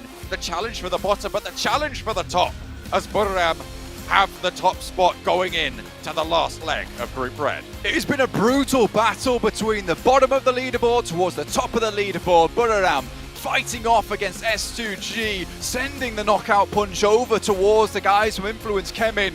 But they refuse to stay down. The 10 count comes through and Influence Kemin back up on their feet for the next match here. But Mad Bulls, 3 eliminations, 10 points off the third place. That will sit them at 130 points here. Barest point of life for them. Right on the edge of that bubble at the moment. I think it's like 2 or 3 points between them, Infinity and Enigma Galaxy. It's down to this last match, John. And it's still between 4 teams, any 2 of which could make it in. Blank, it is so close. That third place looking a lot more solid though. So we're gonna have our top 3 pretty much decided going into the final throw. What an unbelievable day this has been. What an unbelievable tournament this has been. A 1v4 coming through from Zuxi. Last player from Mad Bulls able to crunch the guys from Titans, the biggest opponents available to them, holding on the high ground for so long. But it really stepped up today in a big way. Absolutely, they had a massive impact over those final circles with the 4-story buildings that they were able to hold down for so long, but they could not stop what mattered most, and that was Buriram, who take the chicken dinner.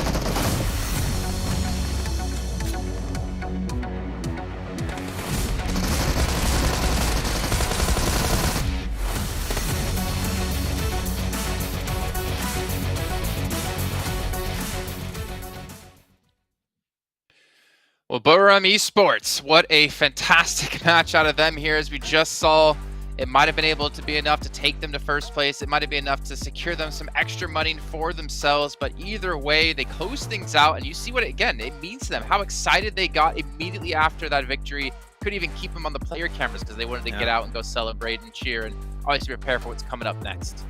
I'm surprised that desk is still standing, to be honest, Jason. I don't know. It's still up after 4 days of play now. It's pretty mental, but Buriram have been looking fantastic.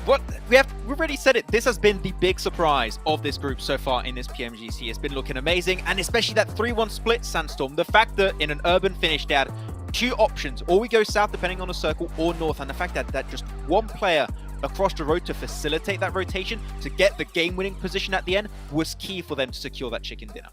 Just absolutely sensational, and the fact that now once again they have taken the lead from Influence Gem, and that just means the battle for first is still not done. And like we saw, Mad Bulls as well being able to make it all the way towards the top 3 at the end of that game, getting a lot of points for themselves. That just means that there's so much for us to go over, and I don't know, the predictions are kind of all over the place at the moment, Jason. Yeah, I mean, honestly, I want to get towards overalls as quick as we possibly can, but we need you guys' predictions here for the last match of Group Red. Make sure you guys go participate that in YouTube chat. And there are other teams besides DRS, just saying. Just saying. Not that I'm complaining. But it is extremely close, and honestly, this is the best way I love to watch PUBG Mobile, when we do have things be within just a few points of each other to change the legacy and potentially the history of how these teams will potentially be do down the line. And we can see S2G, they're secured in 3rd place at the moment by being ahead of LGD. However, Buriram United Esports 8 points ahead of Influence Shemin. Who knows what's going to happen here in this last match? I honestly don't. Even the tiebreakers, if they happen, it's just 4 chicken dinners each right now between Buriram, Influence, and S2G. It's just so close between those 2 top teams right now. But I'm happy to see Sandstorm maybe not have the 1st place team predicted. Hey, that's the one thing I wanted to see is, can Influence Shemin, now that it's down to that last game, what's going to happen when it comes to 1st place? Is it going to be Influence Shemin? Is it going to be Buriram? And just so you guys know, Buriram Esports, as far as I can tell and from what I've seen, they are yet to win themselves a 1st place prize in a high-level tournament. And when we're talking about a strong group with LGD, S2G, Influence Shemin, Buriram Esports getting themselves that top 1 spot at the beginning of the first week for PMGC would be massive. But this right here, 5 points between the Infinity and Box Gaming. 2 of these 4 teams will be able to make it, and it is literally down to the wire. Team Queso, RA, unless the 4 teams above you all get eliminated and one of you gets a chicken dinner, that is the only way you are going to make it into the next stage. Well, it's quantified correctly, right? A chicken dinner plus at least like 15 eliminations to have a chance to be in the running for top 11. So you need to have probably the biggest game you've ever had yet here in PMGC. But I love to see this down towards the bottom. I mean, there's so many teams I'm pulling for. I feel like Max and I both want to see Mad Bulls get through, just because we got to cover them when it came to PMPL Western Europe fall season. And obviously had to see them in the regionals as well. But right now, Max, at least for Mad Bulls' sake, this isn't the Mad Bulls we're used to seeing, the dominating Mad Bulls. And we did have questions whether or not they'd be able to perform at the same level we were seeing when the quality and the difficulty of the lobby did rise. And unfortunately, they haven't risen to the occasion. Like Zerich and Effect, that duo combo we saw be so deadly out of them is just kind of non-existent at the moment. They're looking like shadows of their previous selves right now. We knew, unfortunately, they're going to PMGC. It's a completely different ball game than what they had in, of course, the European region and Western Europe. It's been hard to adapt. They've still been able to get a few extra placement points here and there, but like, if there's any time we can see Mad Bulls step up, it has to be now. Otherwise, PMGC, it's game over right after this game. Game over is not what any of these guys want to be hearing, to be honest. But either way, I mean, this is what you've been pretty much set yourself into, right? If you weren't performing the first couple of days, if you weren't getting your wins in or your placements in, then unfortunately you might just have to watch PMGC from home. But let's talk about one little thing though. A little thing. There was a nice 1v4 that happened there. Out of a certain player, out of a certain team against 4 rivals. I wanted you guys to talk about that really quickly. Look, the fact that 3 of them were trying to rush at the same time. They were all just going in one line up the stairs. We managed to catch the last glimpse of the 1v3 before he managed to take out the 4th player as well. But with that UMP in those close quarters, absolutely incredible play from one of the twins, and definitely want to see more of that. Well, I did love how Max said, "Oh, what are you doing? You're going in too late. It's no point anymore." And he goes in and he still gets the wipe either way. But that's just Zuxy. That's just what he does, Max. You should know this. Let's head down to the stage though in the meantime here as we do a quick little interview before. Battle commencing really soon between Group Red, where we'll see the top 3 teams proceed into the global finals, and of course with the top 11 teams to be playing in the survival stages. And now joining alongside with me is once again Coach Nia from the Infinity. Hello once again, and of course I really want to check in on you guys since there's only one more day to go. I mean, one more game to go. After 3 days of competition, which team do you think jumping at the same spot has given you guys trouble, and can you tell us why?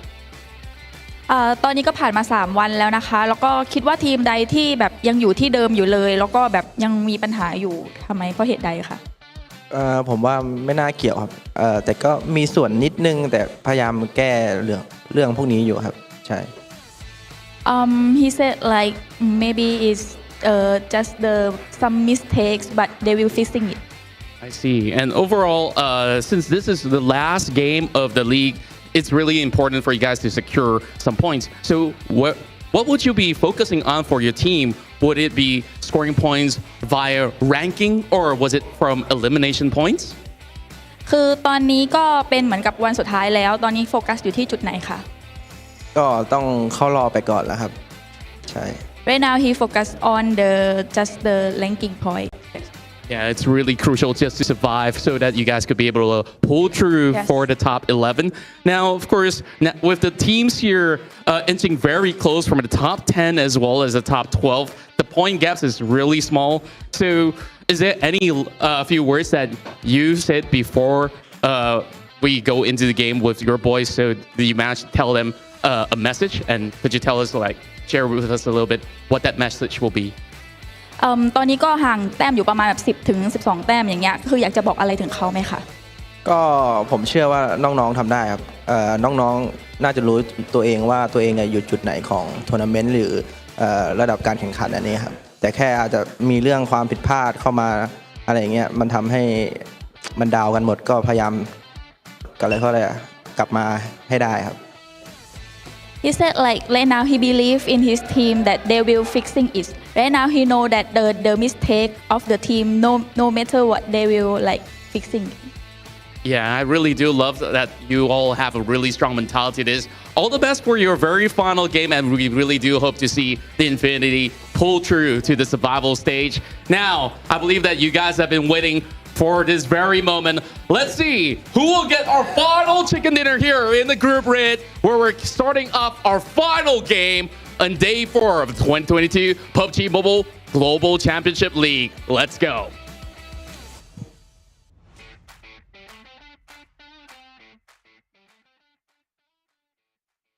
I don't think I've ever seen someone as stressed as my man there, knowing that they are on the precipice of being knocked out of getting into the survival stage after making it to the finals last year. But taking a look at our top performers here, I mean, Zuxi, if he's not on that list, then this list is broken.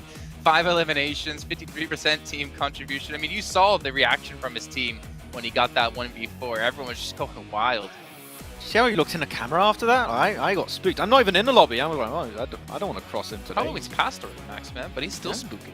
He's still spooking me. Look at that guy. He's spooky guy to go up against. But yeah, he's been looking amazing so far. And Blade's not been a play we talked about too much for i8, but he has, especially in these last 2 matches, been doing absolutely amazing. And we keep saying it, right? i8 has been a pretty silent team. They're just keeping consistent results in every single match almost. And before this last game, they were in 5th position without, I think, like big pop-off result already, without a single chicken dinner. Yeah, no chicken dinner.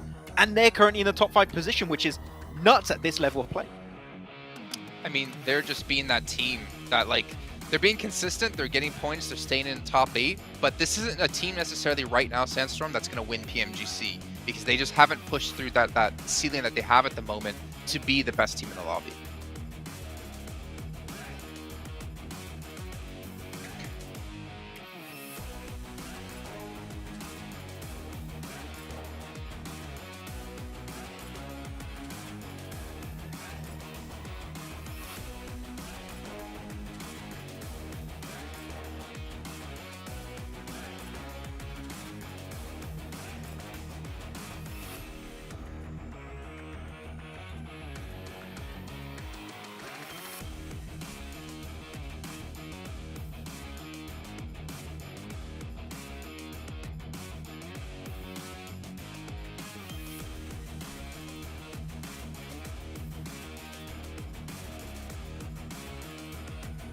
Yeah.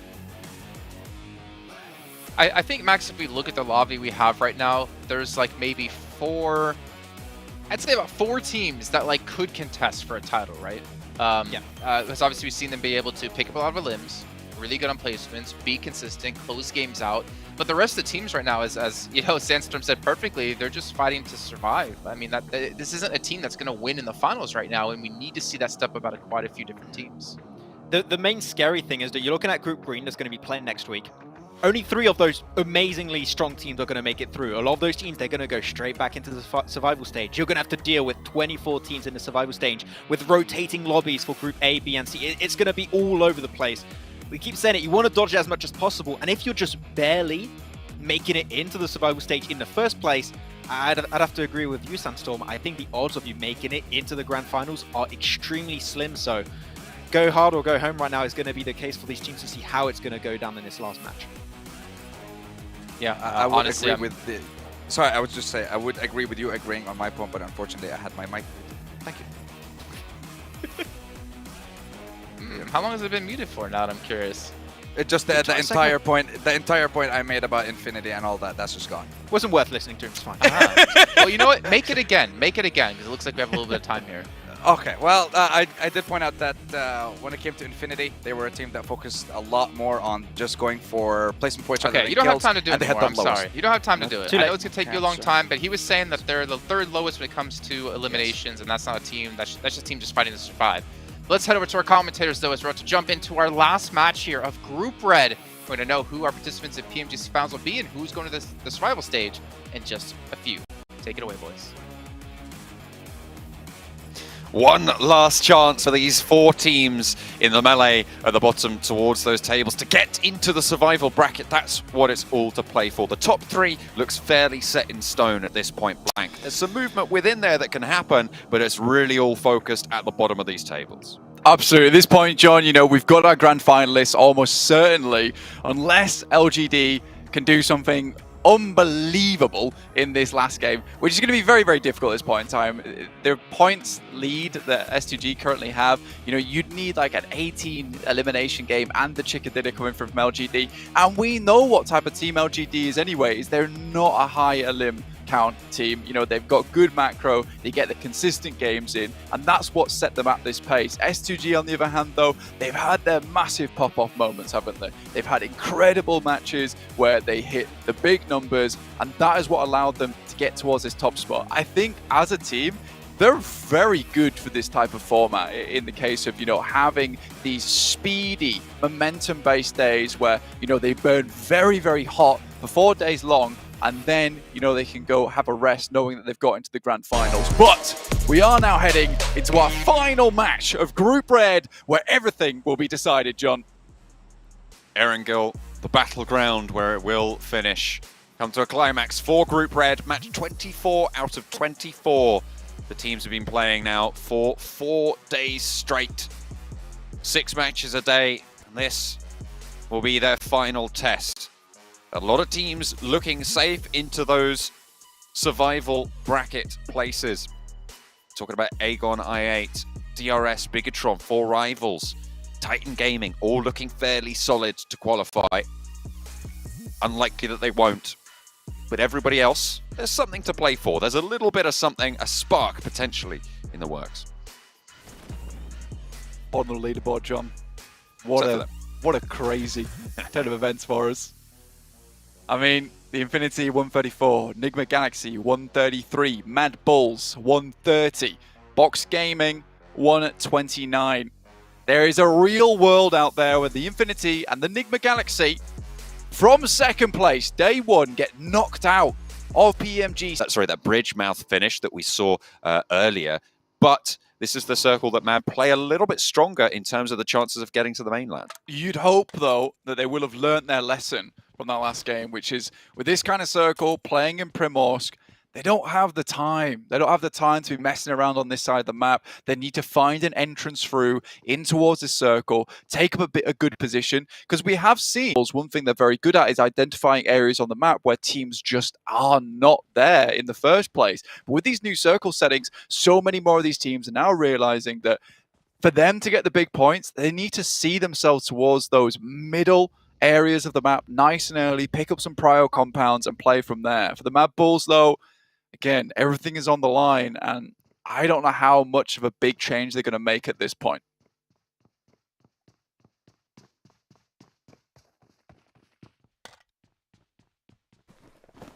The Infinity spread out Milta and Milta Power. Titan playing around farm on the west side of Milta. Buriram on a nice wide split right now with no one challenging on this east side. And they'll be a little bit calmer now. 8 points, though, is the lead that they have over Influence Kemen. 8 points stands between those two teams. The Titans at the top of the tables. S2G, they found LGD. Hang on a minute. A little bit of an early scrap. Suki's got a DBS, and Kalsi will fall down. It's a good start for LGD if they want to make up that 29-point gap that sits between them and direct qualification to Jakarta. But with 3, even then, as long as S2G put up 8 points, they should be absolutely fine. That is the difficulty, right? Which is why you're seeing them move down so early towards Ruins, is try to pick up the guys from S2G. Remember, LGD were looking to take on Influence Kevin at the start of the day, feeling like that maybe they could pick themselves up. The first place spot, fortunately, that's reserved for the guys from Influence Kevin and Butterdam only. 2 teams that have really done a lot during this Group Red format. Here in our little mini tournament during the group stage. LGD, again, have to go far here, and it's a different type of play style that we're used to seeing from them. They have to hit those big elimination counts. They can't focus too much on macro this time around.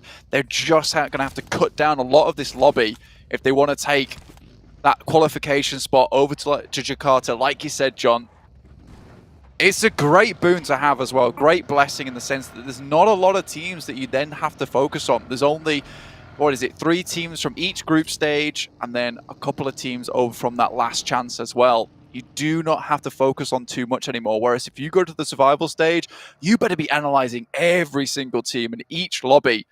It's a lot more work to do. Will drain the resources, drain the energy of the organization, the support structures that sit around you. But that is when those very same structures are the most important, right? Having a good base of analysis, having a solid coach who can bring you together, who can keep you going in times of need. Hamzy G lays a trap and will even the score against them and LGD. It's in with the kablap blap there, the double punch, but LGD, you did not get away with that apparently. MVM sits up, there is a player behind him, Razy, but they quickly eliminate that player. Silas looks to find someone else, but MVM, a dirty headshot from behind, assisted by Suki there with the AKM. Razy now looking for a little bit more. Tosses the grenade over the top. Is it too little too late, though? What weapons does he have? A Mini 14 and there's a Bison on the back. Not ideal. Silas flushed. Razy. Actually, with the Bison this early in the game, it might not be the most terrible of weapons. Got a nice large drum magazine. Jumps over the top. Suki goes down early to it, but low HP. Sees him go very, very low. And finds a second as well. That's the number of bullets he's able to pour out early and finds a third. LGD! It comes crashing down. And It's look done. That's it. There's no way that anyone else can challenge S2G with the fight of their life. They're coming through from Razy. Guarantee their spot over towards Jakarta. A 3rd place finish. And what a way to do it with the Bison of all things. My guy can take a dunk in Atlantis, drown himself for all he likes. It's finished. The tournament concluded for S2G here. 253 points.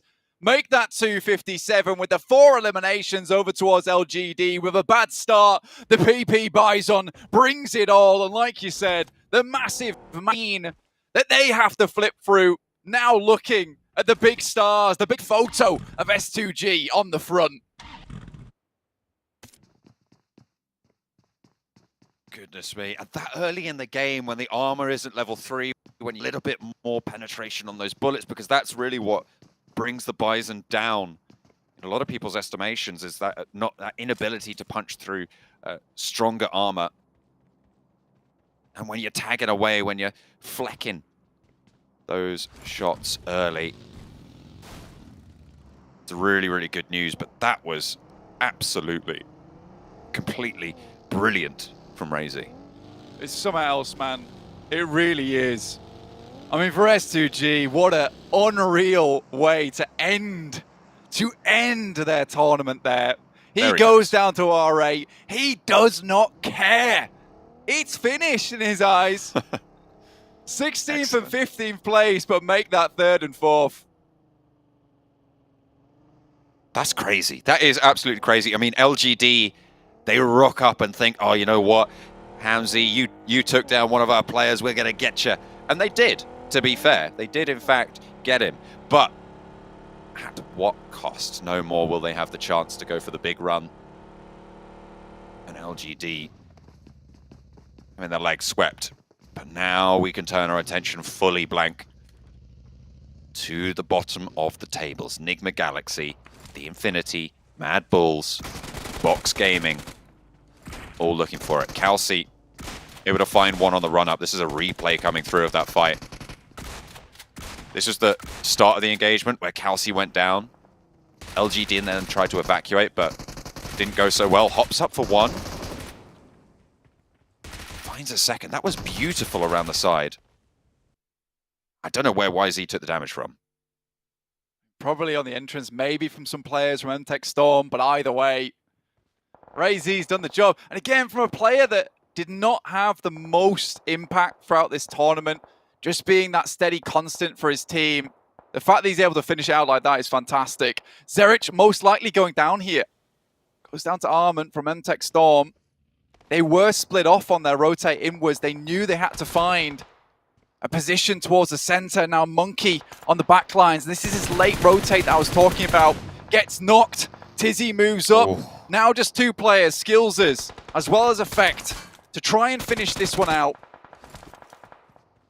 This is a crucial situation again for the Mad Bulls. We talked a lot about them trying to run for it, but they are just getting scurried back and forth, bounced between Bigatron and MTech Storm, and not having the best time of it at all. Skills' Effect split hard from one another. And survival is of the utmost importance for them. Not only in this game, but in the tournament, in PMGC. What a fall from grace we've seen from this squad. Can they maintain some dignity? This rotation used to be so easy for them, so little teams in this area, but now it's much more flooded with teams. I mean, Skills is an Effect, like you say, both split off one another at this point in time. Going to be difficult to regroup. Next circle pushes in. BTR's behind them. MTech in front, looking to crash onto Effect's position now. He has to hold on, moves back across towards his teammate at breakneck speed as well. Mad Bulls. They get out of dodge. Survival now. They have to hope at this stage that Nigma Galaxy, the Infinity, Box don't do well, or two of them don't do well, and that they can survive for a lot longer. Into this circle. Blank, we're going back to the bridge mouth. I don't know how it's happened, but we're still there. Back on board with this one. Brings back happy memories, at least for Mad Bulls. Metal Gear Solid Zerich able to get as far as he did. Soaz takes some shots upwards. DRS. Delta sending down towards the compound that currently Mad Bulls are holding. A 2v4 on the cards potentially as a scout goes out towards them. Delta does get sent back, though, by Skillses, pretending to be a lot more than potentially Mad Bulls are right now. A very much diminished team. 2 limbs for them, though. Sits them sat behind Nigma Galaxy by 1 point currently. They need 2 more limbs on the game, or 2 more placement points to see themselves ahead. And that's even, again, with Box not passing over the top of them.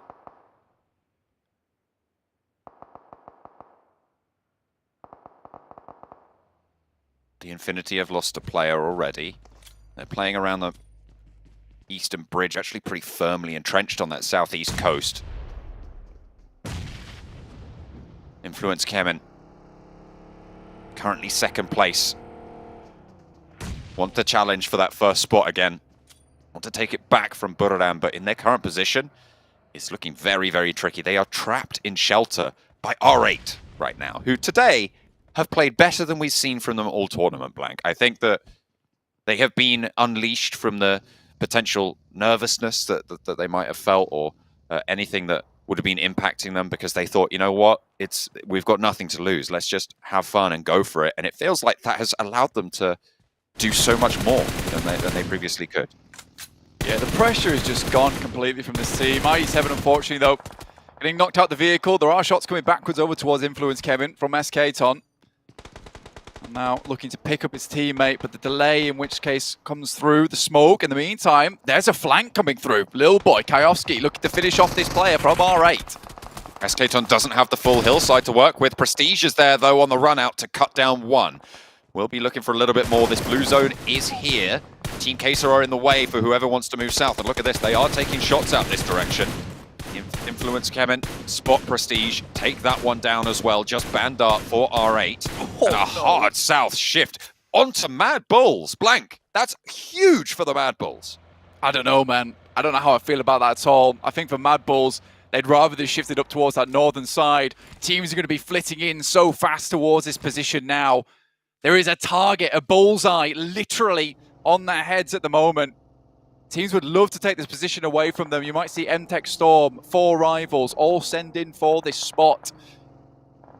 I think now, if teams looking in their direction all the time, things get really scary. It's a large compound to hold us to as well. It is. Maybe they can hold on to one of the buildings in there. But you don't want to have neighbors. They're taking shots out, and hopefully they can give the illusion of more. Stop anyone from crashing in. Enigma Galaxy and DRS are kind of stopping people from crashing from the northeast.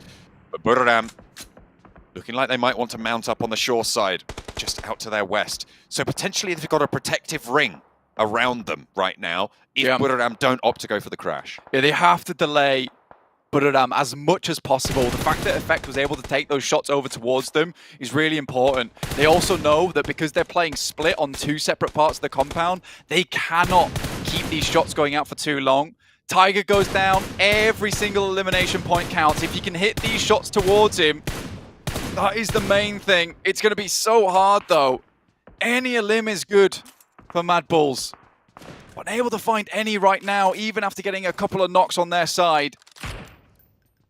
Taking a look at the other crucial teams, you've got Enigma Galaxy, who we're on board with right now in a really solid spot as well. So potentially good news for them and their fans as well. Box Gaming on the northeast side will be struggling to get further into the next circle, but for now, they're going to be absolutely safe. Taking a look at the Infinity, they played around the bridge, a little bit further out east, and they'll have to move. This is probably the team that has the most problems for this direct circle at the moment. We'll see if they can make their way in. So the Infinity most at risk at this stage. Influence Kevin sends into the water directly next to the guys from Buradam. Again, like you said, the Infinity down towards that southeast side may be a little bit difficult for them to get back out. Enigma Galaxy keeping the guys from Buradam at bay. More shots coming through from Effect, trying to just delay as much as possible. Again, shoot out those wheels, prevent the vehicles from being up and available to go for the crash. That is the main thing that Mad Bulls have to consider right now is vehicles, how many teams still have up and available, because it's open ground along this area. So crashing is really the only way to get towards the Mad Bulls position. Again, still, every time they peek out, there's that potential that a player takes a shot back over towards them.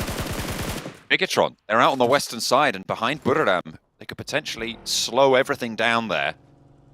Allow the Mad Bulls a little bit more safety. 13 teams are still alive though, Blank, and everything can change at the drop of a hat. Because the placement points are not that massive right now. You might have a strong spot, but if you get spotted, taken down, it's going to be tough times. Effect led the way of the Infinity. I don't know if they know that this is the team they should be focusing on, but it's absolutely a crucial position for them to be trying to plink away at. If the boys from Mad Bulls were able to get all 4 towards this position, they would have had such a good game. The Infinity looking to make their crash. Newsy available as the backstop, and they're coming in fast right now, looking to head towards the beachhead. This is the crash that Mad Bulls were worried about. They send further around the side. Buradam might even have sightlines down towards this. A sideswipe could come through here.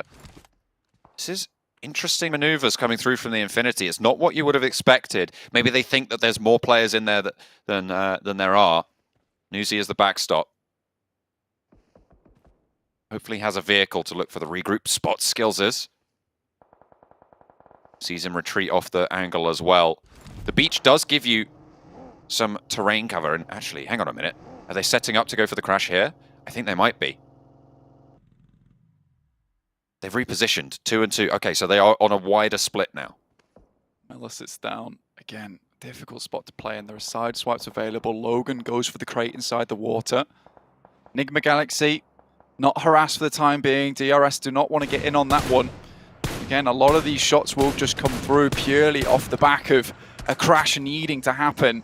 It is a central compound, maybe Titans, maybe Team Queso looks for it. But with Papi Potro actually knocking himself there, this is really bad. Box Gaming, important engagement for them. They have to win this one out. We've already 2 players down either side apiece.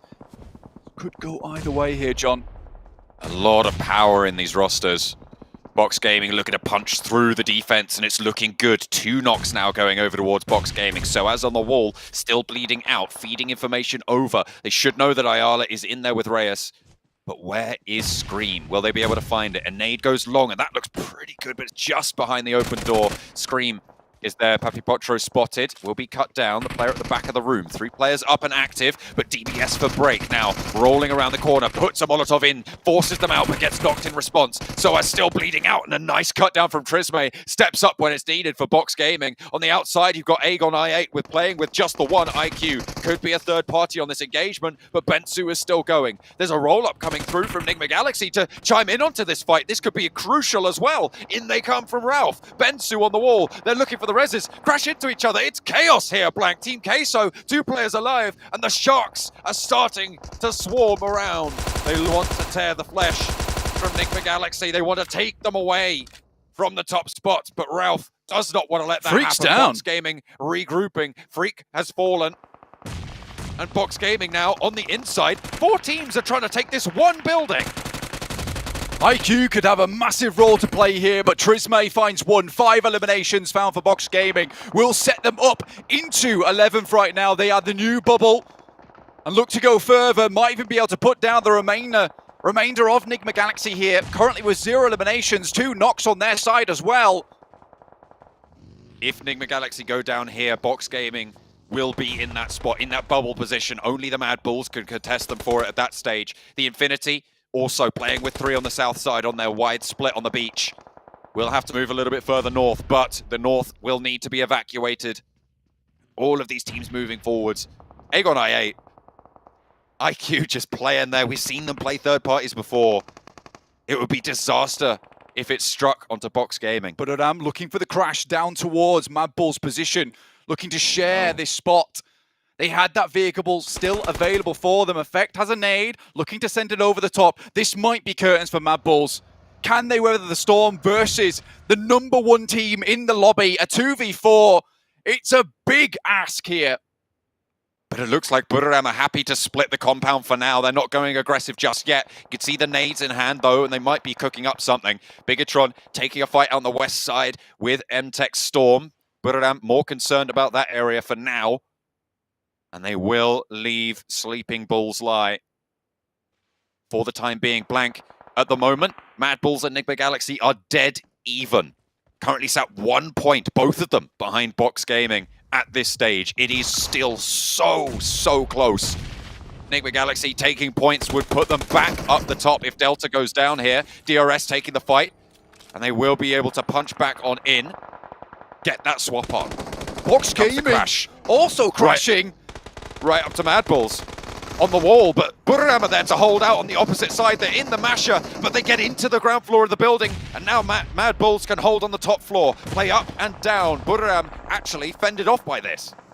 Tiger also taking a lot of damage. Nade goes a little bit short there, and Mad Bulls holding on the top side. Looks like Box have just about restabilizes. More nades required. A DBS also for Box Gaming. A jump out comes through. They're looking for that res onto Trisme. They really want to stay up as 4. Mad Bulls, their upstairs neighbors. They certainly have plenty of complaints about the noise, but there's not a lot they can do about it. Sprays from Nigma Galaxy over to the 4 rivals to shred anybody else in the competition. Blank, look at the teams that are still alive in this. It is all to play for still. All 4 of our crucial teams are in the top 8. Box Gaming took the 2v4 versus Mad Bulls earlier on Sandhawk.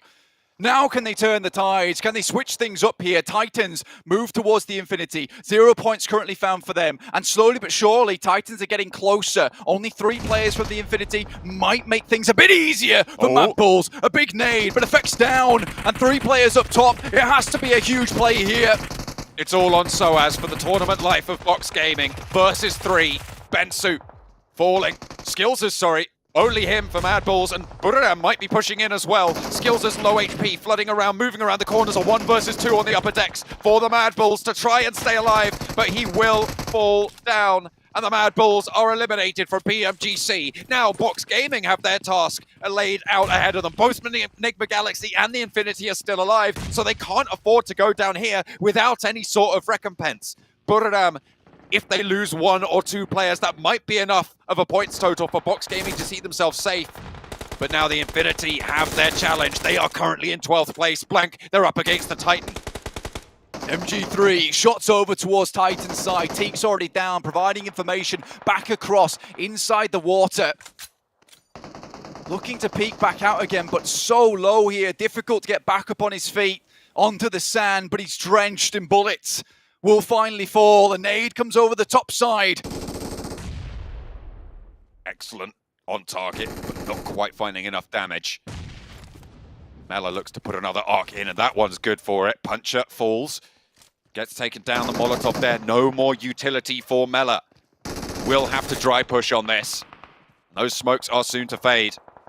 A lot of bullets in the mag and has the backup from Logan. No utility for him either. They're leaving one as the backstop. And in the meantime, Enigma Galaxy looking to fight out of that bottom spot. That 12th place. If they go down here, it could all come crashing. And Infinity are suffering. 1, 2 go down. Just Newsy remains now. Needs to stay alive because they are in 11th right now. And if Enigma Galaxy get 1 or 2 more points, that's going to be it. They're drawn exactly right now. And if Infinity or Enigma Galaxy fall, that's a ladder up in terms of placement and a guaranteed 11th place. There it is. But that nade adds the points. The Infinity stay alive for now. Still up and kicking.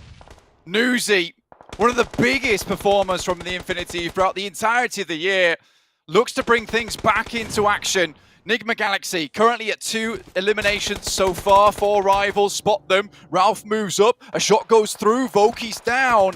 2 shacks sit between both these teams.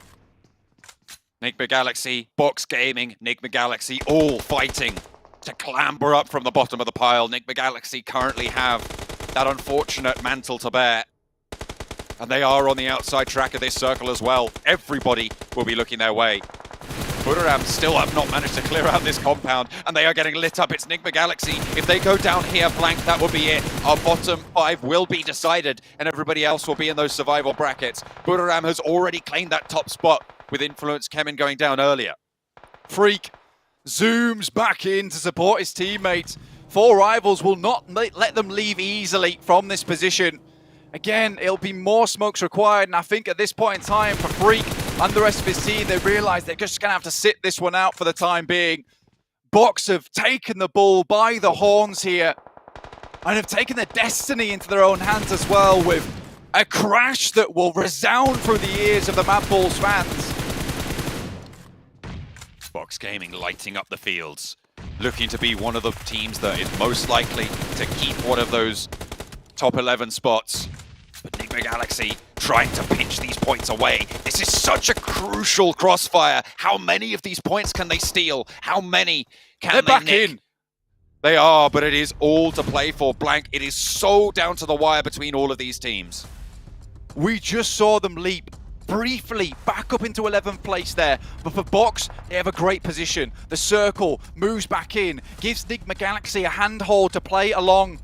After such a diabolical performance over the last 3 days, this last match, everything to them. The Infinity also knew that they had to remain in this one as long as possible, taking shots over towards Newsy right now to take apart the competition. For Box Gaming, they're going to be a difficult rock to move here. Newsy using the care package as cover, slinking his way in the grass, but spotted. And that is going to be it. Blank, the Infinity, they're going to go down with the ladder ups that we've seen. I think that's going to be Box Gaming and Enigma Galaxy jumping up into the lead. Buradam, the only other team to join them. The biggest team in this lobby. King Kengzo, the closest to Box right now. They said, you know what, you guys have that building. It's been nothing but trouble. First Mad Bulls, now this. And in Zone 9, we're down to 3 teams. Box looking to pull out the packing tape here. and lay a line across the top of this cardboard. Put this chicken dinner away, find themselves into the grand finals with a splash at the end of this game. More nades sent over towards Buradam. Last circle it comes down to. They will have to leave. Smokes are plenty. Box having to deal with Buradam is the thing that will allow Enigma Galaxy to push closer. Tiger goes down on the front.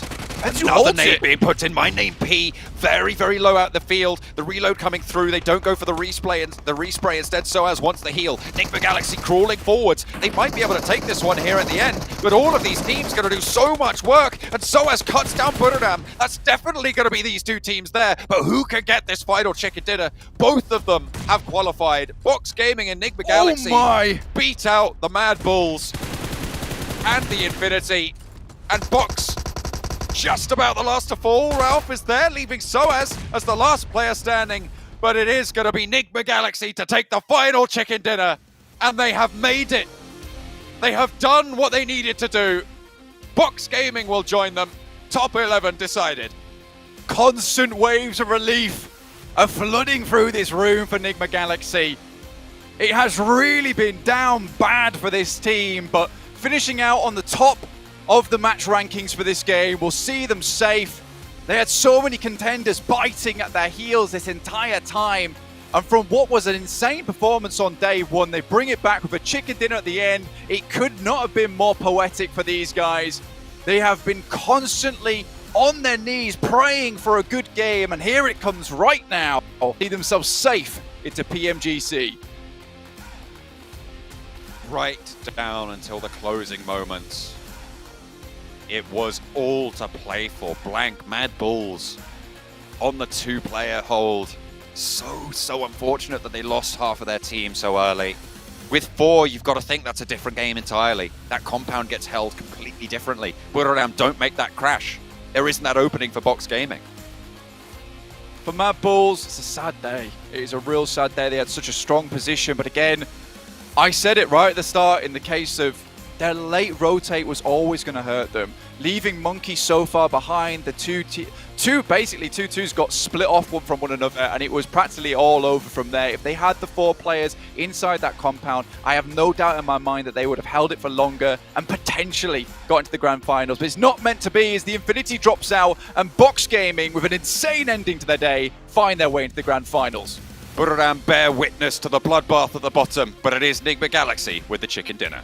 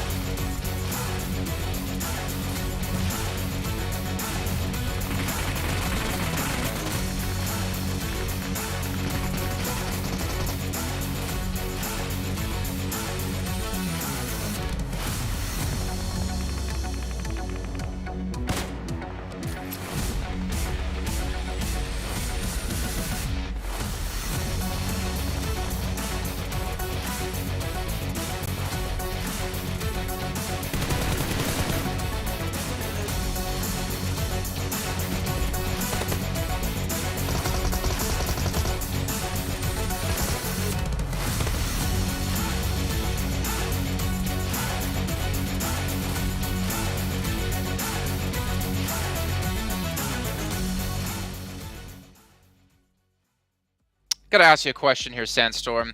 How do you say "let's go" in Arabic? Yalla! Yeah, I think that's what they were screaming there. Fantastic finish for Enigma Galaxy, getting the chicken dinner. And there's so many individual things to talk about in this match, to be honest. We had S2G eliminating LGD to get them secured for 3rd place, to get into PMGC Grand Finals. You had Enigma Galaxy crashing onto Box and Team Queso, who were already fighting. Then you had IQ from I8 sitting behind Enigma Galaxy, who could have ruined their day. There were so many things happening that last match, and Max, you said this when we were watching the match right as it ended. Hands down, the best game we've seen in PMGC ever.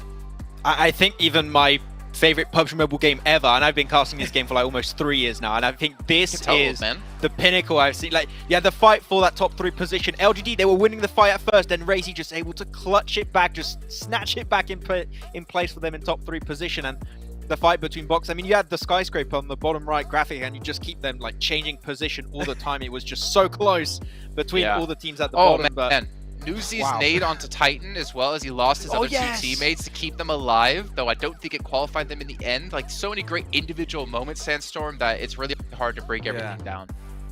Yeah, it really is. Like, one thing as well that jumped out to me was like the bane of influence Chemin strikes again, something that hurt them a lot in the Americas Championship.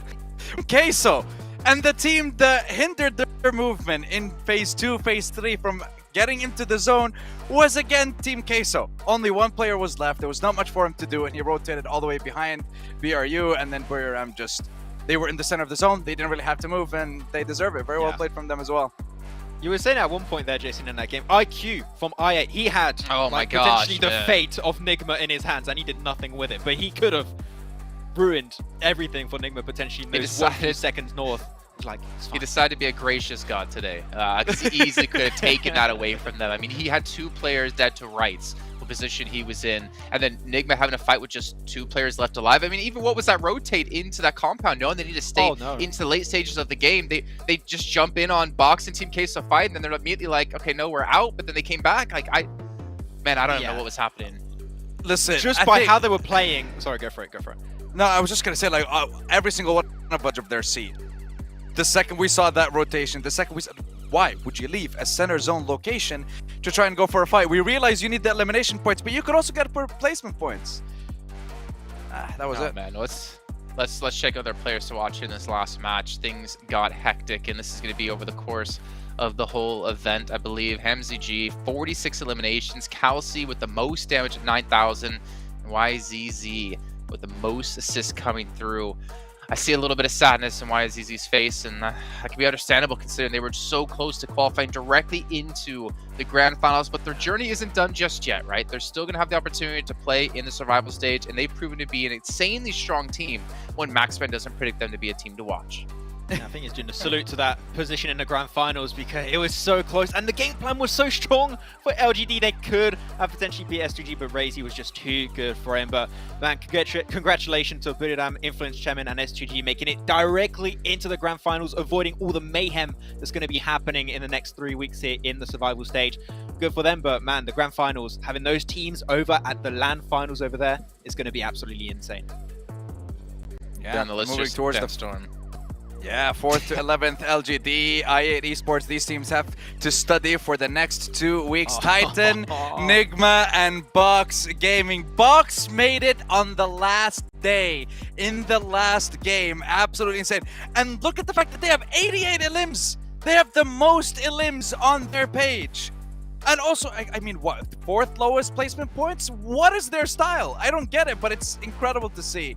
And the fact that they get 12 eliminations towards the end of the day is a sensational performance. But the Indie, Mad Bulls, Queso, R8, and MTech Storm have been hit from the PMGC, and you can see it there. Survival stage teams and the grand finals teams. I mean, I think for me, Max, the biggest sigh of relief throughout all of this is something you've already mentioned quite a few times. Bigatron Red A staying alive, getting to the survival stage, to have a chance to play in PMGC in their own country, in Indonesia, would be insane. So at least they keep their hopes alive here, but honestly, a few of these teams, like, there needs to be a step up. For instance, Agon X I8, this isn't a team that's going to win the grand finals right now. They're not getting chicken dinners, they're not closing out games, not huge elimination point matches, but they are surviving long enough. I mean, Titan as well, they kind of had a good first day and then disappeared for the most part, Max. Yeah, what's great to see, at least for the teams that are making it through to the survival stage, right? You can have 2 weeks of training. Oh, okay, we're going to change that completely. Hamzy from S2G taking himself the MVP award. Okay, S2G just had some great pop-off days the last 2 days, right? I think that we can't take that away from them. But the thing is, it's just not even just Hamzy, it's the entire team that's been able to perform. But 46 elims on his lonesome. Is that accurate? Is that real? Because I'm struggling to believe that number because it's such a big number of elims from a single player. That is insane. Wait, for real? I want to check that almost. Max, you know how it is when it comes to you in numbers, and we can't rely on John anymore, unfortunately. I believe it. 46 eliminations. They had like 130 or 140 elims total. Makes perfect sense to me. And honestly, S2G, like, when they're on, man, they are really on, and they are such a strong team to fight against, as we're seeing yet again. I'm telling you, during the EU Championship, they were hiding things, keeping things on the low side because they didn't have anything to fight for. They already had their spot in PMGC, okay? Maybe it was a bit copium in the Championship, but still, they showed up where it matters most to get themselves some back-to-back chicken dinners, 2 chicken dinners on the day. Yeah, S2G currently, I would say one of the strongest teams in the West. Clearly was influenced Chemin being able to perform, and maybe a Turkish team or champion in the Grand Finals. I mean, they made it already there, so we'll see if they can go the entire way. Maybe. Yeah, Sandstorm. This is insane to see how many great teams you've had step up, how many teams we didn't expect to be able to get through to this kind of stage. But that's going to be it. Burium United Esports have gotten the title here and come out of Group Red as a victor. Let's take a listen in with an interview. What a dramatic finish it was after a span of 24 rounds to be played out here in the 2022 PUBG Mobile Global Championship League. We've finally found ourselves our top team here in Group Red, and that is Burium United Esports. And please welcome Kengzo. Hello, สวัสดีครับ Sawadee Krab. Congratulations. What does it mean for you to not only finish first, but to take home $90,000 and of course, the direct tickets to Jakarta, Indonesia? ก็ตอนนี้ก็คือจบอันดับ1ไปด้วยในทีมกรุ๊ปเลสนะคะนั่นหมายความว่าอย่างไรก็คือเราจะได้ชนะเงิน$90,000หรือแล้วก็คือเข้าไปตรงกับรอบแกรนด์ไฟนอลเลยบินไปจาการ์ตาเลยใช่ไหมคะครับ Yes for him is yes I just love that it is a very direct answer. And you know, Kengzo, I really want to know 4 days of play, 24 rounds. How difficult was it fighting for that #1 place in the last few days against INF? ในช่วง 2-3 วันที่ผ่านมาค่ะเราต้องต่อสู้เพื่อจะเอาอันดับที่1กับ IMF มาให้ได้เราคิดว่ามันยากแค่ไหนคะก็คิดว่ามันตอนแรกก็ไม่ได้คิดว่ายากนะครับเพราะว่าซีซั่นนี้เป็นซีซั่นที่ผมมั่นใจมากเลยครับว่าแบบมันว่าทีมผมมันดีอะครับทีมผมดีมากครับแล้วก็ทีมเวิร์กทุกอย่างครับไม่ว่าจะเป็นการไฟท์ทีมเวิร์กการคอเกมการอ่านเกมคือทุกอย่างมันดีไปหมดเลยครับผมคิดอยู่แล้วว่าไม่ที่1ก็ที่2อยู่แล้วครับตั้งแต่แรกHe said like this team quite confident not matter like the teamwork the decision to making on the games everything on the games they're quite confident and not that hard to fight with the INF team Teamwork definitely does make the dream work overall for BRU Esports, and I really want to check on you on your opinion as well, where you guys will also be joined by Influence Kemin and also LGD Gaming. But what other teams are you also expecting to play against in the PMGC Grand Finals? ตอนนี้ค่ะคิดว่าทีมไหนเนี่ยที่หลังจากนี้จะคือไปแข่ง Survival ทีมแล้วก็จะได้เข้าไปสู่ PMGC อีกครั้งหนึ่งคิดว่าทีมไหนจะได้เข้าคะไม่รู้เหมือนกันครับเพราะว่าผมกับน้องๆนี่คือเป็นทีมหน้าใหม่กันเลยครับไม่ได้ศึกษาคู่แข่งไม่ได้ทำกันบ้านเลยครับแค่เตรียมตัวมาเพื่อฆ่าแค่นั้นเองครับก็แล้วมันก็ผลก็ออกมาเป็นอย่างนี้ครับFor him, he doesn't know any other team. Just only come here to kill others.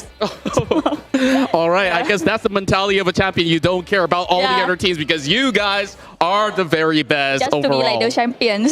All right, and you know, now that you guys have concluded this group red run and there's ample of time for you guys to prepare for the grand finals, do you have already gotten any plans on what you will be doing leading up to the grand finals?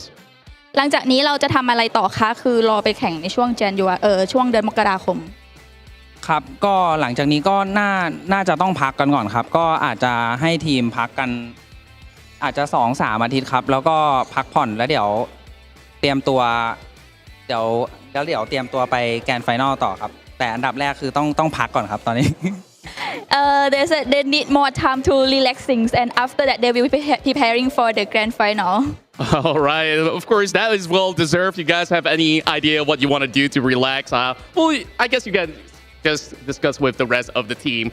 Now, first, last but not least, your fans have been cheering you throughout these 4 days. Do you have anything to say to the audience worldwide and, of course, people back at home in Thailand?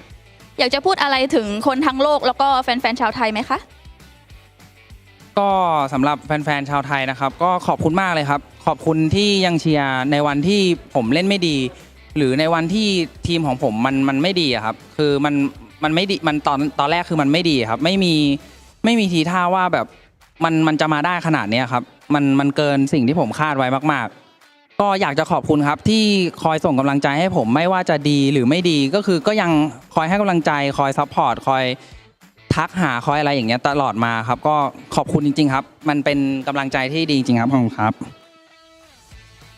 He said he thank you for everyone to support him no matter the bad day or good day they still always support him and then he want to say thank you to all. And of course, thank you to Kangzo, and thank you for showing us a lot of great glory here in the PUBG Mobile Global Championship League. So, of course, we wish you guys all the best in Jakarta later on. But of course, for those of you guys who are watching back at home, if you want more chicken dinners and a lot more exciting games, next week we'll have a brand new group joining us along the way. So make sure you tune in once more to see the best PUBG Mobile teams in the world to contend for the PUBG Mobile Global Championship title. My name is Contra, and we will see you guys next time. Till then, good night.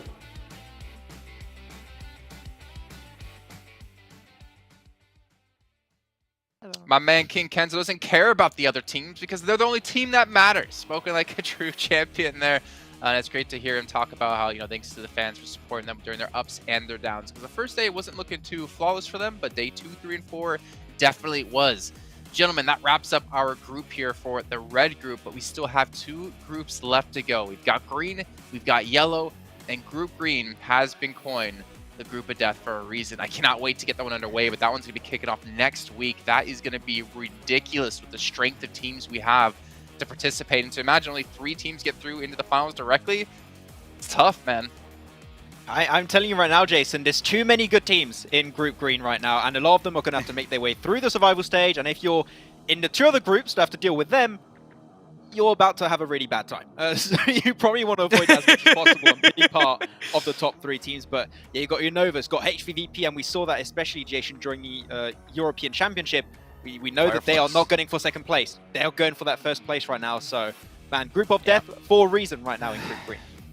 Not gonna lie, I just look and I worry for the likes of 1 Million Esports, who have already had a history of struggling when it comes to the PMGC and now coming up against the back-to-back world champions, and then HVVP. There's too many teams. There's so many things that you would want to talk about when it comes to that group. It's absolutely sensational. And the fact that that's the group of death.